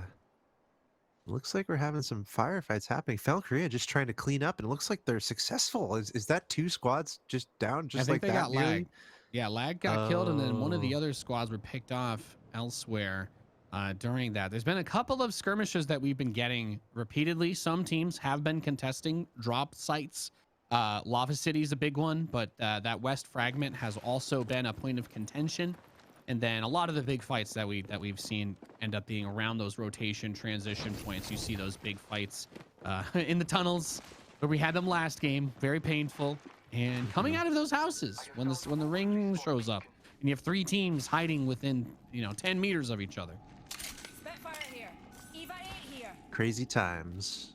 Taking a look at Parka, and this is something that they're doing pretty much every game. T1 not feeling too nervous about splitting up in a big way. You'll notice Parka, where's his team? Well, there's one teammate, but they, historically they've been spread out at the early stage of the lobby, and then they come together a little bit. But it's a little bit risky in theory to do that. But T1 able to handle it.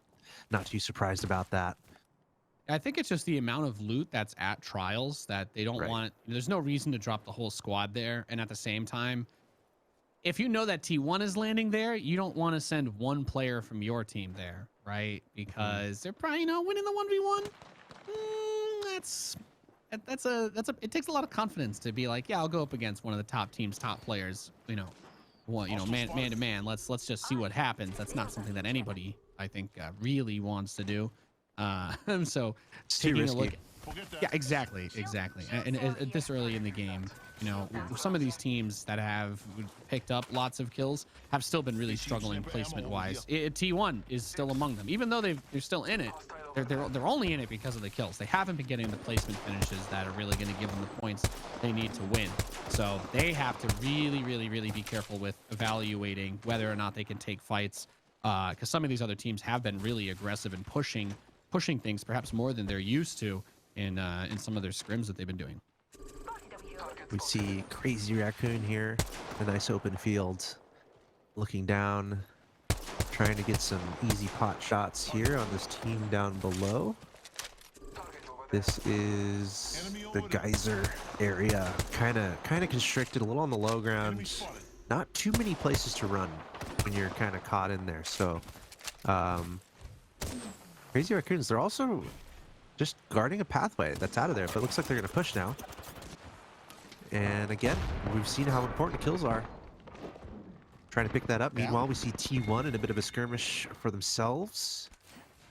And this, let's see. They've got quite a few teams potentially around them in the Skyhook area. Again, it's a pretty popular area.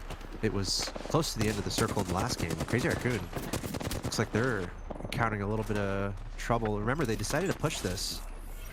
So they definitely want to be successful since they made that shields decision. will get burned out, which is not something that's going to make things a little bit more complicated too. Comes out, Beast in the Hunt still active, steps out, gets the knock on Gibby, and that's CG that tried to push them, and they failed. They failed miserably there, as we have Selly with basically no hit points, but that's okay because you don't need health once you've killed the whole enemy team. That's okay. Your health can be as low as it needs to be. You can just heal it up, take it off the enemy players. The most important thing, of course, is you want to be aware of third-party action. But honestly, Geyser, no one's been over by Geyser. Like, nobody's really been going there. I think SBI's been landing Geyser, but it just hasn't really been an action place. I don't think we've almost seen any fights there. So I think it was a good place to take that fight just because there's really not a whole lot of people over there. Yeah. There really are. There's not a lot of anything over there. It's just a few buildings, and you're kind of on the low ground, and there's not a lot of pathways out. So you're kind of committing yourself to a place that cannot be that fruitful. But Crazy Raccoon, kudos to them, identifying vulnerability and clearing out the area. So now they're going to be feeling okay. The problem is they're going to have to move, and they're going to have to move through some narrow channels to get to the circle proper. So we'll have to see if they can do that without too much trouble. It can always be a little bit dangerous, the prospect of going through these narrow passageways where you got to expect other teams might be watching and might be waiting for you to come through. As we Man, get our dinosaur observer is cam. really good. Damn, look at this. This is beautiful. This game is beautiful too. There's Geyser, by the way. Can't overstate how nice this game looks. I think Apex Legend might have some of the nicest grass I've seen when sliding around in a game.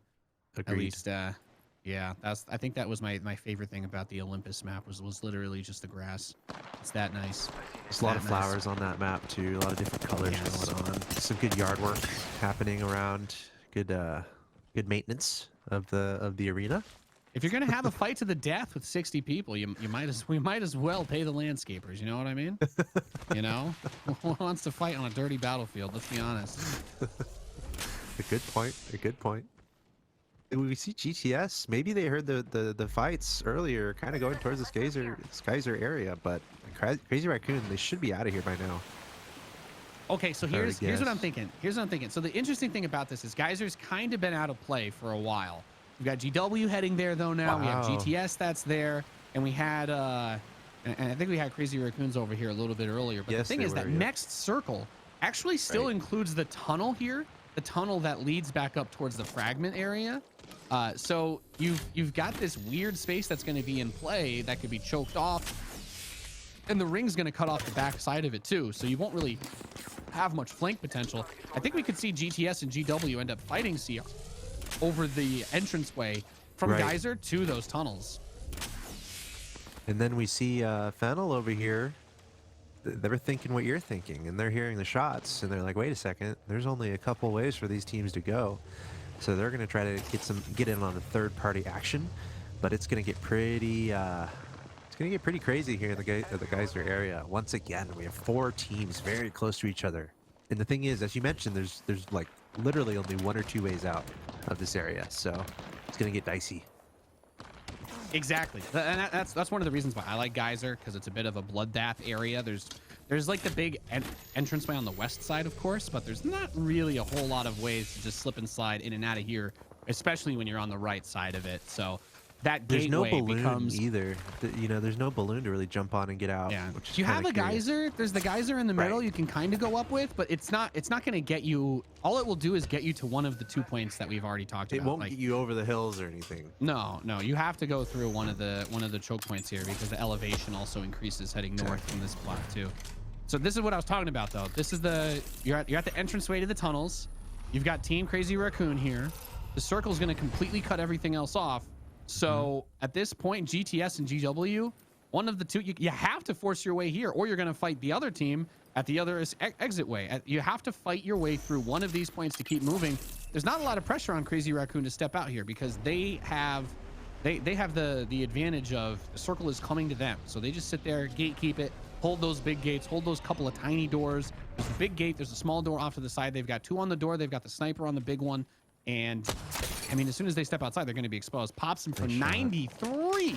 Yeah, they're waiting. They are hungry for those kills. Yeah, almost worth pushing. It's like almost. I think they're passively worried about another team not far away. Also, they've got to be a little concerned about the other side of that tunnel that they're on, because you got to expect another team might be waiting for them or might be hearing these shots. So we see GameWith coming in here trying to take the issue to Crazy Raccoon, but they're the ones having to go through this choke point. So not an easy engagement at all, especially when it's Crazy Raccoon on the other side. However, decent shots there. They might push. It looks like they will. Seeing a lot of shots output on that member of Crazy Raccoon. So we'll see what ends up unfolding here. Crazy Raccoon, it looks like they keep backing up, giving a little bit of room. This is kind of how it had to be, right? When you're fighting in these tunnel areas, if you get back towards the middle, you have that high ground, but you have to keep in mind that teams can come in from the other side of here as well. And see, Crazy Raccoon captain, he's down. It's just Ross now trying to hold it together. Jumps down with that Horizon, going for the EVA 8 reload and continuing to try and chase down the last player escaping. It is going to be able to get a few hits on. I'm not sure if he got the knock there. I think so. 4 teams. The EVA 8 doing well, but I was going to say, is the third party happening here already? I think there's 2 other teams that are pushing through these tunnels, and this is kind of what I was alluding to, Axel Toss. We've got a bloodbath here, just right outside of Geyser, after we've basically ignored it the entire day so far. Yeah, there's only 2 ways through over here, and that just happens to be where the circle is. So we're going to see a lot of action here, and actually Crazy Raccoon, a little bit fortunate there. They were in dire straits. Now Selly is down, which is not great. However, Ross was able to pick Captain up because there were 2 other teams fighting in this immediate area. So now Crazy Raccoon has to make a decision. Do they try to clean up the rest of this team, try to get the banner back of their teammate and somehow go for a miracle res? Or do you play this more defensively, passively, and just try to stay alive? Yeah, and that's a tough question to have to answer, because as we've said, you can't, patience is something that we've talked about being important, but it's also equally as important to know when to just slam down the gas pedal and just plow through this, because at some point or another you are going to have to fight one of these teams to get out. GTS Black is completely stuck inside of here. There is not really a way to squeeze out of here other than through the front door. So there's a team there. They've got to fight their way through. At the very least, they've got a lot of resources. They were able to get shielded up. We've got plenty of ammo, some grenades, and I think we're going to see the trying to set up for the EMP play here off of Crypto, slipping it around and just trying to tuck it. And there it goes. So it's going to pop off, and maybe we'll see them try to use this opportunity to push through. I'm not sure, as he's got an interesting view there over the enemy. There shouldn't be an easy way for GTS Black here. I mean, it just doesn't seem possible to me, because not only do they have to fight Crazy Raccoon at this choke, but there's got to be other teams that are looking in this direction from deeper in the circle with 13 squads left, and the circle's getting so small. So I don't know if this is an ideal spot for GTS Black. Stay tuned. Oh, great camera shot there. Okay, we're seeing, looks like So they there is split a up. team just above. Yeah, they ended up splitting off because I think their fear was that they'd have to fight GTS, but then another team would go to the entrance. A little skirmish happening over on Fragment East side, though, just on the west end of the ring. We've got Fennel Korea over here with Dogma sliding back over towards the building. Of course, the bubble is nice, but it doesn't last forever. Like all good things, you know, you have to enjoy it while it's there. And Dogma's going to go under the bridge, so they're kind of spreading out the position a little bit, but not too much. Yeah, see, we're getting a shot at T1. That's good. We're seeing a lot of activity for T1 actually in this game. I believe they have quite a few kills so far already, leading into this fight, and they're having a nice time here. See the damage from the Spitfire, new kill leader for our Gibraltar, and that is much more of the kind of high octane gameplay that you expect out of T1. With their competitive record, with their competitive pedigree. They have been a force to be reckoned with. Now, Crazy Raccoon, with just 2 players, is still making some headway in this match. They've got a couple of kills amongst them. We're at 11 squads left, so at least a point or 2 for placement if they get killed here, but not really what they're looking for, and definitely not what T1's looking for. They need to finally get themselves a top 3 finish or a win here, honestly, because that's been the big thing that's eluding them. They've been super competitive without getting the high placements. I think, as you were pointing out, they haven't placed higher than 5th in any of these matches, so we'll see if they can make it happen here. Some really good long-range shots out of the Spitfire from Ross, but yeah, it's hard to engage without having Selly there. Yeah, it's a tough spot for Crazy Raccoon, but they're good at this game, so maybe they'll still be able to pick up some nice kills and get a decent placement. But anyone who's newer to Apex or trying to get better, you know, this 3-time scope, we're seeing it so much. We're seeing how effective it can be. Really, you know, throwing the 3-time scope onto that Spitfire. You think of Spitfire more as a close-range weapon, but it can really shred some damage from distance, and we're seeing that from these players. That 3-time scope on the Spitfire, and here we're seeing it on that Scout. Very effective strategy indeed for those mid-range fights, even a little bit long range. You can hit shots from a pretty long distance. But still, it's gonna be a test here for Crazy Raccoon to get back in this. I think T1, they're looking good, man. We were talking about it literally before this match, leading up to this match. You know, when is T1 gonna really get a nice top 3, maybe even a win? Right now, they hold kill leader in this match. They've got a good position. The circle has done well for them. Yeah, I think look out for T1 in this game. It's definitely be an important one for them to take down, especially in like midway through the day here, halfway through our first 8 matches. Really getting that momentum and turning that into some more success could be a really good thing for them.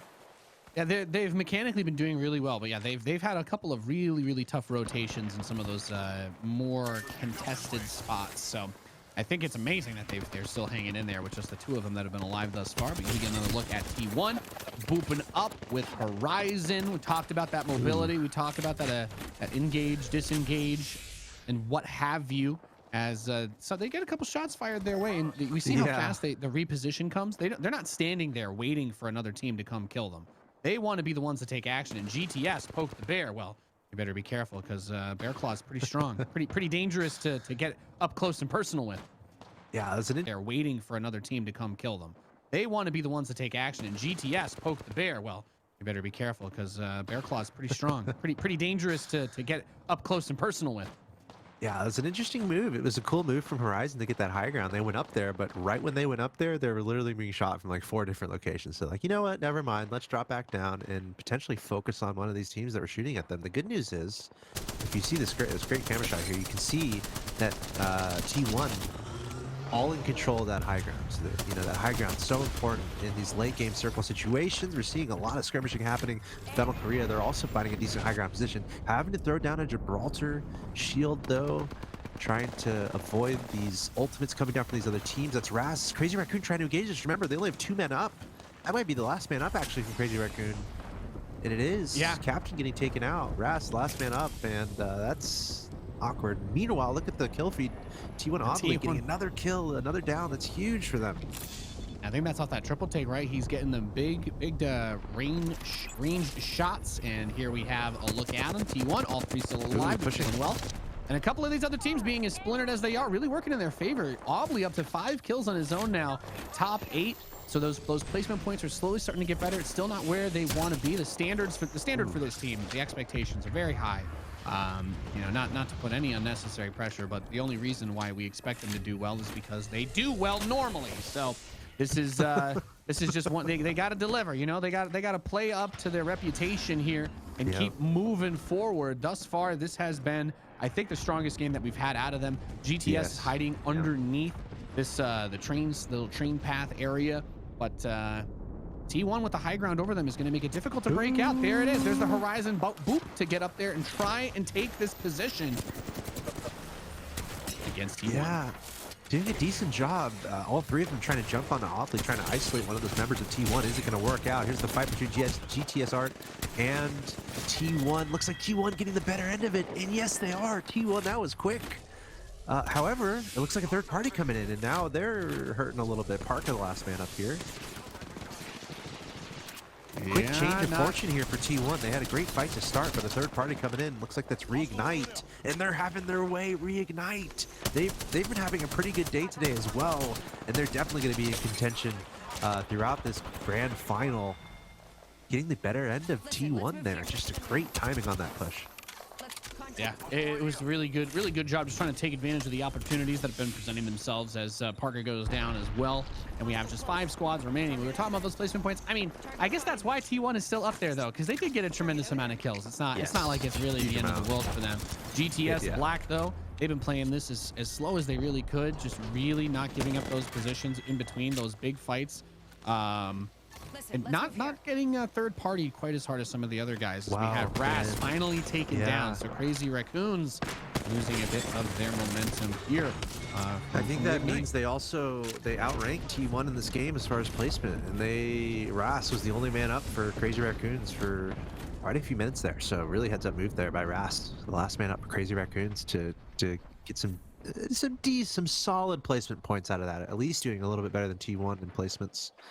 But again, as you said, T1 they had a superb game. They might have had the most kills out of all our teams in that game, just in that game alone versus the other rounds. So really nice round from T1, but not able to get into the top 5, top 3, and here we are in the top 3. GTS Black, Residian here, the Wraith player, looking out for the bad guys. I believe Reignite is still alive in this lobby. They're having a huge day so far. Already 2 third places and a 2nd place for Reignite in the first 3 matches. So that's almost the best consistency we've seen today. And I believe they're still alive in this top 3. So we'll have to see how this unfolds as these teams battle for cover and they battle for placement here in match 5. Yeah, it's with the 3 squads left, there's the pings coming out. Of course, GTS has been doing a really good job this round, holding on to it, which has been very nice. They're kind of holding this outside where the buildings are. You know what? We're gonna let Reignite and USG fight each other. I mean, that's gonna possibly take some kills away from us, but the first place pointage will be definitely worth it, as they've just been doing a really good job with this situation. Having 2 teams inside that building, never a good time. And is this the circle that we're getting to now? That's just gonna gonna kill everybody. So it's gonna force that fight no matter what, as they're dancing around the door. I assume is what that movement is, as they get ready to take that fight against each other. Decision time for all these players. Reignite, they're in such a good spot right now in the top 3 here. They might be at the top of our leaderboard at the end of this making it even closer at the top. It's just crazy how close this region is. It's so much fun to see it unfold. GTS Black, what are they going to do here? They still have a lot of room to. They're in number 18th out of 20 right now, GTS Black. So they would love to get a win here, and they have a lot of work to do on the day. But here we go, some ultimates coming in. And these teams finally forced to fight. We got 2 teams in that building. Reignite is one of them. Reignite GTS wants that cleanup. GTS GTS wants that cleanup from that fight so bad. We got 2 level 5 shields. There's the Horizon ult pulling everybody together. Then the Gibby bubbles are going to pop, of course. They're trying to cut that off. Keep that protection. Thermite grenades going out. We've got fire on the dance floor over here. Dizzy Lizzy trying to get up top and shoot over the wall. Covering again, gets 26 on Horizon. Coming around the side, Gibraltar with the Mastiff. 1-2, not able to get it. Reignite is going to win the battle. Not only did they have to fight their way through one team that was literally in the same building as them, but GTS waiting on the outside, well, they were ready for them, to say the least, and a really well-handled engagement. I mean, you're boxed in, you're in a cage match with somebody else. There's another guy waiting with a shotgun outside of the aforementioned cage match saying, whichever one of you survives, I'm going to kill you. And that is not what happened. Not only did they win the cage fight, they broke out of the cage and killed everybody else. So just an absolutely fantastic game by Reignite, and they have really been looking just stellar today.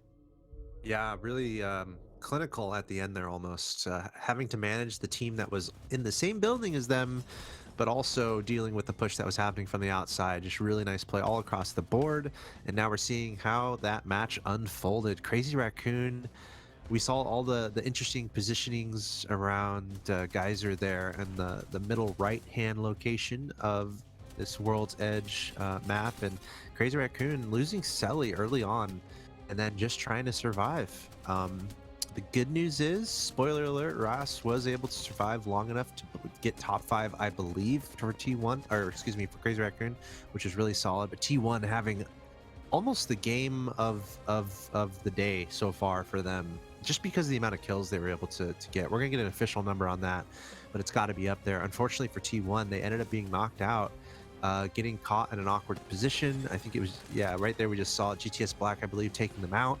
So T1 not getting in the top 3, not even getting top 5, but getting a lot of kills in this game, which is really important for them. But yeah, the team of the moment right now, Reignite.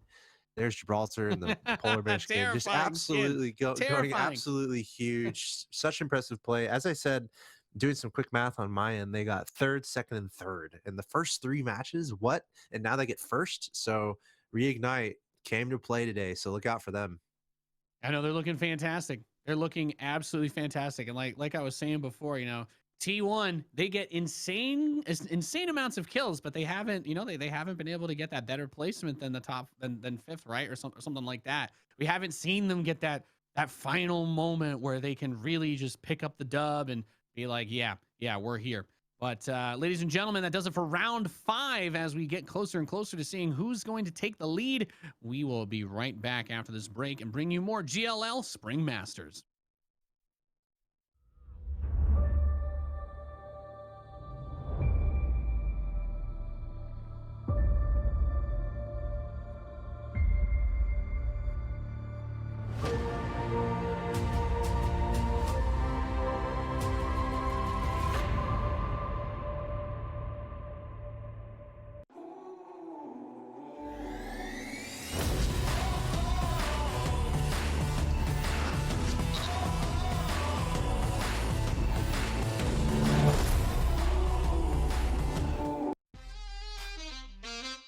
Yeah.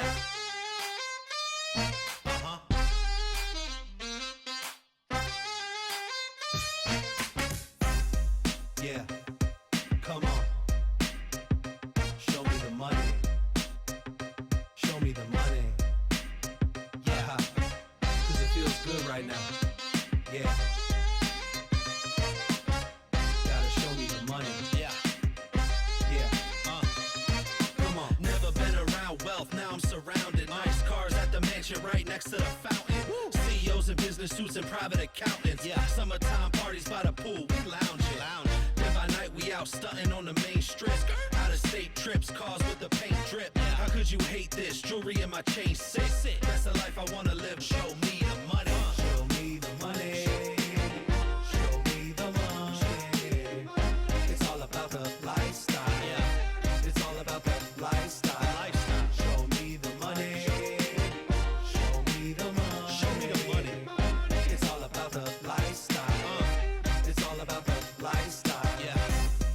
Yeah, come on.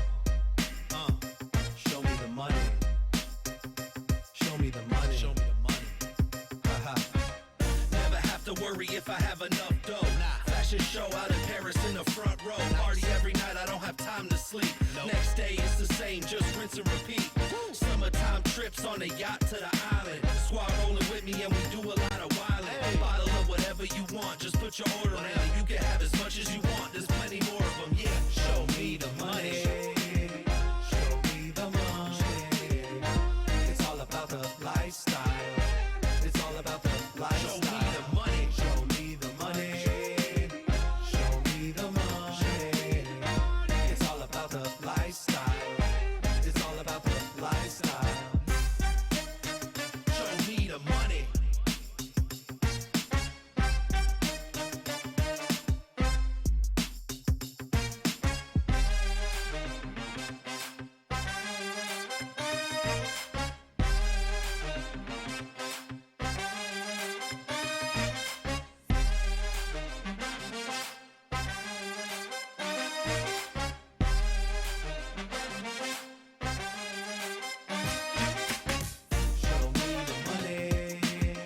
Show me the money.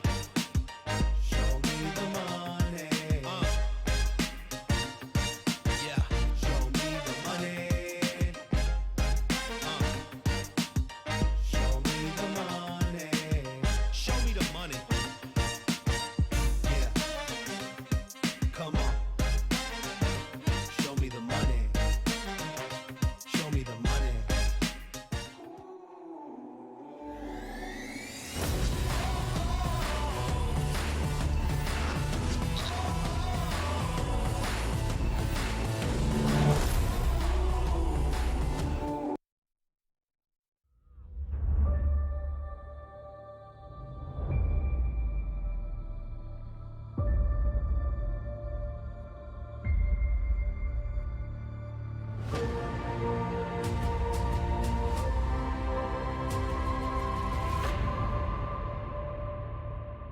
Welcome back once again, ladies and gentlemen, to the GLL Masters Spring.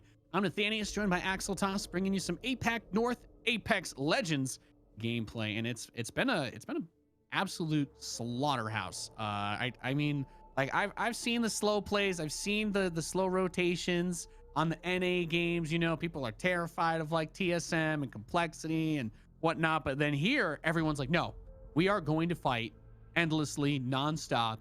And I'm all for it. Just, it's been mega action packed. We've had different teams winning every round. And honestly, I'm Axel Toss. I'm kind of scared to see when the standings come up, because I honestly could not tell you who's in the lead. Because TSM, or excuse me, sorry, T1, despite how that last game went with not getting like the top placement, look how many kills they got, 13. So they still pick up 3rd points overall from that one game. Yeah, I mean, that is huge. Looking at Crazy Raccoon, though, they're also up there, so able to keep up ground. That's almost like, that's kind of the battle we've been talking about since the beginning of the day.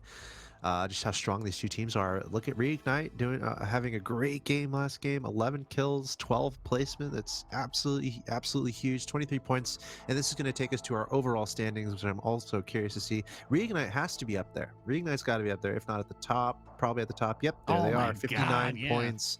Crazy Raccoon just behind. Look at this. Reignite, Crazy Raccoon, T1, Jupiter Vega. Remember, Jupiter Vega, they were at the top after the last game. I'm not making that up. Jupiter Vega, they were in first place in our overall standings. In the match that we just saw, they got 14th.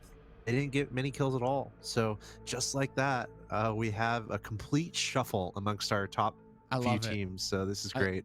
I love it. This scoreboard really tells a beautiful story. You've got T1 in 3rd place. They only have 15 points from placement. They're the lowest of the top 5, but they have more kills than any of the other teams. So that is why they still hold on to that 3rd. And really, that top 5 is still quite close, within a game's reach of any of each other.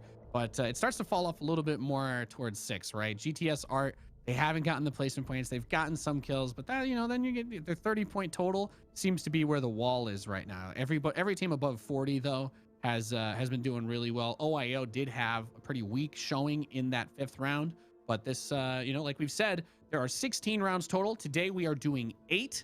So we've got a few more left for you guys today. And then tomorrow we're going to be coming back and doing the second half of the matches. And that does, I am clarifying, that is going to decide who wins the finals here for APAC North. It's going to be the second half of the games that are playing out tomorrow. Today we're building it up. We're telling a story.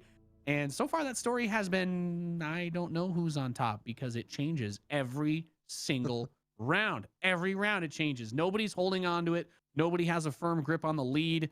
If T1 could survive a little bit longer in a few of these rounds, I guess, but I don't know. Maybe if they just pop off 13 kills per match for the rest of the tournament, they won't need to. They could just finish 5th every round and just win on kills alone. So nobody else can win 2 games anyway so far. Yeah, we're gonna find out. And again, it's 16 matches across 2 days, so there's a good amount of room to really find your synergy and try to get those kills and get those top 3 finishes. And we were alluding to it. It's like, when is T1 going to start popping off? And it's like, yeah, they are popping off. So I think you said it last time. It's like it's like we're waiting for them to get top 3. They haven't even gotten top 3 yet in their placements. It's crazy. We're about to get into this next match. So many once kills, again. though.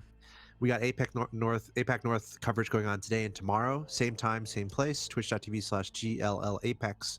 Also going on this weekend, we have Middle East Africa coverage happening and South America coverage happening. I know some folks are looking for Europe and North America action. That will be taking place April 14th, April 15th, which is a few days from now.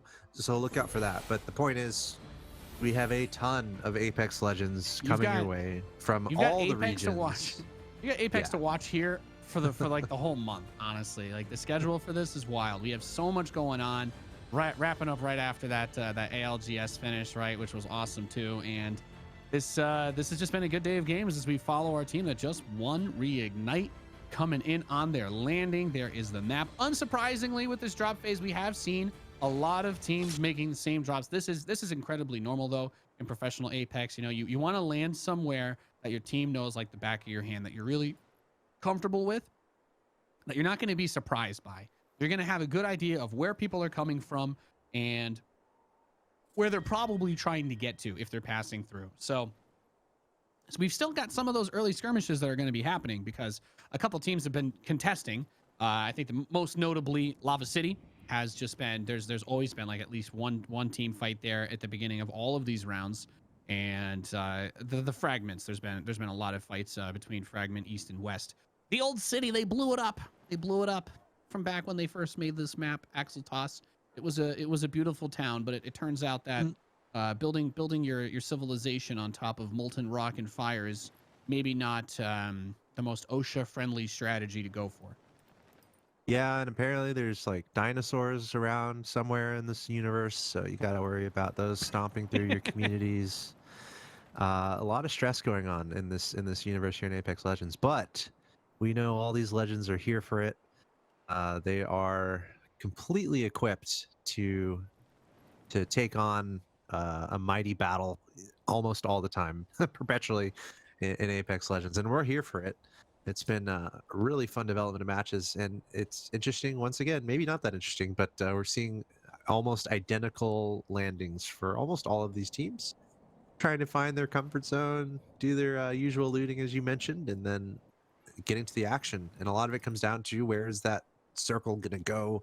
Where do you have to rotate? So a lot of the same story here. So again, the questions we're asking: where are the early skirmishes going to happen? Are we going to see some of these teams go for kills more often? We're seeing how much leverage the kills have on the overall standings, with T1 dishing a lot of damage and getting rewarded for it. So are we going to see more teams be more aggressive? I'm really curious about that. Yeah, as we approach, as we get down to the last few games of today, as we were saying, the second set of 8 games will be played tomorrow, and we will be back for that. But yeah, this is a tale as old as time. GW down here, facing off again in Lava City. Their game width has just been running up against these guys pretty much every single game. There's been this fight between these two teams, and it kind of goes back and forth on who's going to win, who's going to come out. We did have at least once or twice a third party. We've had a circle end here, but it hasn't been a normally like super big hot spot for everyone.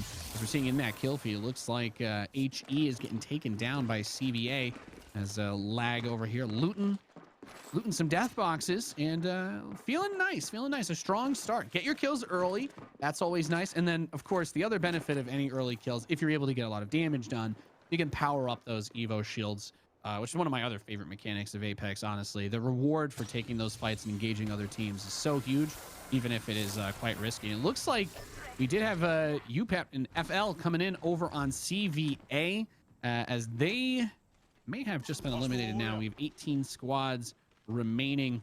As we take a look at Fennel Japan, we have Kurihara looking long down the outside of that building. It's T1. And we come back over towards T1, going up against FUG. Ooh.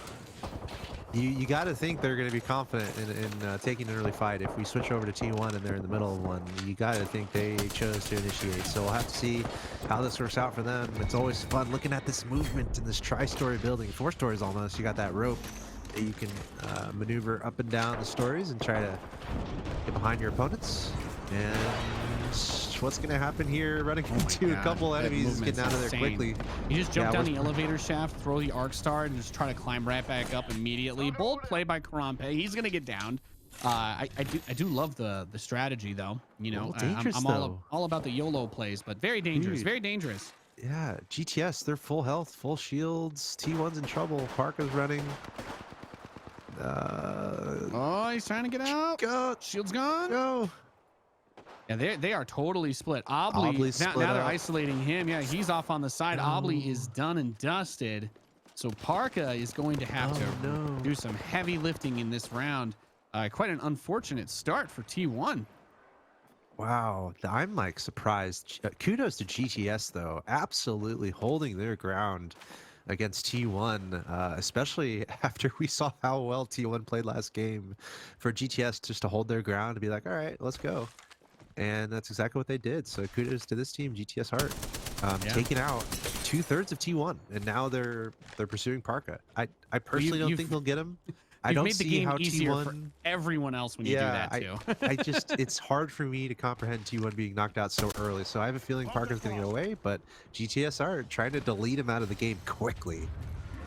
Yeah, it'll be quite difficult to get those banners and make it out, but if it happens, be quite impressed. We get a little split view of the action coming down here, looking from above, looking from below, gets down on top of him though. Is going to throw the bubble to have a little bit of that shield to work with, stepping in and out in a great shot there, taking down Parka. That's what we were talking about. Parka tried to make the play there, avenge his boys, but the GTS, they've been very, very, very patient in this game, and they took an absolutely phenomenal job with with just the way they handled that engagement and going down that early without being able to farm any kills. For T1, this is a lot worse than the normal scenario we've talked about placement for them. And look at this, Crazy Raccoon. We're seeing them in an engagement here against USG. Let's see how this develops. Again, T1, Crazy Raccoon, 2 teams that have been doing really well today. They're both in our top 5 and are very close overall standings. But Crazy Raccoon looks like they're running away from that fight. Love this camera shot. And it looks like they're just trying to get into a bit of a better position. Looks like all of their team members are still alive. Only blue shields, though. A little bit surprised about that. Not to see slightly better shields from this team. You don't have to get that much damage to upgrade to that next shield. Looks like just 99 damage left here for Selly. So they're going to be trying to pick from a distance. Get a little bit of damage, get their shields up while looking for an opportunity to third party. Got that triple take in hand with the nice level 4 extended mag. That's always fun to have. Got the flat line in backup, looking in 2 locations here. They have really nice high ground also. And also they're well within the circle. So Crazy Raccoon just looking for some kills, looking to upgrade their shields. The good news for them is T1 is out of this game. And that's going to be really good news from all the top 5 teams in our current standings. Reignite, Crazy Raccoon, Jupiter Vega. Yeah, remember, T1 was 3rd coming in, so pretty big deal. Just behind them, OIO, and then that gives them a little bit of wiggle room if they're still up. Haven't seen them quite yet in this one, as Team Serpent's kind of holding the high ground in that center area. There's Jupiter Vega. And Jupiter Vega's on the low ground, so FA's kind of tucked in between the 2 of them. Yeah, so I think that's FA. As Flora is just chilling by the house nearby, so like everybody's kind of close, but not really forcing the issue. People playing for picks a little bit with some sniper action, I guess, but nobody is feeling quite yet like they need to just full send into the other teams. Definitely. Crazy Raccoon can play really patient right now. We can see this luck here. They're well within the next circle, so they've got this high ground spot. Crazy Raccoon, you can see them in the far bottom left, the orange team in our interface. I wouldn't expect them to do anything too drastic versus a team that might be well outside the circle and need to make some big moves to get in there. So Crazy Raccoon actually in a really solid position. So we'll see what happens. I expect them to stay really patient because Yeah, they know there's a lot of they other got teams that on the map, pocket right? corner. Yeah, they've got Yeah. that pocket corner held down really well. I mean, USG is still there, and it looks like somebody else is hiding from another team, perhaps, or they're compressed into quite a small space. Lag is going to have to come in from the north side, though, and GTS is over there with Orphan Fang, I believe. So the possibility of them running into each other is quite high. I think they're going to swing wide around the center tunnel, but so they're coming from the northeast later. They don't want to get gate kept by those teams. Reasonable thing to not want to have happen to you. Dogma getting a couple shots in there off the R301, about 30 damage, gets about another 40-50 on that one over there. Mostly just shields, though, haven't been able to get quite what they're looking for. The Horizon grounded bomb kind of pulls Flowman moment in. He can't really get out, but he is going to survive regardless with just some shield damage. And this has just been madness and chaos the whole way through. Both Fennel teams actually, I think, going at it against each other here. Yeah. Yeah, actually, Fennel Japan pursuing Fennel Korea right now. Dude, this building being pretty hardcore in this pursuit, not letting them get away, trying to make the engagement happen. One man down from Fennel Korea or Fennel Japan. It looks like Fennel Korea might be able to answer this with authority. No, looks like Fennel Japan able to get the better end of it. Nice pursuit. Wow, and that's the worst thing to happen is you get eliminated by the other team from your organization. As, there's still 14 squads remaining, so that's going to hurt those placement points quite a bit. The fight necessarily wasn't too bad before. CG coming in, trying to get the follow-up third-party play onto FL if they can. Throws the arc stars, it throws those grenades, and not really able to hit Pater just yet on them. However, that arc star getting about a couple of stuns, but there's that Gibraltar bubble. We talk about why that Gibraltar is so useful in these fights. They're still dishing damage, and this is really good timing. They're hitting right after that previous fight, so CG should come out solidly here. It looks like they will. However, there's always another team swooping in. Look at this. It's Crazy Raccoon coming in here. They know how important those kills are. They've heard these fights happening, so they're going to come in here quickly with authority, and they're going to be just fine, cleaning up, no problem whatsoever. See you later, CG. Crazy Raccoon gets some integral kills, and another team coming in.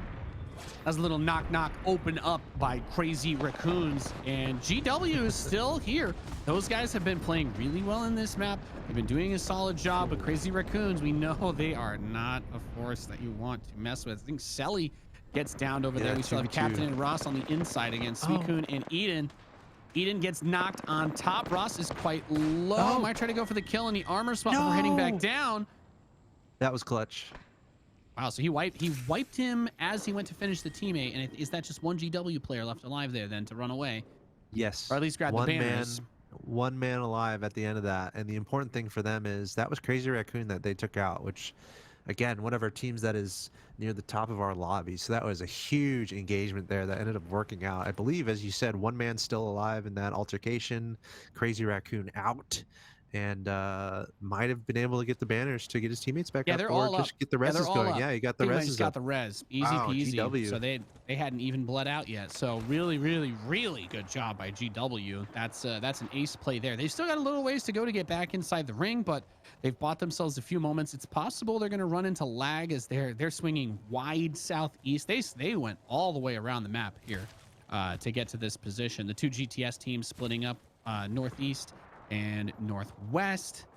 ORF is holding that choke point, so it's a little bit of a slightly awkward standoff. They've got this position locked down. There is one player from the other GTS team that's in the northwest here, from where Tenorin is looking. He's got at least one person towards his sights, but they're not pushing this area just yet.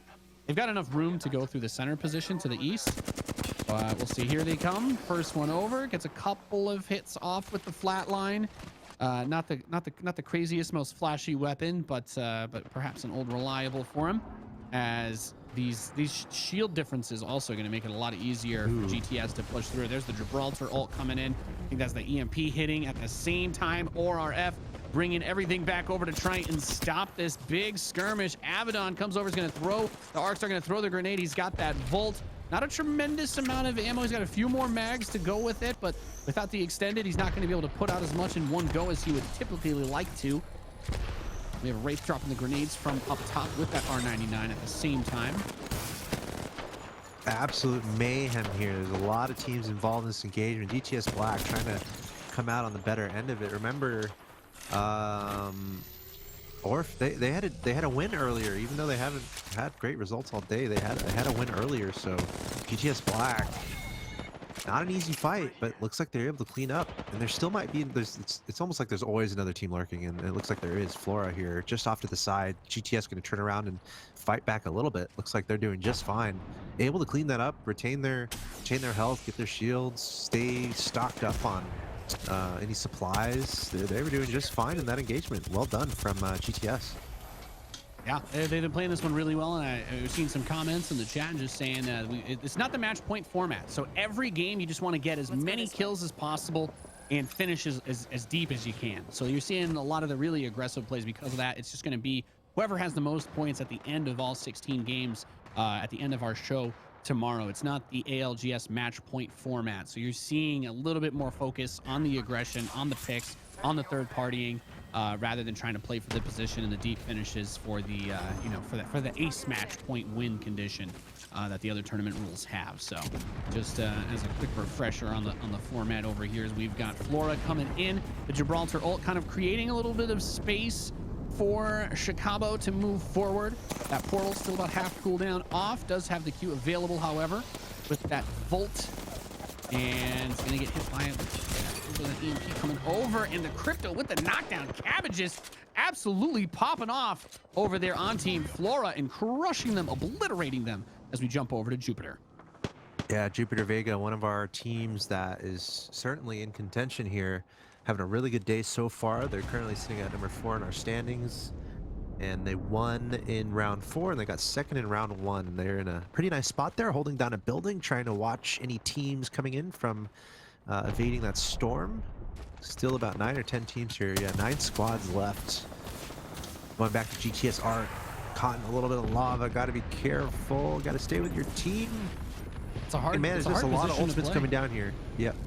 Yeah, with the terrain becoming a part of the problem there, with just the DOT on the ground, like that's one of those things that ends up adding up little bit by bit. Holo coming down from the sky with that massive, and not a whole lot of extra shots left to go there. He's going to try to get the quick reload in as they're holding this low ground, but not able to get any time to redo their shields. Eden was kind of like crawling underneath the building, but they are going to continue to get pressured. Suicune doing everything that he can. He's clipped himself into this very, very small space underneath this little shack, and this position could be what keeps them in the game here, as Hollow is going to get rezzed. What knowledgeful use of the map to find that positioning and take it for the recovery. I will be very impressed if it works out. It seems like they are super crunched in. Teams are pushing in from every direction. They know what's going on. They know a man's down. They're trying to finish off game with once and for all. It looks like that team is coming in here. And let's see if they can hold their own. Hollow going back up to the skies. That Horizon Q able to lift you up in a sudden moment. Trying to get some high ground advantage. Eden getting knocked out. Is this the end here for game within this game? 6 squads left. Could be. It's a lot of chaos. There's a decent amount of buildings and stuff still around here, though, kind of obfuscating the view and making it a little bit difficult. You gotta move. There's a weird amount of stuff here for a final circle, at least for the positioning. It's not quite that open space that we were talking about before. It's going to be a little bit closer to the other game that we had, and with 2 teams kind of stuck inside of one building.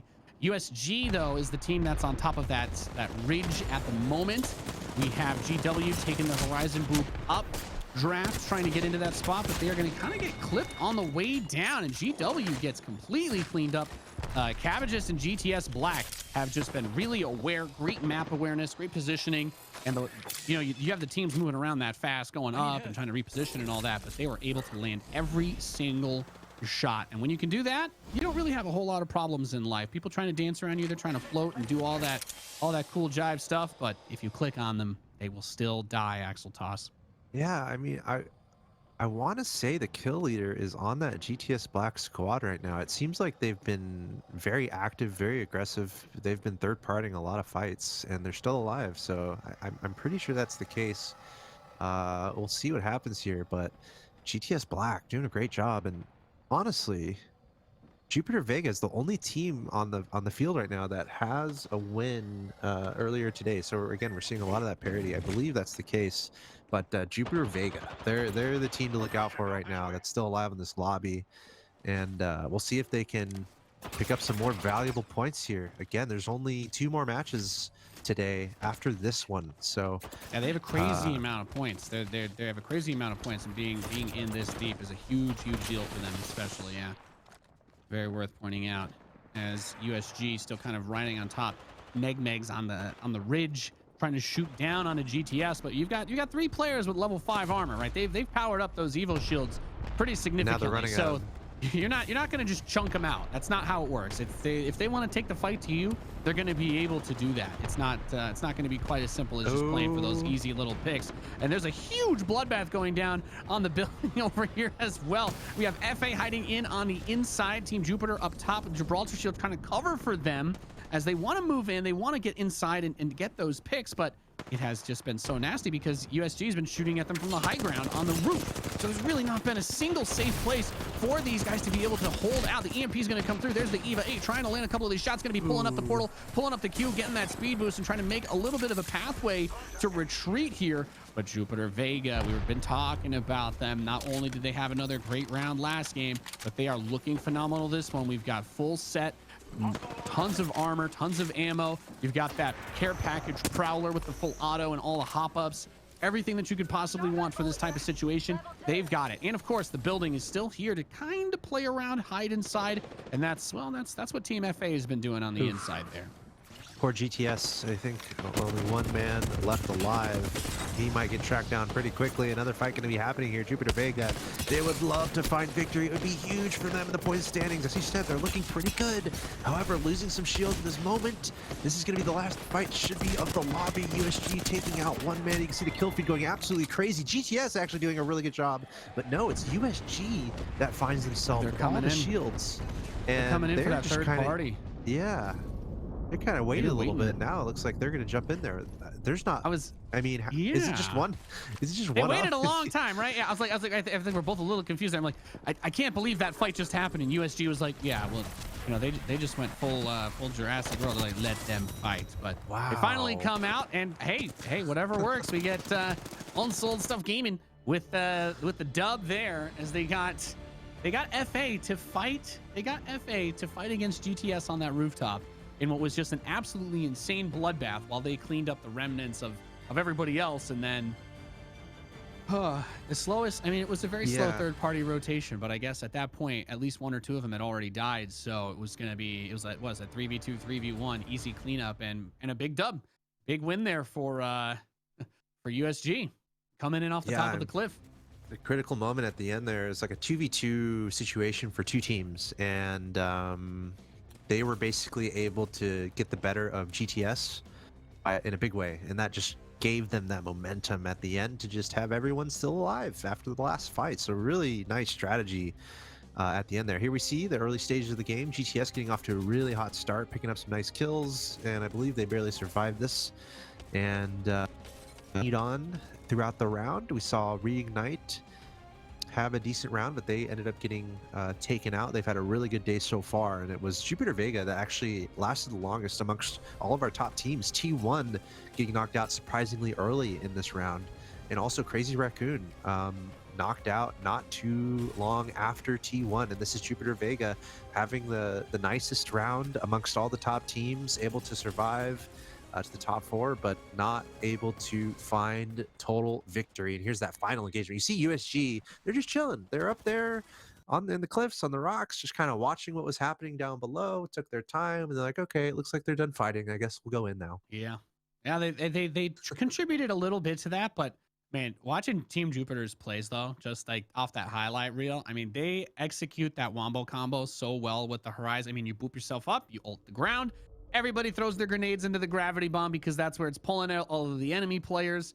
And if you land 2 or 3 in there, you're going to mop the whole team up in seconds. But as well as that went for them, USG was, I mean, they played it as smart as possible. They made the 2 teams fight against each other, and that softened them up and made it a lot easier for them to come in at the end and lop their heads off. So they'll get the first place points. Maybe not as many kill points from hanging back, but we'll get that scoreboard update in a moment, as we are going to go to a quick break. When we return, our next round and an update on where the standings are. You're watching the GLL Spring Masters.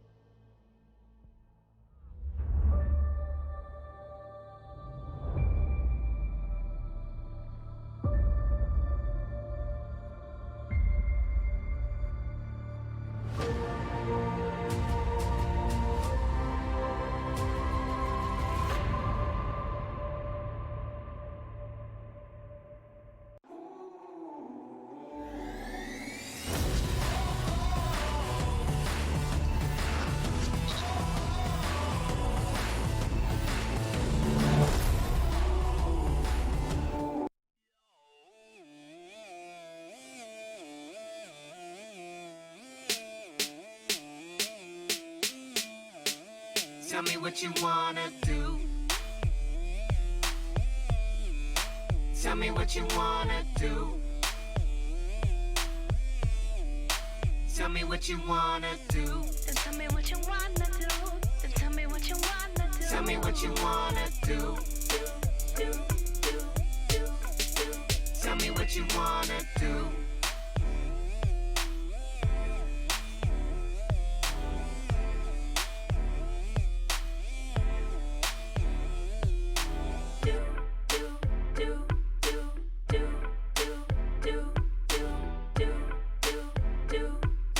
Tell me what you wanna do. Tell me what you wanna do. Tell me what you wanna do.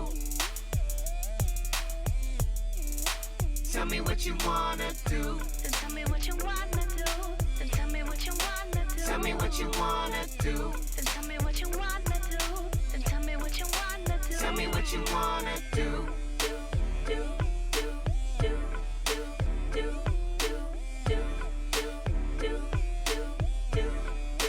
Tell me what you wanna do.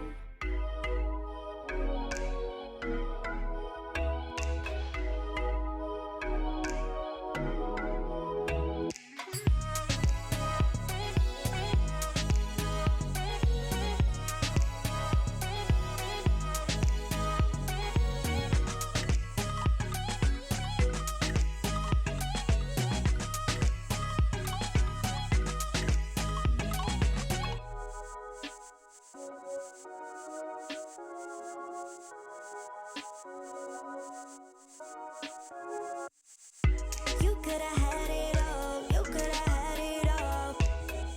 All of my good stuff, all of my kisses were yours. But baby, don't call. I'm done praying on you. A queen like me needs more from you. Hot girl summer, done waiting on you. Where my queen's at? And I appreciate that. Where my queen's at? I'm done waiting on you.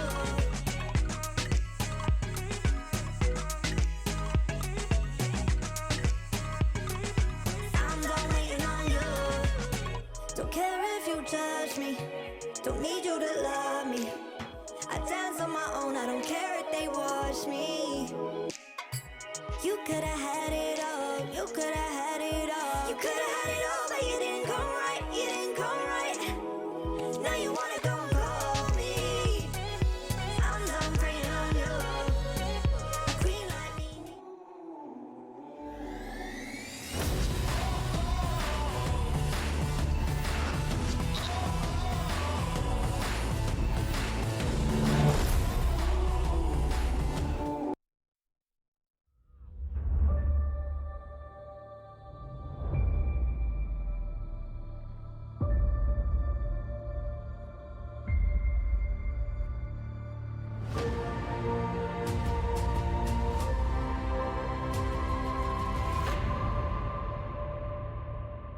Welcome back once again to the GLL Spring Masters for Apex Legends. I'm Nathanius, joined by Axel Toss, as we are covering the APAC North region We've had a lot of games, a lot of crazy games. I think Axeltos, the people in chat kind of agree with us. It's just been chaos and insanity the whole way around.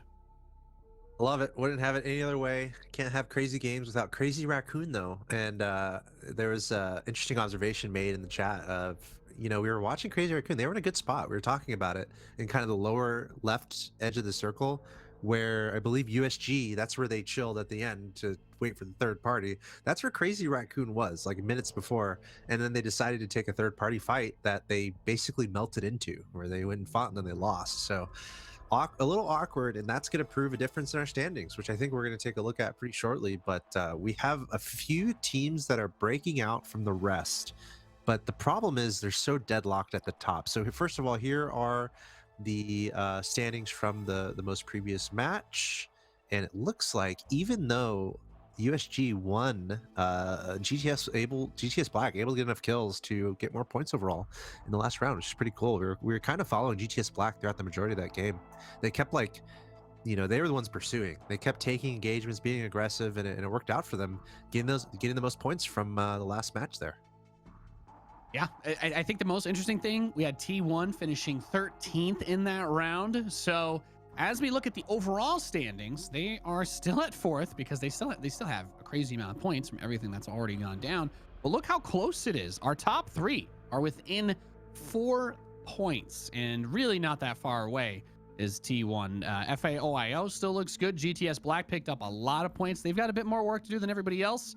And USG kind of gets within striking distance. They're going to need to have another good game like the one that they just had if they want to start contending with these guys, because their total kills are still below 10. And you've got, Crazy Raccoon with 40, T1 with 41, and everybody else is 20 plus in that top 5. So the level of competition has just been insane. Yeah. It's been crazy. And some of the other teams that we see are still good at taking fights, like Final Korea and Game With and Orthros Fang. Those guys are in the bottom 10 now as far as the standings go. It's been incredibly brutal. If anyone thought they were going to tune in and it was going to be like the March Madness Championship, I watched the first maybe minute of that basketball game between it was Baylor and Gonzaga, and Baylor went up 9-0, or they went out strong. It's like, okay, they're probably going to win. If anyone was expecting something like it here, it's not happening. We're not having a team that's just breaking away. It's like, okay, they won. I guess I won't tune in tomorrow. Sorry, guess what? You're going to have to tune in tomorrow, because this is not going to be resolved today. Again, we have our first 8 matches today. Our next 8 matches are tomorrow. 16 matches in total for all these teams. And the fact that we're through, 6 of those matches and we're just absolutely deadlocked at the top is super cool. So this is just going to get more exciting as the matches go along. And today has been awesome. Tomorrow is going to be even better. Hell yeah. Yeah, no, it's been a crazy day of games. We've had a different team win every single round that we have done so far. Nobody's been able to get a second one in. And just as a quick reminder about the format, the way that we're doing this, we have 8 games today. We are going to be jumping into match 7 very soon. So we've got this game and the next one to wrap up today for APAC North. But don't worry, there's going to be plenty of more Apex Legends GLL Spring Masters going on here. We've got the other regions coming up after us. After we're done, we'll be bringing on some new casters, getting some new players in. And tomorrow, we will be live at the same time to bring you the second half of these matches. So right now, we're kind of building, everybody's setting up, feeling things out, getting a feel for how these matches are going. As we drop in, we're following USG on their way in. And then tomorrow, that's when the pressure is really going to mount. No more last chances, no more future opportunities. If you want to win, you're going to have to make it happen right then and there, which will be possible, because in 8 games, you can get a lot of points if you are doing what you need to do. Yeah, and more of the same here as far as drops are concerned. We've seen some very consistent dropping patterns from our players here, picking the same spot pretty much each time to loot up and get ready for the game ahead. And yeah, it's been a lot of fun just seeing all the variation of these teams as these matches happen. A lot of different teams winning, a lot of different teams doing well at different times. Some interesting strategical decisions from some of our top teams that brings some questions up for not only us, but for those in the chat, asking some questions about some of these plays. It just goes to show how important some of these decisions are for these teams. Like one bad decision and you're out of the game effectively. That can definitely happen. So to be able to find success here, it's a mixture of good decision making, a little bit of luck, consistency, and trying to find a good amount of a good balance between kills and placement in each and every game. Again, 16 matches, a ton of matches throughout the course of this entire series, as we see that's either Godzilla or the fire, the thermal coming into this map You from don't who want to knows step where. in that. You don't No. want to go there. No. You not could a good probably time. roast a marshmallow within a solid distance of that flame. You make I would s'mores? say. Is that it? We're gonna make Yeah. s'mores here. Can Yeah. can we get that as Caustic's heirloom? Can it be s'mores? Can I just? That would be Hey. awesome. You know, us Caustic players have a lot of things in common, and I don't think we would mind having that instead of a weapon for it. So GW and CG were both in that lava city again. I just had my eyes on that mini map for a large part of that segment because they keep fighting, just like Lag keeps fighting HE as we drag the poor observer around everywhere. But it looks like they've spread out a bit more than in the previous games. GW's actually already made their way out of lava city. CG's kind of looking towards Dome, but I think that's very risky considering where the circle is. If they get hung up for a long time, it's going to make the rotation path very tough. And T1, who's been landing trials basically every game, they split between trials and lava fissure. One goes trials, two lava. They're making their way to Skyhook again, as which we can see the late game circle is going to end up there once again. Skyhook's been a pretty popular destination today for final circles. Although, I mean, they've been pretty spread out though across the games. You know, we've hit southeast, we've had northeast. We haven't had like super far northeast. Right, you're right. That's what we really haven't had, like an epicenter ending, as we see a skirmish here between Lag and HE. They both love to come out on top here. I mean, it's fine having an early fight. You just have to absolutely win it to set yourself up for the rest of the game. You don't want to be knocked out after getting 2 kills or getting 1 kill. Looks like Lag getting the better end of it. Yeah, this building's a pretty And, fun yeah. one to hold up on. It's kind of a fun structure to hold up on. There's a lot of different levels to it. You have multiple different zip lines in and out, so it's also a transition point for a lot of folks coming in over towards this little marketplace type area. We've got Parka raining down, getting damage in, not able to secure a knock just yet though. She's got the best gear of everybody on the squad right now, the Horizon. They're going in, trying to pull everybody out, but not really able to get the money just yet on it. A little bit more damage. They're looking. You have to be so careful, right? You're a little bit more stacked than everybody on your team. If you're pushing by yourself, it's going to be tough. But the rest of the gang has arrived. They've Low got on ammo. Banana Star down, and 11 now shots. Parka comes in with the flank. The flatline off the side. Gibraltar Shield trying to help cover with this, but I do believe T1 is going to get a wipe there, and that is huge. That was Team Jupiter that just got wiped by T1. So not only does T1 True. pick themselves up a couple of kills here, Axel Toss, they are going to take one of the big competitors from that top 5 out of play for this round. You're absolutely right. That is huge. I believe Jupiter Vega were at the top of our standings. I think it was Jupiter Vega, then Reignite, and then Crazy Raccoon, all separated by literally a point each. So the fact that Jupiter Vega gets deleted as one of the first 2 squads in this round is absolutely huge. And T1 to be able to be the team to pull that off is just perfect for them. And honestly, what we just saw in the last 30 seconds to a minute, like that can be a highlight package in and of itself. A clinic courtesy of Parka. Like watching Parka there, which we were able to see, and how he navigated that fight was just wonderful. Through his ultimate, through some really nice grenades, and then he actually ran out of ammo on his R99, I believe it was. So he was stuck only with his flatline. But then his teammates came in and they just pushed because Parka was able to hit a lot of shots. I think Parka did most of the damage in that fight, and just showing why T1 is just such a strong team. Very nicely engaged. They took out one of they took out the top team in the lobby. And to me, that makes me feel like they've got some nice momentum here in this match to turn that into some more kills, which I think they'll definitely be looking for. That's what we're looking for as we take another look at Team Reignite, sitting under the, I don't know, kind of like a little train station as the, I think what you were saying before though, T1, the thing is we expect them to be good. They are supposed to be good, right? They've just struggled with the placement. They are still top 3 or 4 just based off of having a bajillion kills. But the placement points would really help elevate them to that next level if they could get a similar number of kills and finish top 3, or, you know, obviously get a dub here. a different team has won every single round that we've played so far. So anything really is still on the table as CG going to be looting here outside the ring. That first ring damage, as anybody who plays Apex knows, that the first ring damage is not that bad. There was a patch for like what 2 weeks where it killed everybody instantly, and they completely undid that one. As a totally caustic player myself, you know, we were all about to uninstall the game because our chubby legs just couldn't carry us fast enough into the ring after we had thrown 100 traps those are crazy inside a bunker. times, man. Those are crazy times. It's good times. There's been some fun meme metas in Apex, whether they were fun for monsters like me or fun for people who are actually good at the game.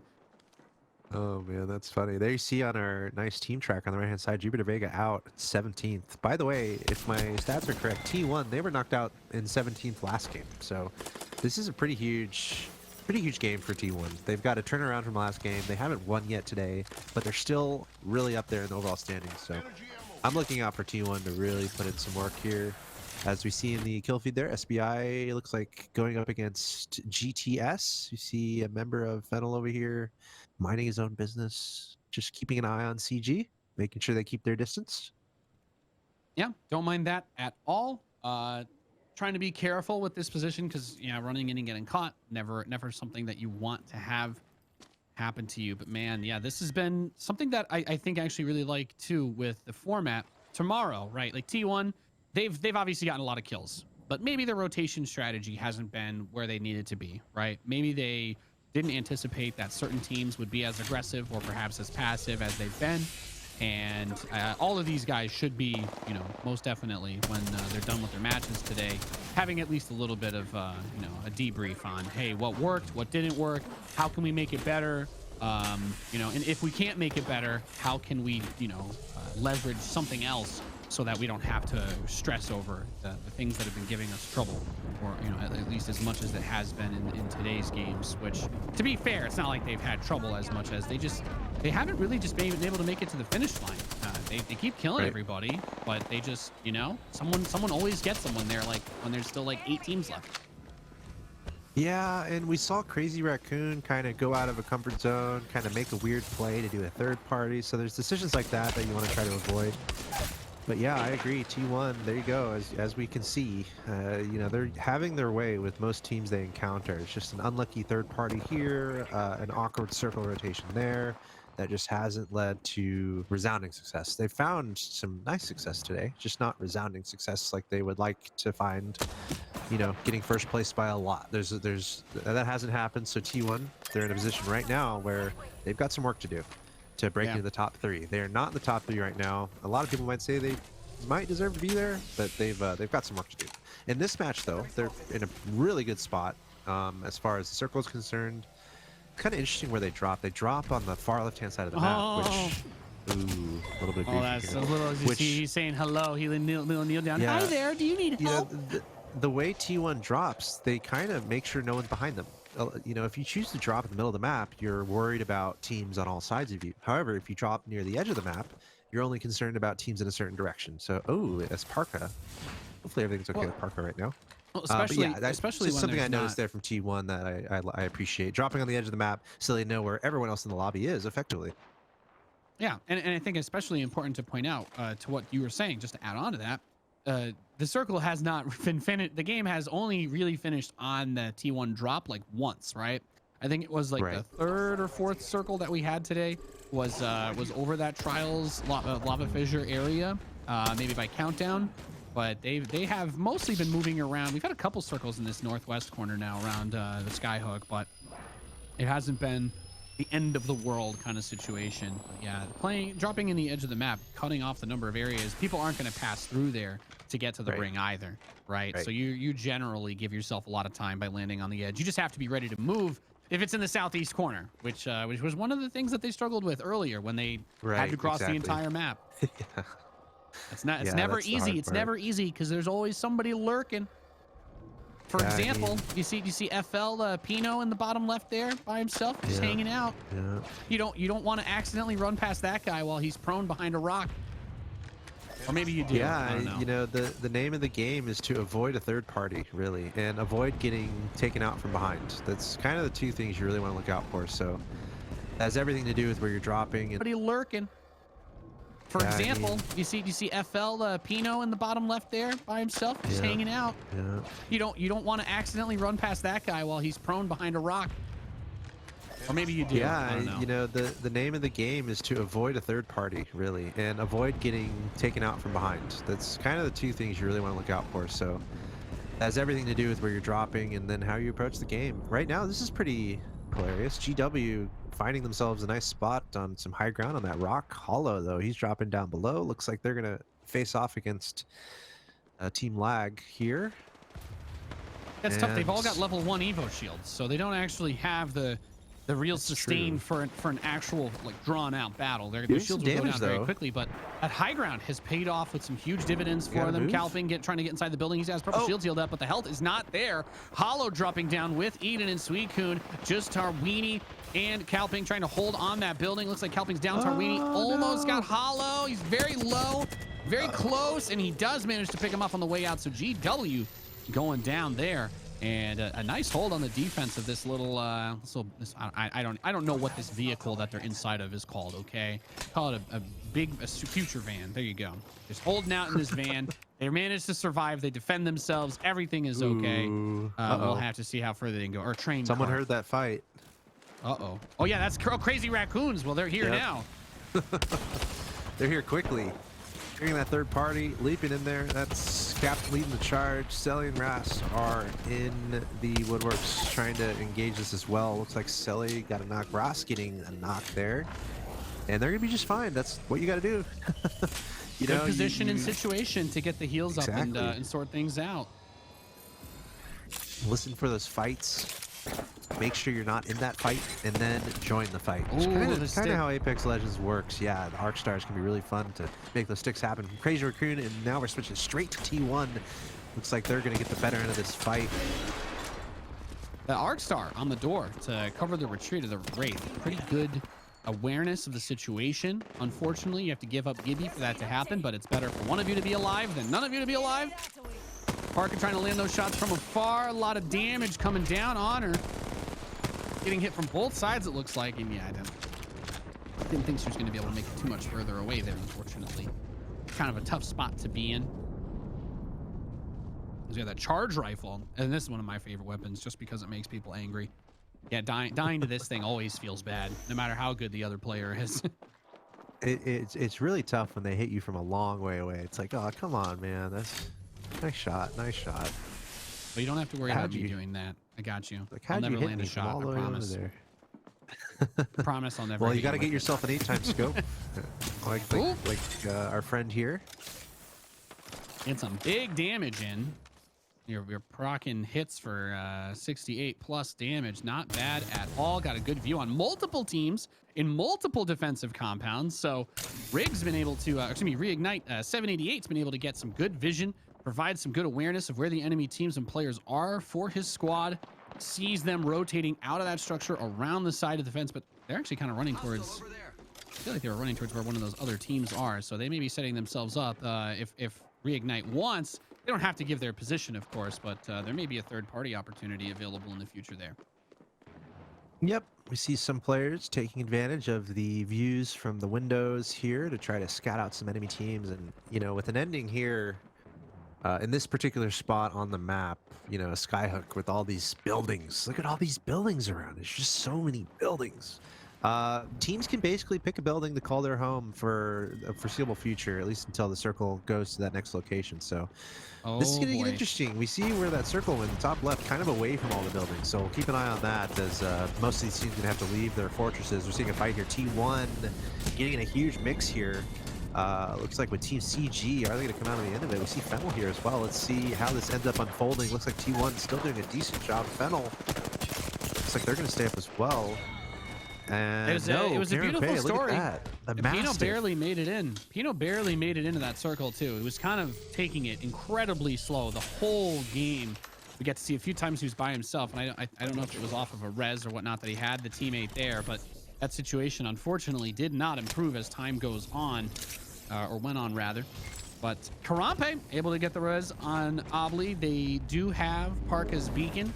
I don't know if they necessarily have the time or the resources to make the trip out and try try to get In that theory, res. yeah, in theory, but there's a beacon right over there, but I mean, at this point in the game, you know, it's so dangerous. far along. Yeah, very it's dangerous to go for a res this late. It's so far along. Everyone's going to be so well equipped. It's going to be almost impossible to get your teammate included in the action, but it is T1. They're a pretty finagle bunch, so we'll see how this unfolds. 10 squads left in the Skyhook area, and they're going to have eviction notices served to them pretty quickly if they're huddling up in one of these buildings, because that storm's going to come in the next 20 seconds or so, and we're going to have to see some movement from these teams. But I wouldn't expect to see too much action before that moment, because if you can find a building, it's really hard for another team to try to engage that. It's a little risky too, with so few teams left. It's almost like you want to wait for a moment where everyone's moving, and then try to expose one of those teams. T1 looks like they're under fire, hurting a lot. Look at the med situation, not good at all. It's CVA that's looking like it's getting a good angle onto them, and let's see if T1 can hold on to this position.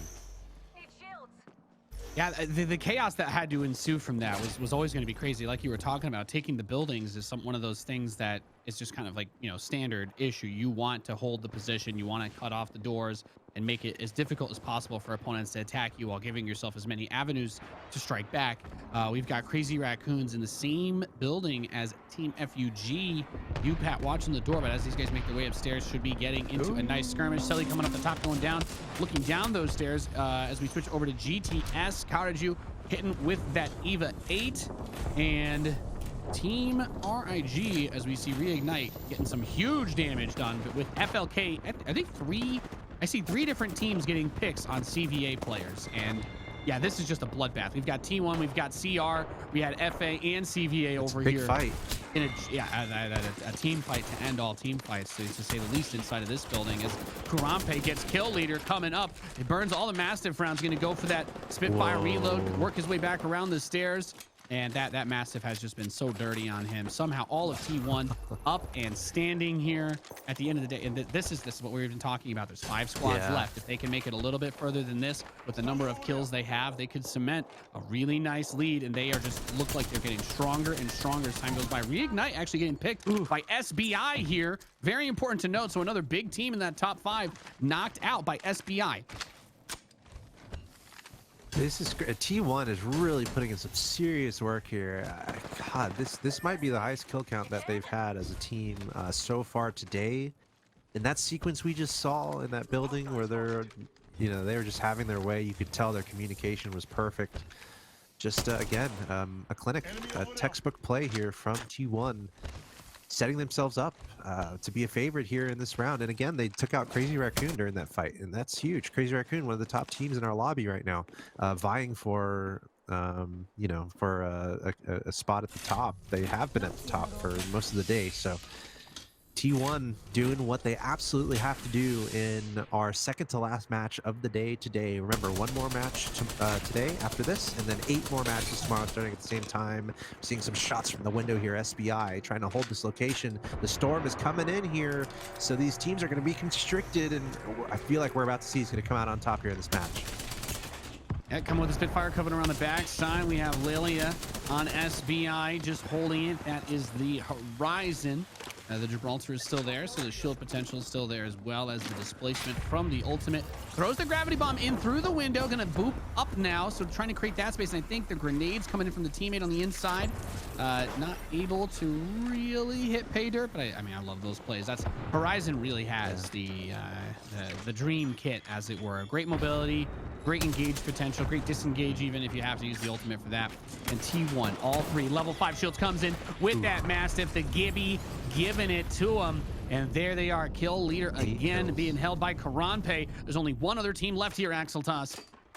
Yeah, I mean, it's looking like we're living in T1's game right now. They're having their way. Like, I've barely seen their shields be impacted, honestly, in the past couple minutes. So not only are they handling a highly competitive lobby when there's not a lot of real estate, as it looks like it just ended there. Did T1 take that? I'm pretty sure T1 took it, but I think I think they did. I think he died trying to walk back through that building. Was the shot we got of the Gibraltar just collapsing onto the floor tragically. That's a nasty way to go out. And T1 asserting their dominance finally, and we'll double check and get the confirmation on that, because it was a little bit hectic towards the end, but I think it was T1, and that's that. I mean, that's exactly what they needed, and I'm going to be scared to see the scoreboard, because the amount of kills that they had in that game was nasty.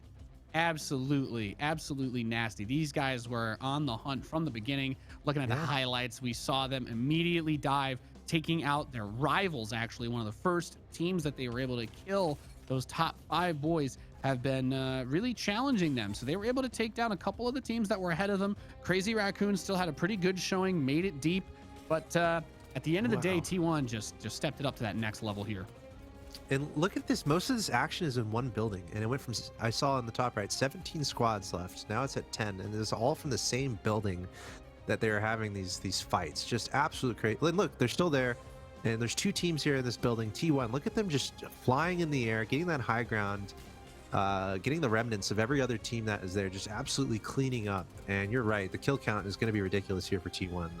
You know, they might have set themselves up in first place overall in our overall standings. T1 is a champion. There, we barely saw it at the end there, but that's just how smoothly they were playing. And I kind of noted it.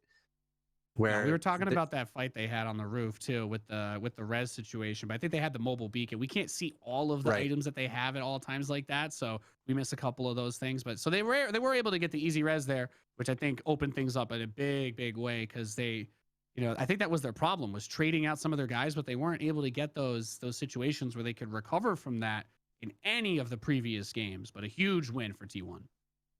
Yeah, and again, I wouldn't be surprised if they're at the top now. We've had an amazing day so far, where like 4, 5, 6 of our teams have effectively been deadlocked near the top of our standings, only like 10 points literally separating all of them. So that could be exactly what T1 needed, and I love how we saw it from the start. They took out Jupiter Vega, as you said, a rival for them in this on this day in this region, and then they were able to turn that into just momentum and getting kills and getting more kills, and then just accumulating the points by the end of that match. So really well done by T1. They're going to get their first win of the day, which is a little surprising that we had to wait till match 7 for that to happen. The question is, are they going to win again in our next game, match 8? We're going to find out. We're going to take a small break here from our Apex Legends GLL Masters Spring Tournament. This is the grand finals, match 8 of 16, coming up next.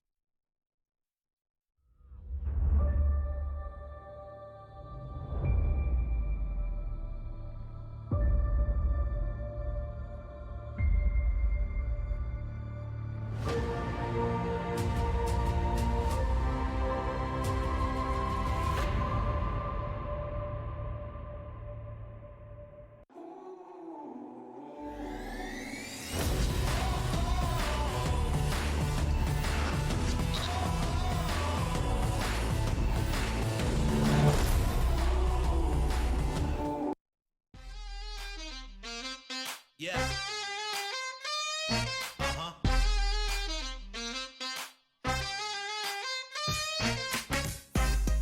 Yeah. Come on. Show me the money. Show me the money. Yeah. 'Cause it feels good right now.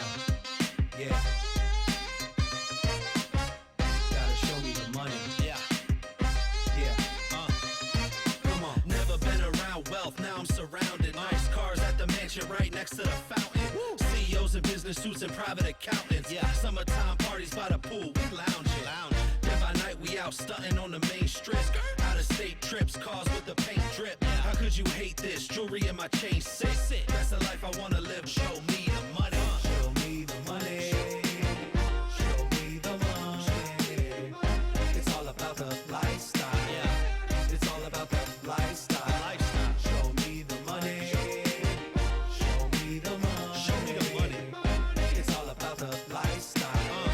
It's all about the lifestyle. Yeah. Come on. Show me the money. Show me the money. Show me the money.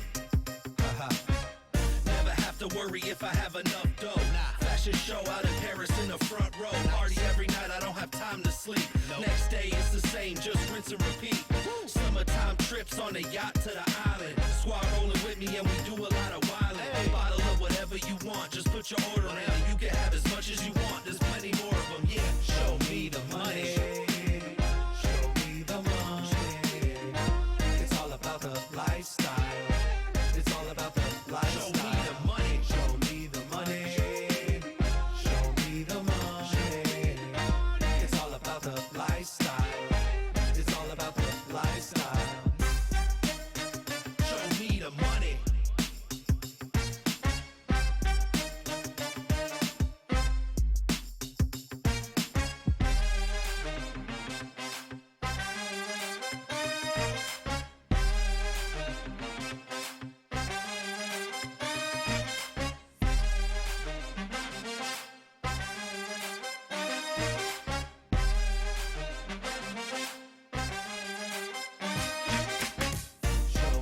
money. Show me the money. Show me the money. Yeah. Show me the money.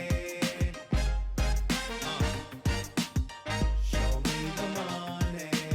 Show me the money. Yeah. Come on. Show me the money. Show me the money. Uh-huh.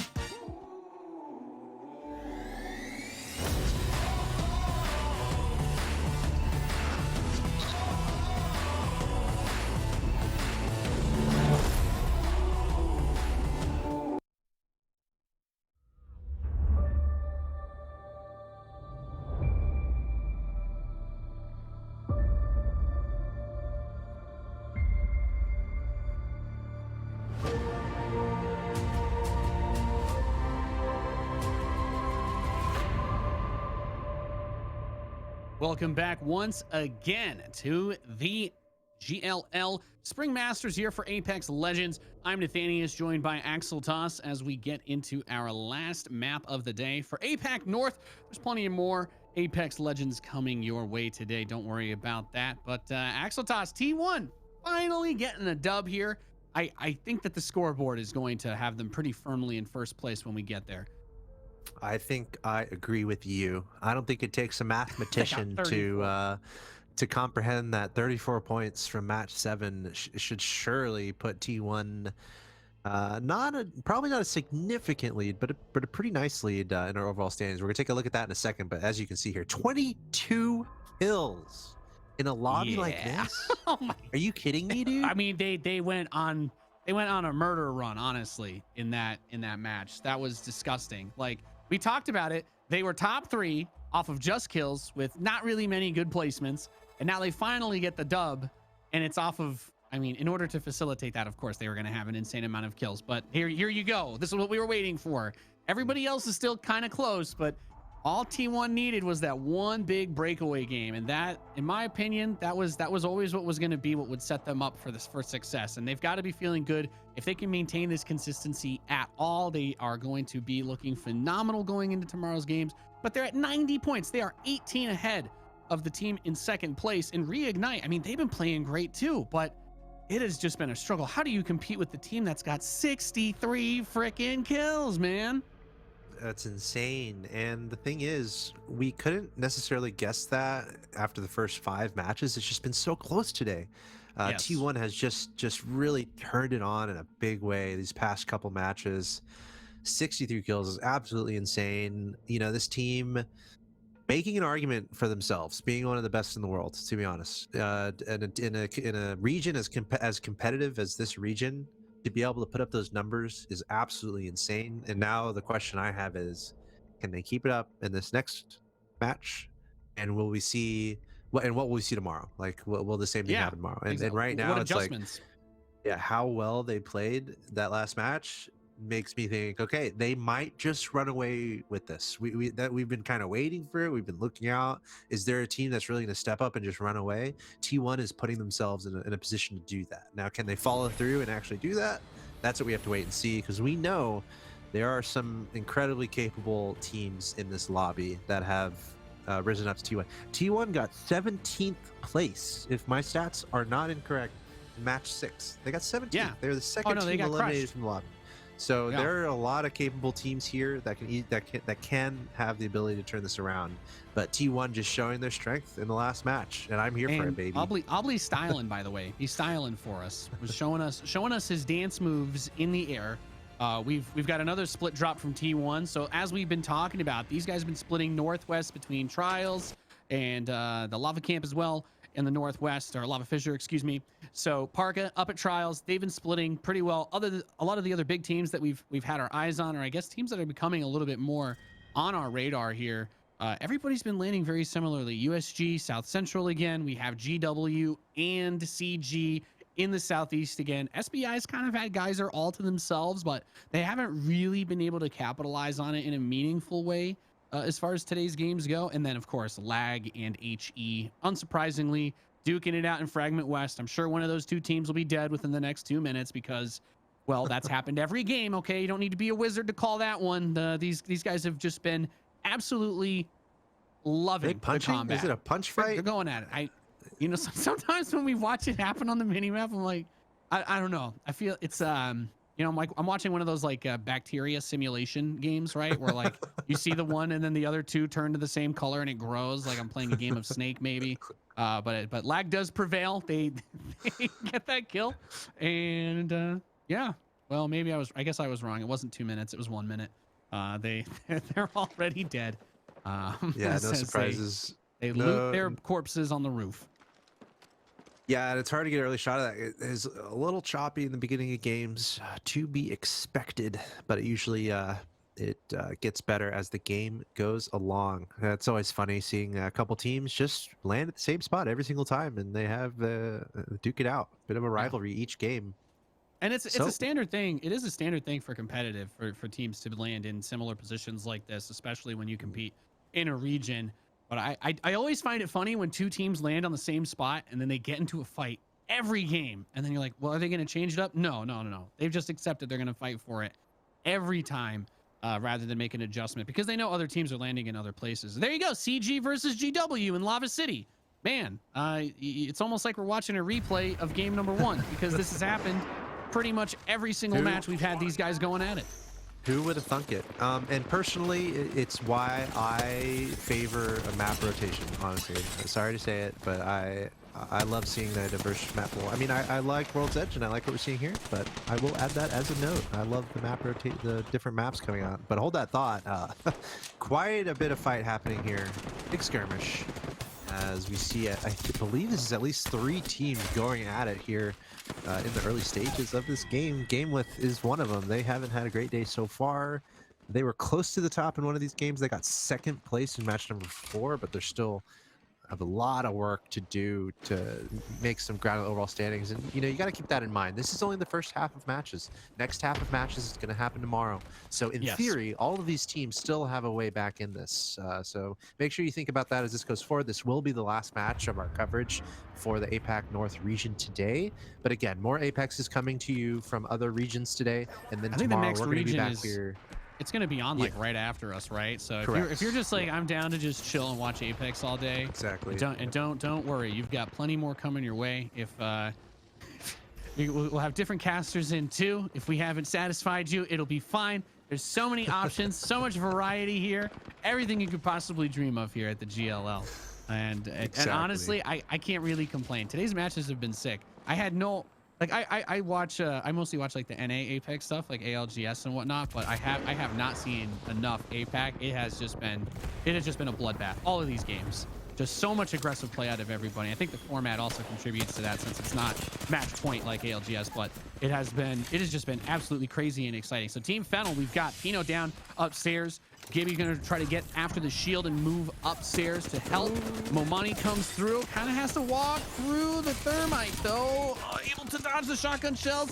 Very well done, engaged to retake that building. And of course, that's gonna secure the banner for Pino as well. And in this situation, especially with how far away they are from everybody else, should be a pretty easy res, and then they can get ready to move on to the next circle. Normally they've had to run further than everybody else when they land in the southeast, but since the circle is kind of be south central, this is actually, I think, our first south central circle we've had today. FL find themselves in a pretty nice spot. Yeah, that was really well played for them. They're going to be really happy with that. Got some kills, and they had no one else really near them, so no threat of a third party. Also, we saw the destruction capabilities of the Devotion, one of my favorite weapons, LMG. He did not have the turbocharger on it, but it was still just absolutely shredding. So fun to see that weapon in action. We've more seen the Volts in action here today, so it's cool to see the effectiveness of that Devotion for just a moment here today. Yeah, that meta's long since passed. Yeah, you don't see it a tremendous amount anymore, but when someone does it and they do it well, it always looks fun. You can spray out 100 bullets in 2 seconds and miss all of them. Right. It might come down to ammo at the end of the day. Energy ammo is one of the hardest to manage and find and make work for the entire game. So Devotion typically is going to require a lot of ammo to be really effective. So that might be one of the considerations why we don't see it as much. Yeah, composition I wise, like this. It's been a lot more like yeah. It's been a lot more like EVA 8 R301 type thing, right? Is what we've been seeing. Literally, as we switch over to Terrorin, literally.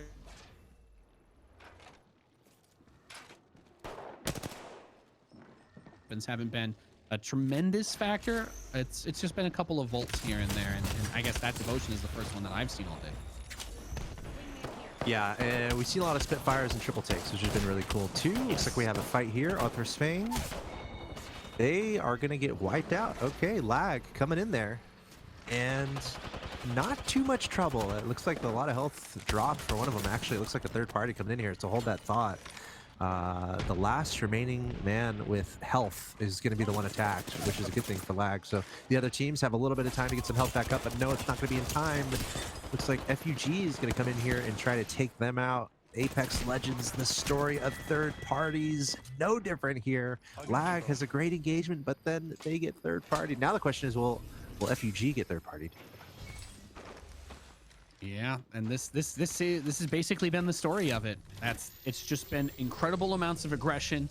You're not playing for match point. It's just all the points that you have when it's all over. I mean, the risk to be aggressive and possibly get that 10 kill game it's worth it, really. Yeah. Like to try and plow through and just mow everybody down has way more benefits than taking it slow in a situation like this, because there is no reach 50 points then win the next game. That's not how it works here. Everybody's just trying to get as much as they can every round. After 16 rounds, whoever's got the most, that's it. They walk away with the dub. They walk away with that trophy. So CVA kind of disengaging from that area where T1 is. They're not really interested in checking out their wares, as the ring is still pushing in towards the center of the map. I mean, the ring was central enough that it really shouldn't have been too hard for anyone to get here, yet we've got quite a few teams outside of it for that very reason.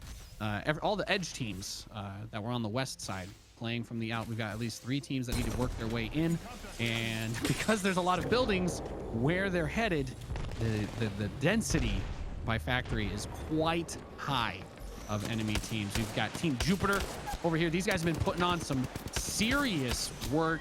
One of the top teams that we've had in points, and they are going to pick up a few more, Axel Toss. Yeah, it's exactly what they want, but they don't want to be third party. A little bit of an awkward position potentially. Whenever you're in a tunnel, is kind of, there's usually only 2 ways out of a tunnel. It's this way or that way. And if there's a team this way and a team that way, then you're in a sandwich. So it's not great. So we'll have to see if Jupiter Vega can avoid getting caught by a couple different players, and that's Crazy Raccoon over there, and we know how good they are. So this could be a little bit scary for Team Jupiter Vega's Crazy Raccoon pressing in here. Gonna try to get some kills. They know T1's out there putting up the numbers, so Crazy Raccoon perhaps a sense of urgency here to get some squad wipes.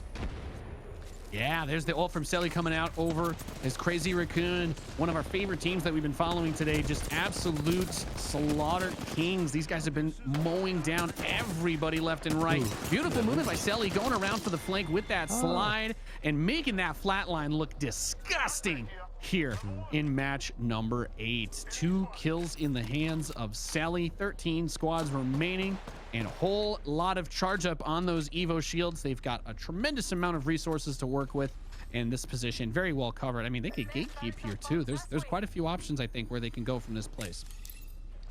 Yeah, again, the trickiest part just being in a tunnel and just hoping you just need two teams not to come after you from both ways. And right now, it doesn't look like that's going to happen for them. So they're going to be just fine. I also love how Selly immediately picked up an ultimate accelerant. In fact, that might be a second ultimate accelerant used in quick succession by Selly. Of course, the Bloodhound ultimate, one of the most effective in the game. And look at that. He just used his ultimate, and look, he already has it back just about with those two ultimate accelerants. So really heads up play there from Selly. Get that utility back in business as soon as possible. Shields all the way up. Thank you very much. And it looks like Ras is looking for the next target on the other end of the tunnel. And again, I mentioned it earlier, just a sense of urgency perhaps from Crazy Raccoon, knowing how well T1 is doing.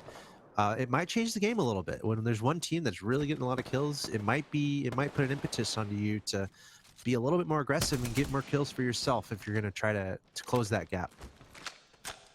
Yeah, they've at least the thing here when we're watching Crazy Raccoon is they're not in a position where they have that same level of pressure on them because they've been performing very well all day. You know, they've got a lot of kills, they've gotten a lot of good placements, and I expect them to come in strong tomorrow. So they have a little bit less incentive, I think, to go, you know, full YOLO here in the final game. Because at the same time, it can be a bit of an endurance test. You've already played through 7 full matches, and at this point, you really just want to have the strongest possible finish so that you can go into day 2 with that extra level of confidence. Unlike our good friend FA Scam, he's thinking to himself about where he'd rather be right now. Somewhere perhaps on a beautiful beach, you know, maybe with a Mai Tai or a mojito and an umbrella. You know what I'm saying? He's sitting there wishing he was somewhere else, but he's playing for placement points, so he's just chilling in that little crag spot where he is. As Crazy Raccoon is going to be taking on another fight over here on that northeast edge of the ring. Couldn't quite get eyes on who they were up against here, though.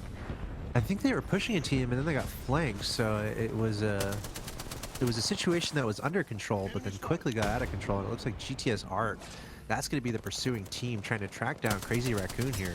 And it looks like Crazy Raccoon, look, it looks like they're on the run right now. So pretty awkward situation for them. Let's see what happens here. GTS Art, let's see if they try to swing around or just try to do a direct follow on to Crazy Raccoon. There might be another team around here too somewhere, so GTS Art has to be aware of that as well. It looks like their shields are just fine. Yeah, there's Crazy Raccoon. Okay, FUG is over there. That looks like Crazy Raccoon is going to have to deal with, and they have to push this way. There's no other way to go, so they also might get flanked. So really an awkward position here for Crazy Raccoon. Let's see how they navigate this. Yeah, coming in, the Jimmy Shield coming up, but they were able to get the knockdown before he could really try to make that play. We've got a decent bit of damage spread across. Captain coming in, looking for that battery. Is it just turning into like a straight up pinch here? That's that level 5 Evo Shield. It's just going from bad to worse. Crazy Raccoon trying to hold this spot has kind of made things a little more difficult for them. Captain gets the shield up, but doesn't have the hit points, so he's going to need to try and... You either have to squeeze out or you just have to force it and kill everybody. But you have to be real confident that you're going to be able to do it, because GTS, as we can see from Art's perspective, Karaju, he's got that level 5 shield. They're picking him off. They know they've got him locked in this corner here. The purple knockdown shield is cute. However, not enough to stop them. This is very difficult for Crazy Raccoon. They have a man down. The problem here is they're a little bit late on the rotation, and as we can see in this area of the map, there's not a lot of channels to go through. You're very limited where you can go, so the enemy teams are going to know where you're coming from. So that's what Crazy Raccoon's running into right now. All the other teams know where they are and know where they're coming from, and they're having trouble pushing through. It looks like they were able to get a fair amount of kills, but they have a man down, and they're not necessarily in an ideal position going into the late game. So just a little bit late on the rotation, a little bit unlucky with the circle. Only a couple channels going through that area. And look at this, GTS. You can see them lurking, going towards Crazy Raccoon there on the right-hand side. I'm a little bit nervous for them. Yeah, this whole thing has just gotten absolutely insane, because we as we've seen, the APAC North region, these guys have not been shy to fight. And even despite that loss earlier, I mean, Crazy Raccoon is still here. They're still kind of gatekeeping GTS when all is said and done. And Kurihara from FL is still just kind of hanging out. She's just chilling over here. Nothing really going on. You know, you open your phone, make sure grandma didn't send you any texts. Not missing anything. I don't know. I don't know what's going on with it. Maybe they're yeah, no, I've got no words for that. I do really have a lot of respect for Crazy Raccoons not trying to disengage harder from that position as Karaju comes out, and they're going to start to loot this and get ready to move forward towards the ring. Yeah, they're out. And they've got to get going, so they'll be on their ways in a moment. GTS and GTS Art ended up, I believe they were able to finish up Crazy Raccoon there, which is a pretty big deal. Again, between Jupiter Vega and Crazy Raccoon, those are two of the teams that have been having a really good day today, already knocked out, and more importantly, T1 is still around in this match here. And it seems like they're in a pretty good spot in that big superstructure where there can be a lot of teams in a lot of different places. And we'll have to see what happens here. 10 squads left. Circle's getting tighter and tighter. GTS Art looks to be in a really solid spot. Couple Look players. At this. So we've got the view on the two players. So you've got Skim, and I think it was Kuriara. They are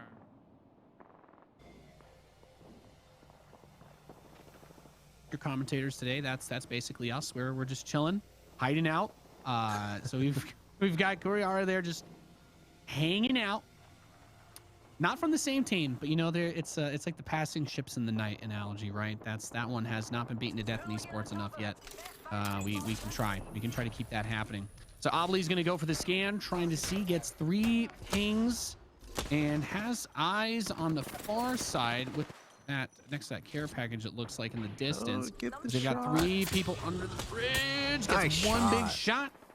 Yeah, working that triple take hard, and they're gonna force that Gibby shield out. No problem. And it's really important there because he gets to go. He was on blue shields, and it's like you don't want to be on blue shields at this point in the game. So that shot was critical, getting up to those purple shields, and now they're gonna be working towards that red shield. It's not too difficult to do with the triple take from distance. So we'll see. There's a lot of merit to just getting those pot shots and getting your armor where you want it to be. Look at all these teams again involved in this one building here on the end of this massive superstructure here on World's Edge. We see GTS, Rig, at least a couple teams in the area. Another fight happening here in the open. USG, a man down for them. Looks like Gibraltar gonna try to get a quick res. Yeah, but they're trying to do the res inside of the shield as that other Gibraltar ultimate is coming down, really having to play for the defensive position, but there's just so much chaos going on. USG is really feeling the pain. Multiple teammates knocked down directly in front of them, but is that opportunity to go for the res even going to present itself? I'm not entirely sure because everybody's got a Gibraltar on their team, so there's artillery falling everywhere, and you're pinned down. Oh my gosh, dude. You're literally stuck on a rock. Serpent and Rufa's on the low ground, but you've got Flora team on the other side of you. I mean, this wasn't a pinch. You got put in a vice, and someone closed it hard. That is a painful way to go out. Look at our hero Gibraltar there, still chilling in the crevice. He might have gotten a kill or two on that, and now he's got a friend joining him. So we'll see what happens there. Fennel Korea in an engagement here in the middle, going up against GTS. They're gonna get the better end of it.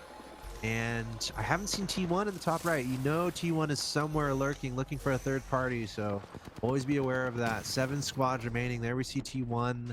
Everyone trying to find each other in this, again, this massive superstructure where there are a lot of places to hide. And T1 heard the fight. They've got a man down. Looks like they're playing a little bit passively because they only have two teammates alive, but they've got those enemies down below them, and those are some easy shots from Parko with that Spitfire, dishing out a lot of damage, but getting shot at from somewhere else at the same time.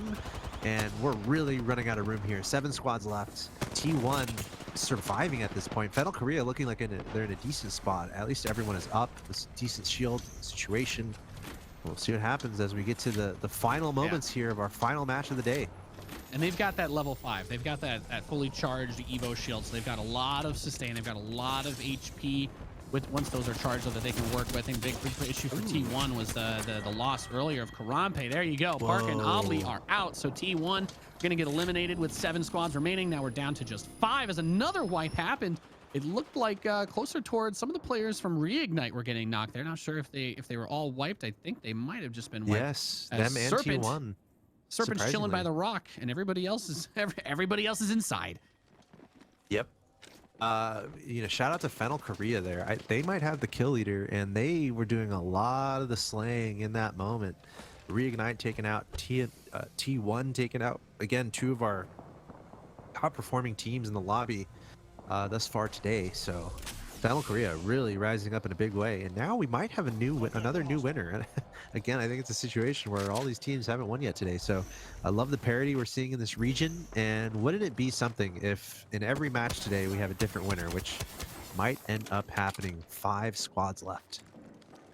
Yes, as you said, it's been a very chaotic set of results with especially that. Now T1 will not be able to win a second game today, so the possibility of another new team winning.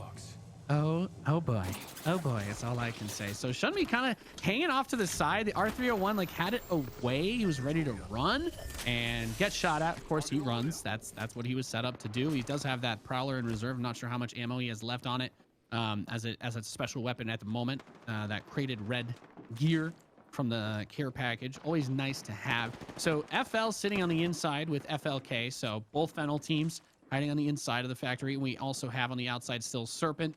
Those guys have just been chilling. This next circle, I am not 100% sure which way it's going to be pushing them, if they have to stay inside or not. It's a bit tricky. Bit of a tricky situation. Yeah, no, it's the final circle. Right, I'm stupid. So it's going to close in and kill everybody in a minute if they don't fight anyway. So this is about all they can do. You have this very safe area where everyone's been holding back, but the game's going to make you fight each other. That's what I was thinking to myself. I'm like, why is everybody playing this slow? This circle was quite turtly. Yeah, there's a few spots near the center of the circle where there's inside and there's outside, so we could see a pretty weird ending here. But it's always fun to see who can come out on top in these kind of weird circle endings. Right now we're taking a look at GTS Black, looking up the alley here. Back the other way. Looks like another skirmish is happening. FLK, Fennel Korea taking out Fennel Japan. Looks like in our kill feed we can see that. Fennel Korea going strong. We've been talking about them a lot today. Serpent getting wiped out, and that's Fennel Korea again. And look at this. They're full shields, full health, no problem. Let's see who can come and challenge this. Fennel Korea. Is anyone going to stop them from achieving victory here in this match? Yeah, and the team with the second most points in the semifinals, FLK. We have not seen them be able to really make it happen in the ends of these games. Big opportunity for them. Team Flora moves out. However, they're using that Gibby Shield to cover themselves. The EMP is going to hit, though. The rest of the players that are left in this game, and that circle is pushing in too hard for them to be able to stay still. Gibby Shield is going to go down for Korea, for Fennel Korea, excuse me, as GTS Black Cabbages trying to hold on the inside here with that crypto. He gets knocked down. One player left for GTS Presidian on the Wraith coming through, just kind of portal dancing, trying to avoid being hit and just using that portal to stay alive. Wow. But it's not going to work. Fennel Korea is going to be the 8th champion of the day, and we've done it, Axel Toss. We've managed to have such a chaotic and hectic array of games that different teams won every single round, and every single round was just absolute madness and chaos. That's the only way I can describe it. It's been a bloodbath of games. And the skill, just the skill level we're seeing from these teams is just a sight to behold from a lot of different teams. It's great. We're seeing a lot of different characteristics from these teams. We're seeing some, find their momentum at different times. This game was all about Fennel Korea. I mean, my gosh, they had a huge game, almost as big of a game, I believe, as T1 had a couple matches ago. So Fennel Korea really rising up in a big way. In the overall standings, they were sitting at number 14 out of 20 coming into this match. So a very underwhelming day to say the least. 10th, 11th, 17th, 10th, 15th were their standings. So the fact that they're able to get first place is absolutely huge. We saw Crazy Raccoon put in some decent work here, but they ended up getting knocked out. T1 also put in some decent work in that game. They also got knocked out outside of the top 5.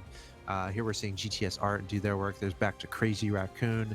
This was a little before they ended up being knocked out, but again, such a competitive match, such a competitive game. And look at this, Fennel Korea, the final 5 minutes or so was all about them. I almost think they wiped almost all the squads near there. And look at this, they're in the corner here. How do they get out of that? That's what I'm just baffled by. They were stuck in a corner here, locked in. Look, and an arc star hit all of them. I don't know how they get out of that position and they kill the rest of these guys. It's just crazy. Just very impressive play as we see it unfold here by Fennel Korea. Yeah, GTS and Flora ended up taking it out mostly on each other. FLK just did a really good job of kind of dancing around. Yeah, Dogma flipped around the portal last and came through. Brasidian was the only player left in that fight. And because he was going through the portal, it was easy cleanups for FLK, because when he came out, he was the only enemy player remaining. And having 3 guns on your face does make escaping when there's about 3 meters of space that's not a death trap. It makes it pretty hard. What I'm trying to say is the final circle is a cruel mistress when you're trying to play 1v3. It's just not really going to work. It's not something that's known to regularly work. However, I do appreciate the portal attempts. Those are always some interesting memes, Axel Toss. As we're just going to be hanging out here for a second while we tally the score and get everybody up to date on what is going on. But man, what a fun array of games that we've had in T1 and Crazy Raccoons really won me over big time today. Yeah, and it's pretty safe to say T1 is going to be top 3. I think the question is, did Fennel Korea... I mean, Fennel Korea wasn't even close to making it to the top there. So T1 should still be at the top, I would imagine. We're doing all the math behind the scenes right now. But T1 having a great day today. And honestly, if you're able to have if you're able to retain a decent level of consistency throughout the entire day and just have one match where you pop off, that might be a winning strategy. And that's kind of what we saw from T1. Having a decent day. They didn't have a ton of top 3s, but they were kind of consistently getting kills, and they were kind of consistently in the top 10. And then they were able to have one huge breakout match where they won, and they got like 22 kills in a stacked lobby.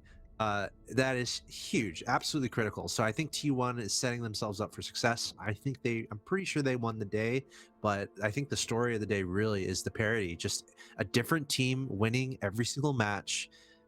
Our standings at the top are deadlocked. T1 might have a little lead above everyone else, but past that, the next few teams are very closely matched. So I'm excited to see how these numbers look. Yeah, and I think that we've got them just about ready for the results of that previous match and overall. So for match number 8, Fennel Korea gets first place, 12 placement points. But yeah, Axel Toss, they popped off 14 kills. Yeah, it's going to give them a 26 total gain from here. Flora and GTS Black honorable mentions, and Serpent 3 who have had a couple of deep-ish runs, but not so many points.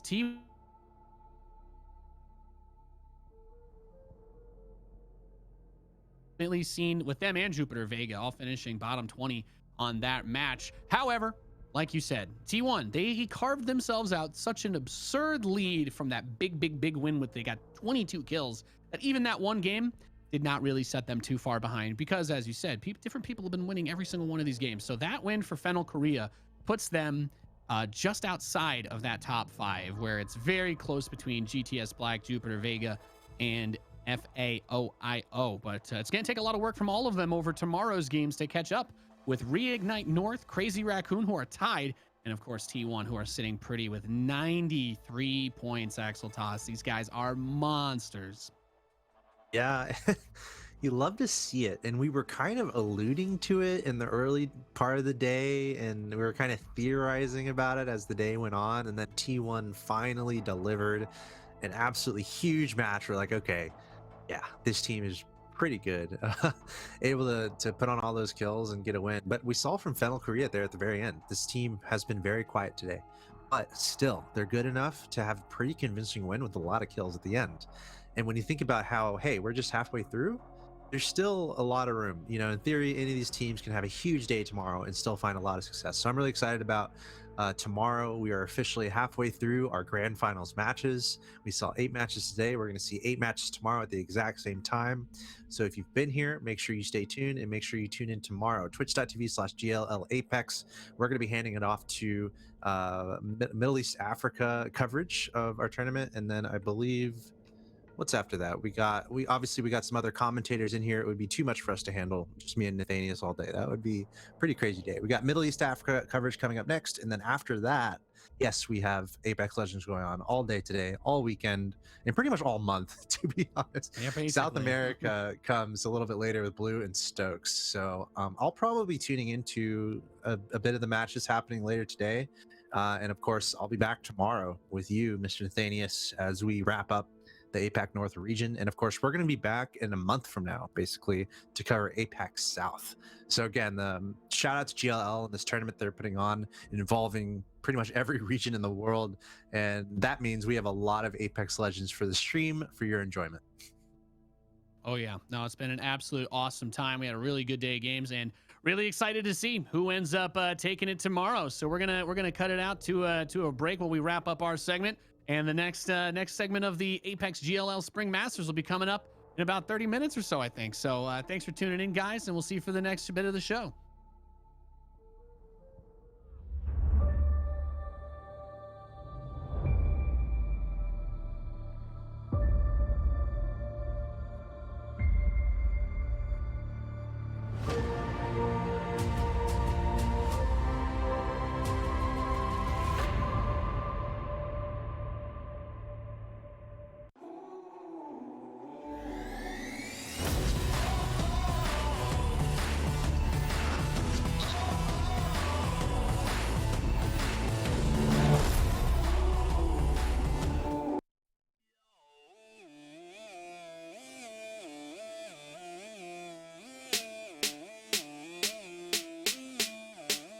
Tell me what you wanna do.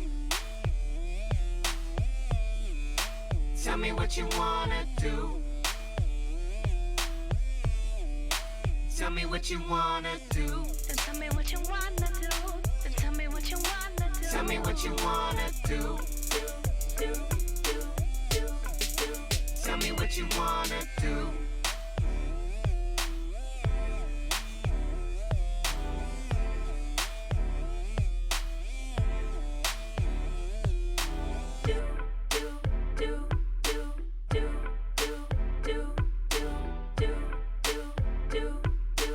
Tell me what you wanna do. Tell me what you wanna do. Tell me what you wanna do. Tell me what you wanna do. Then tell me what you wanna do. Then tell me what you wanna do. Tell me what you wanna do. Then tell me what you wanna do. Then tell me what you wanna do. Tell me what you wanna do.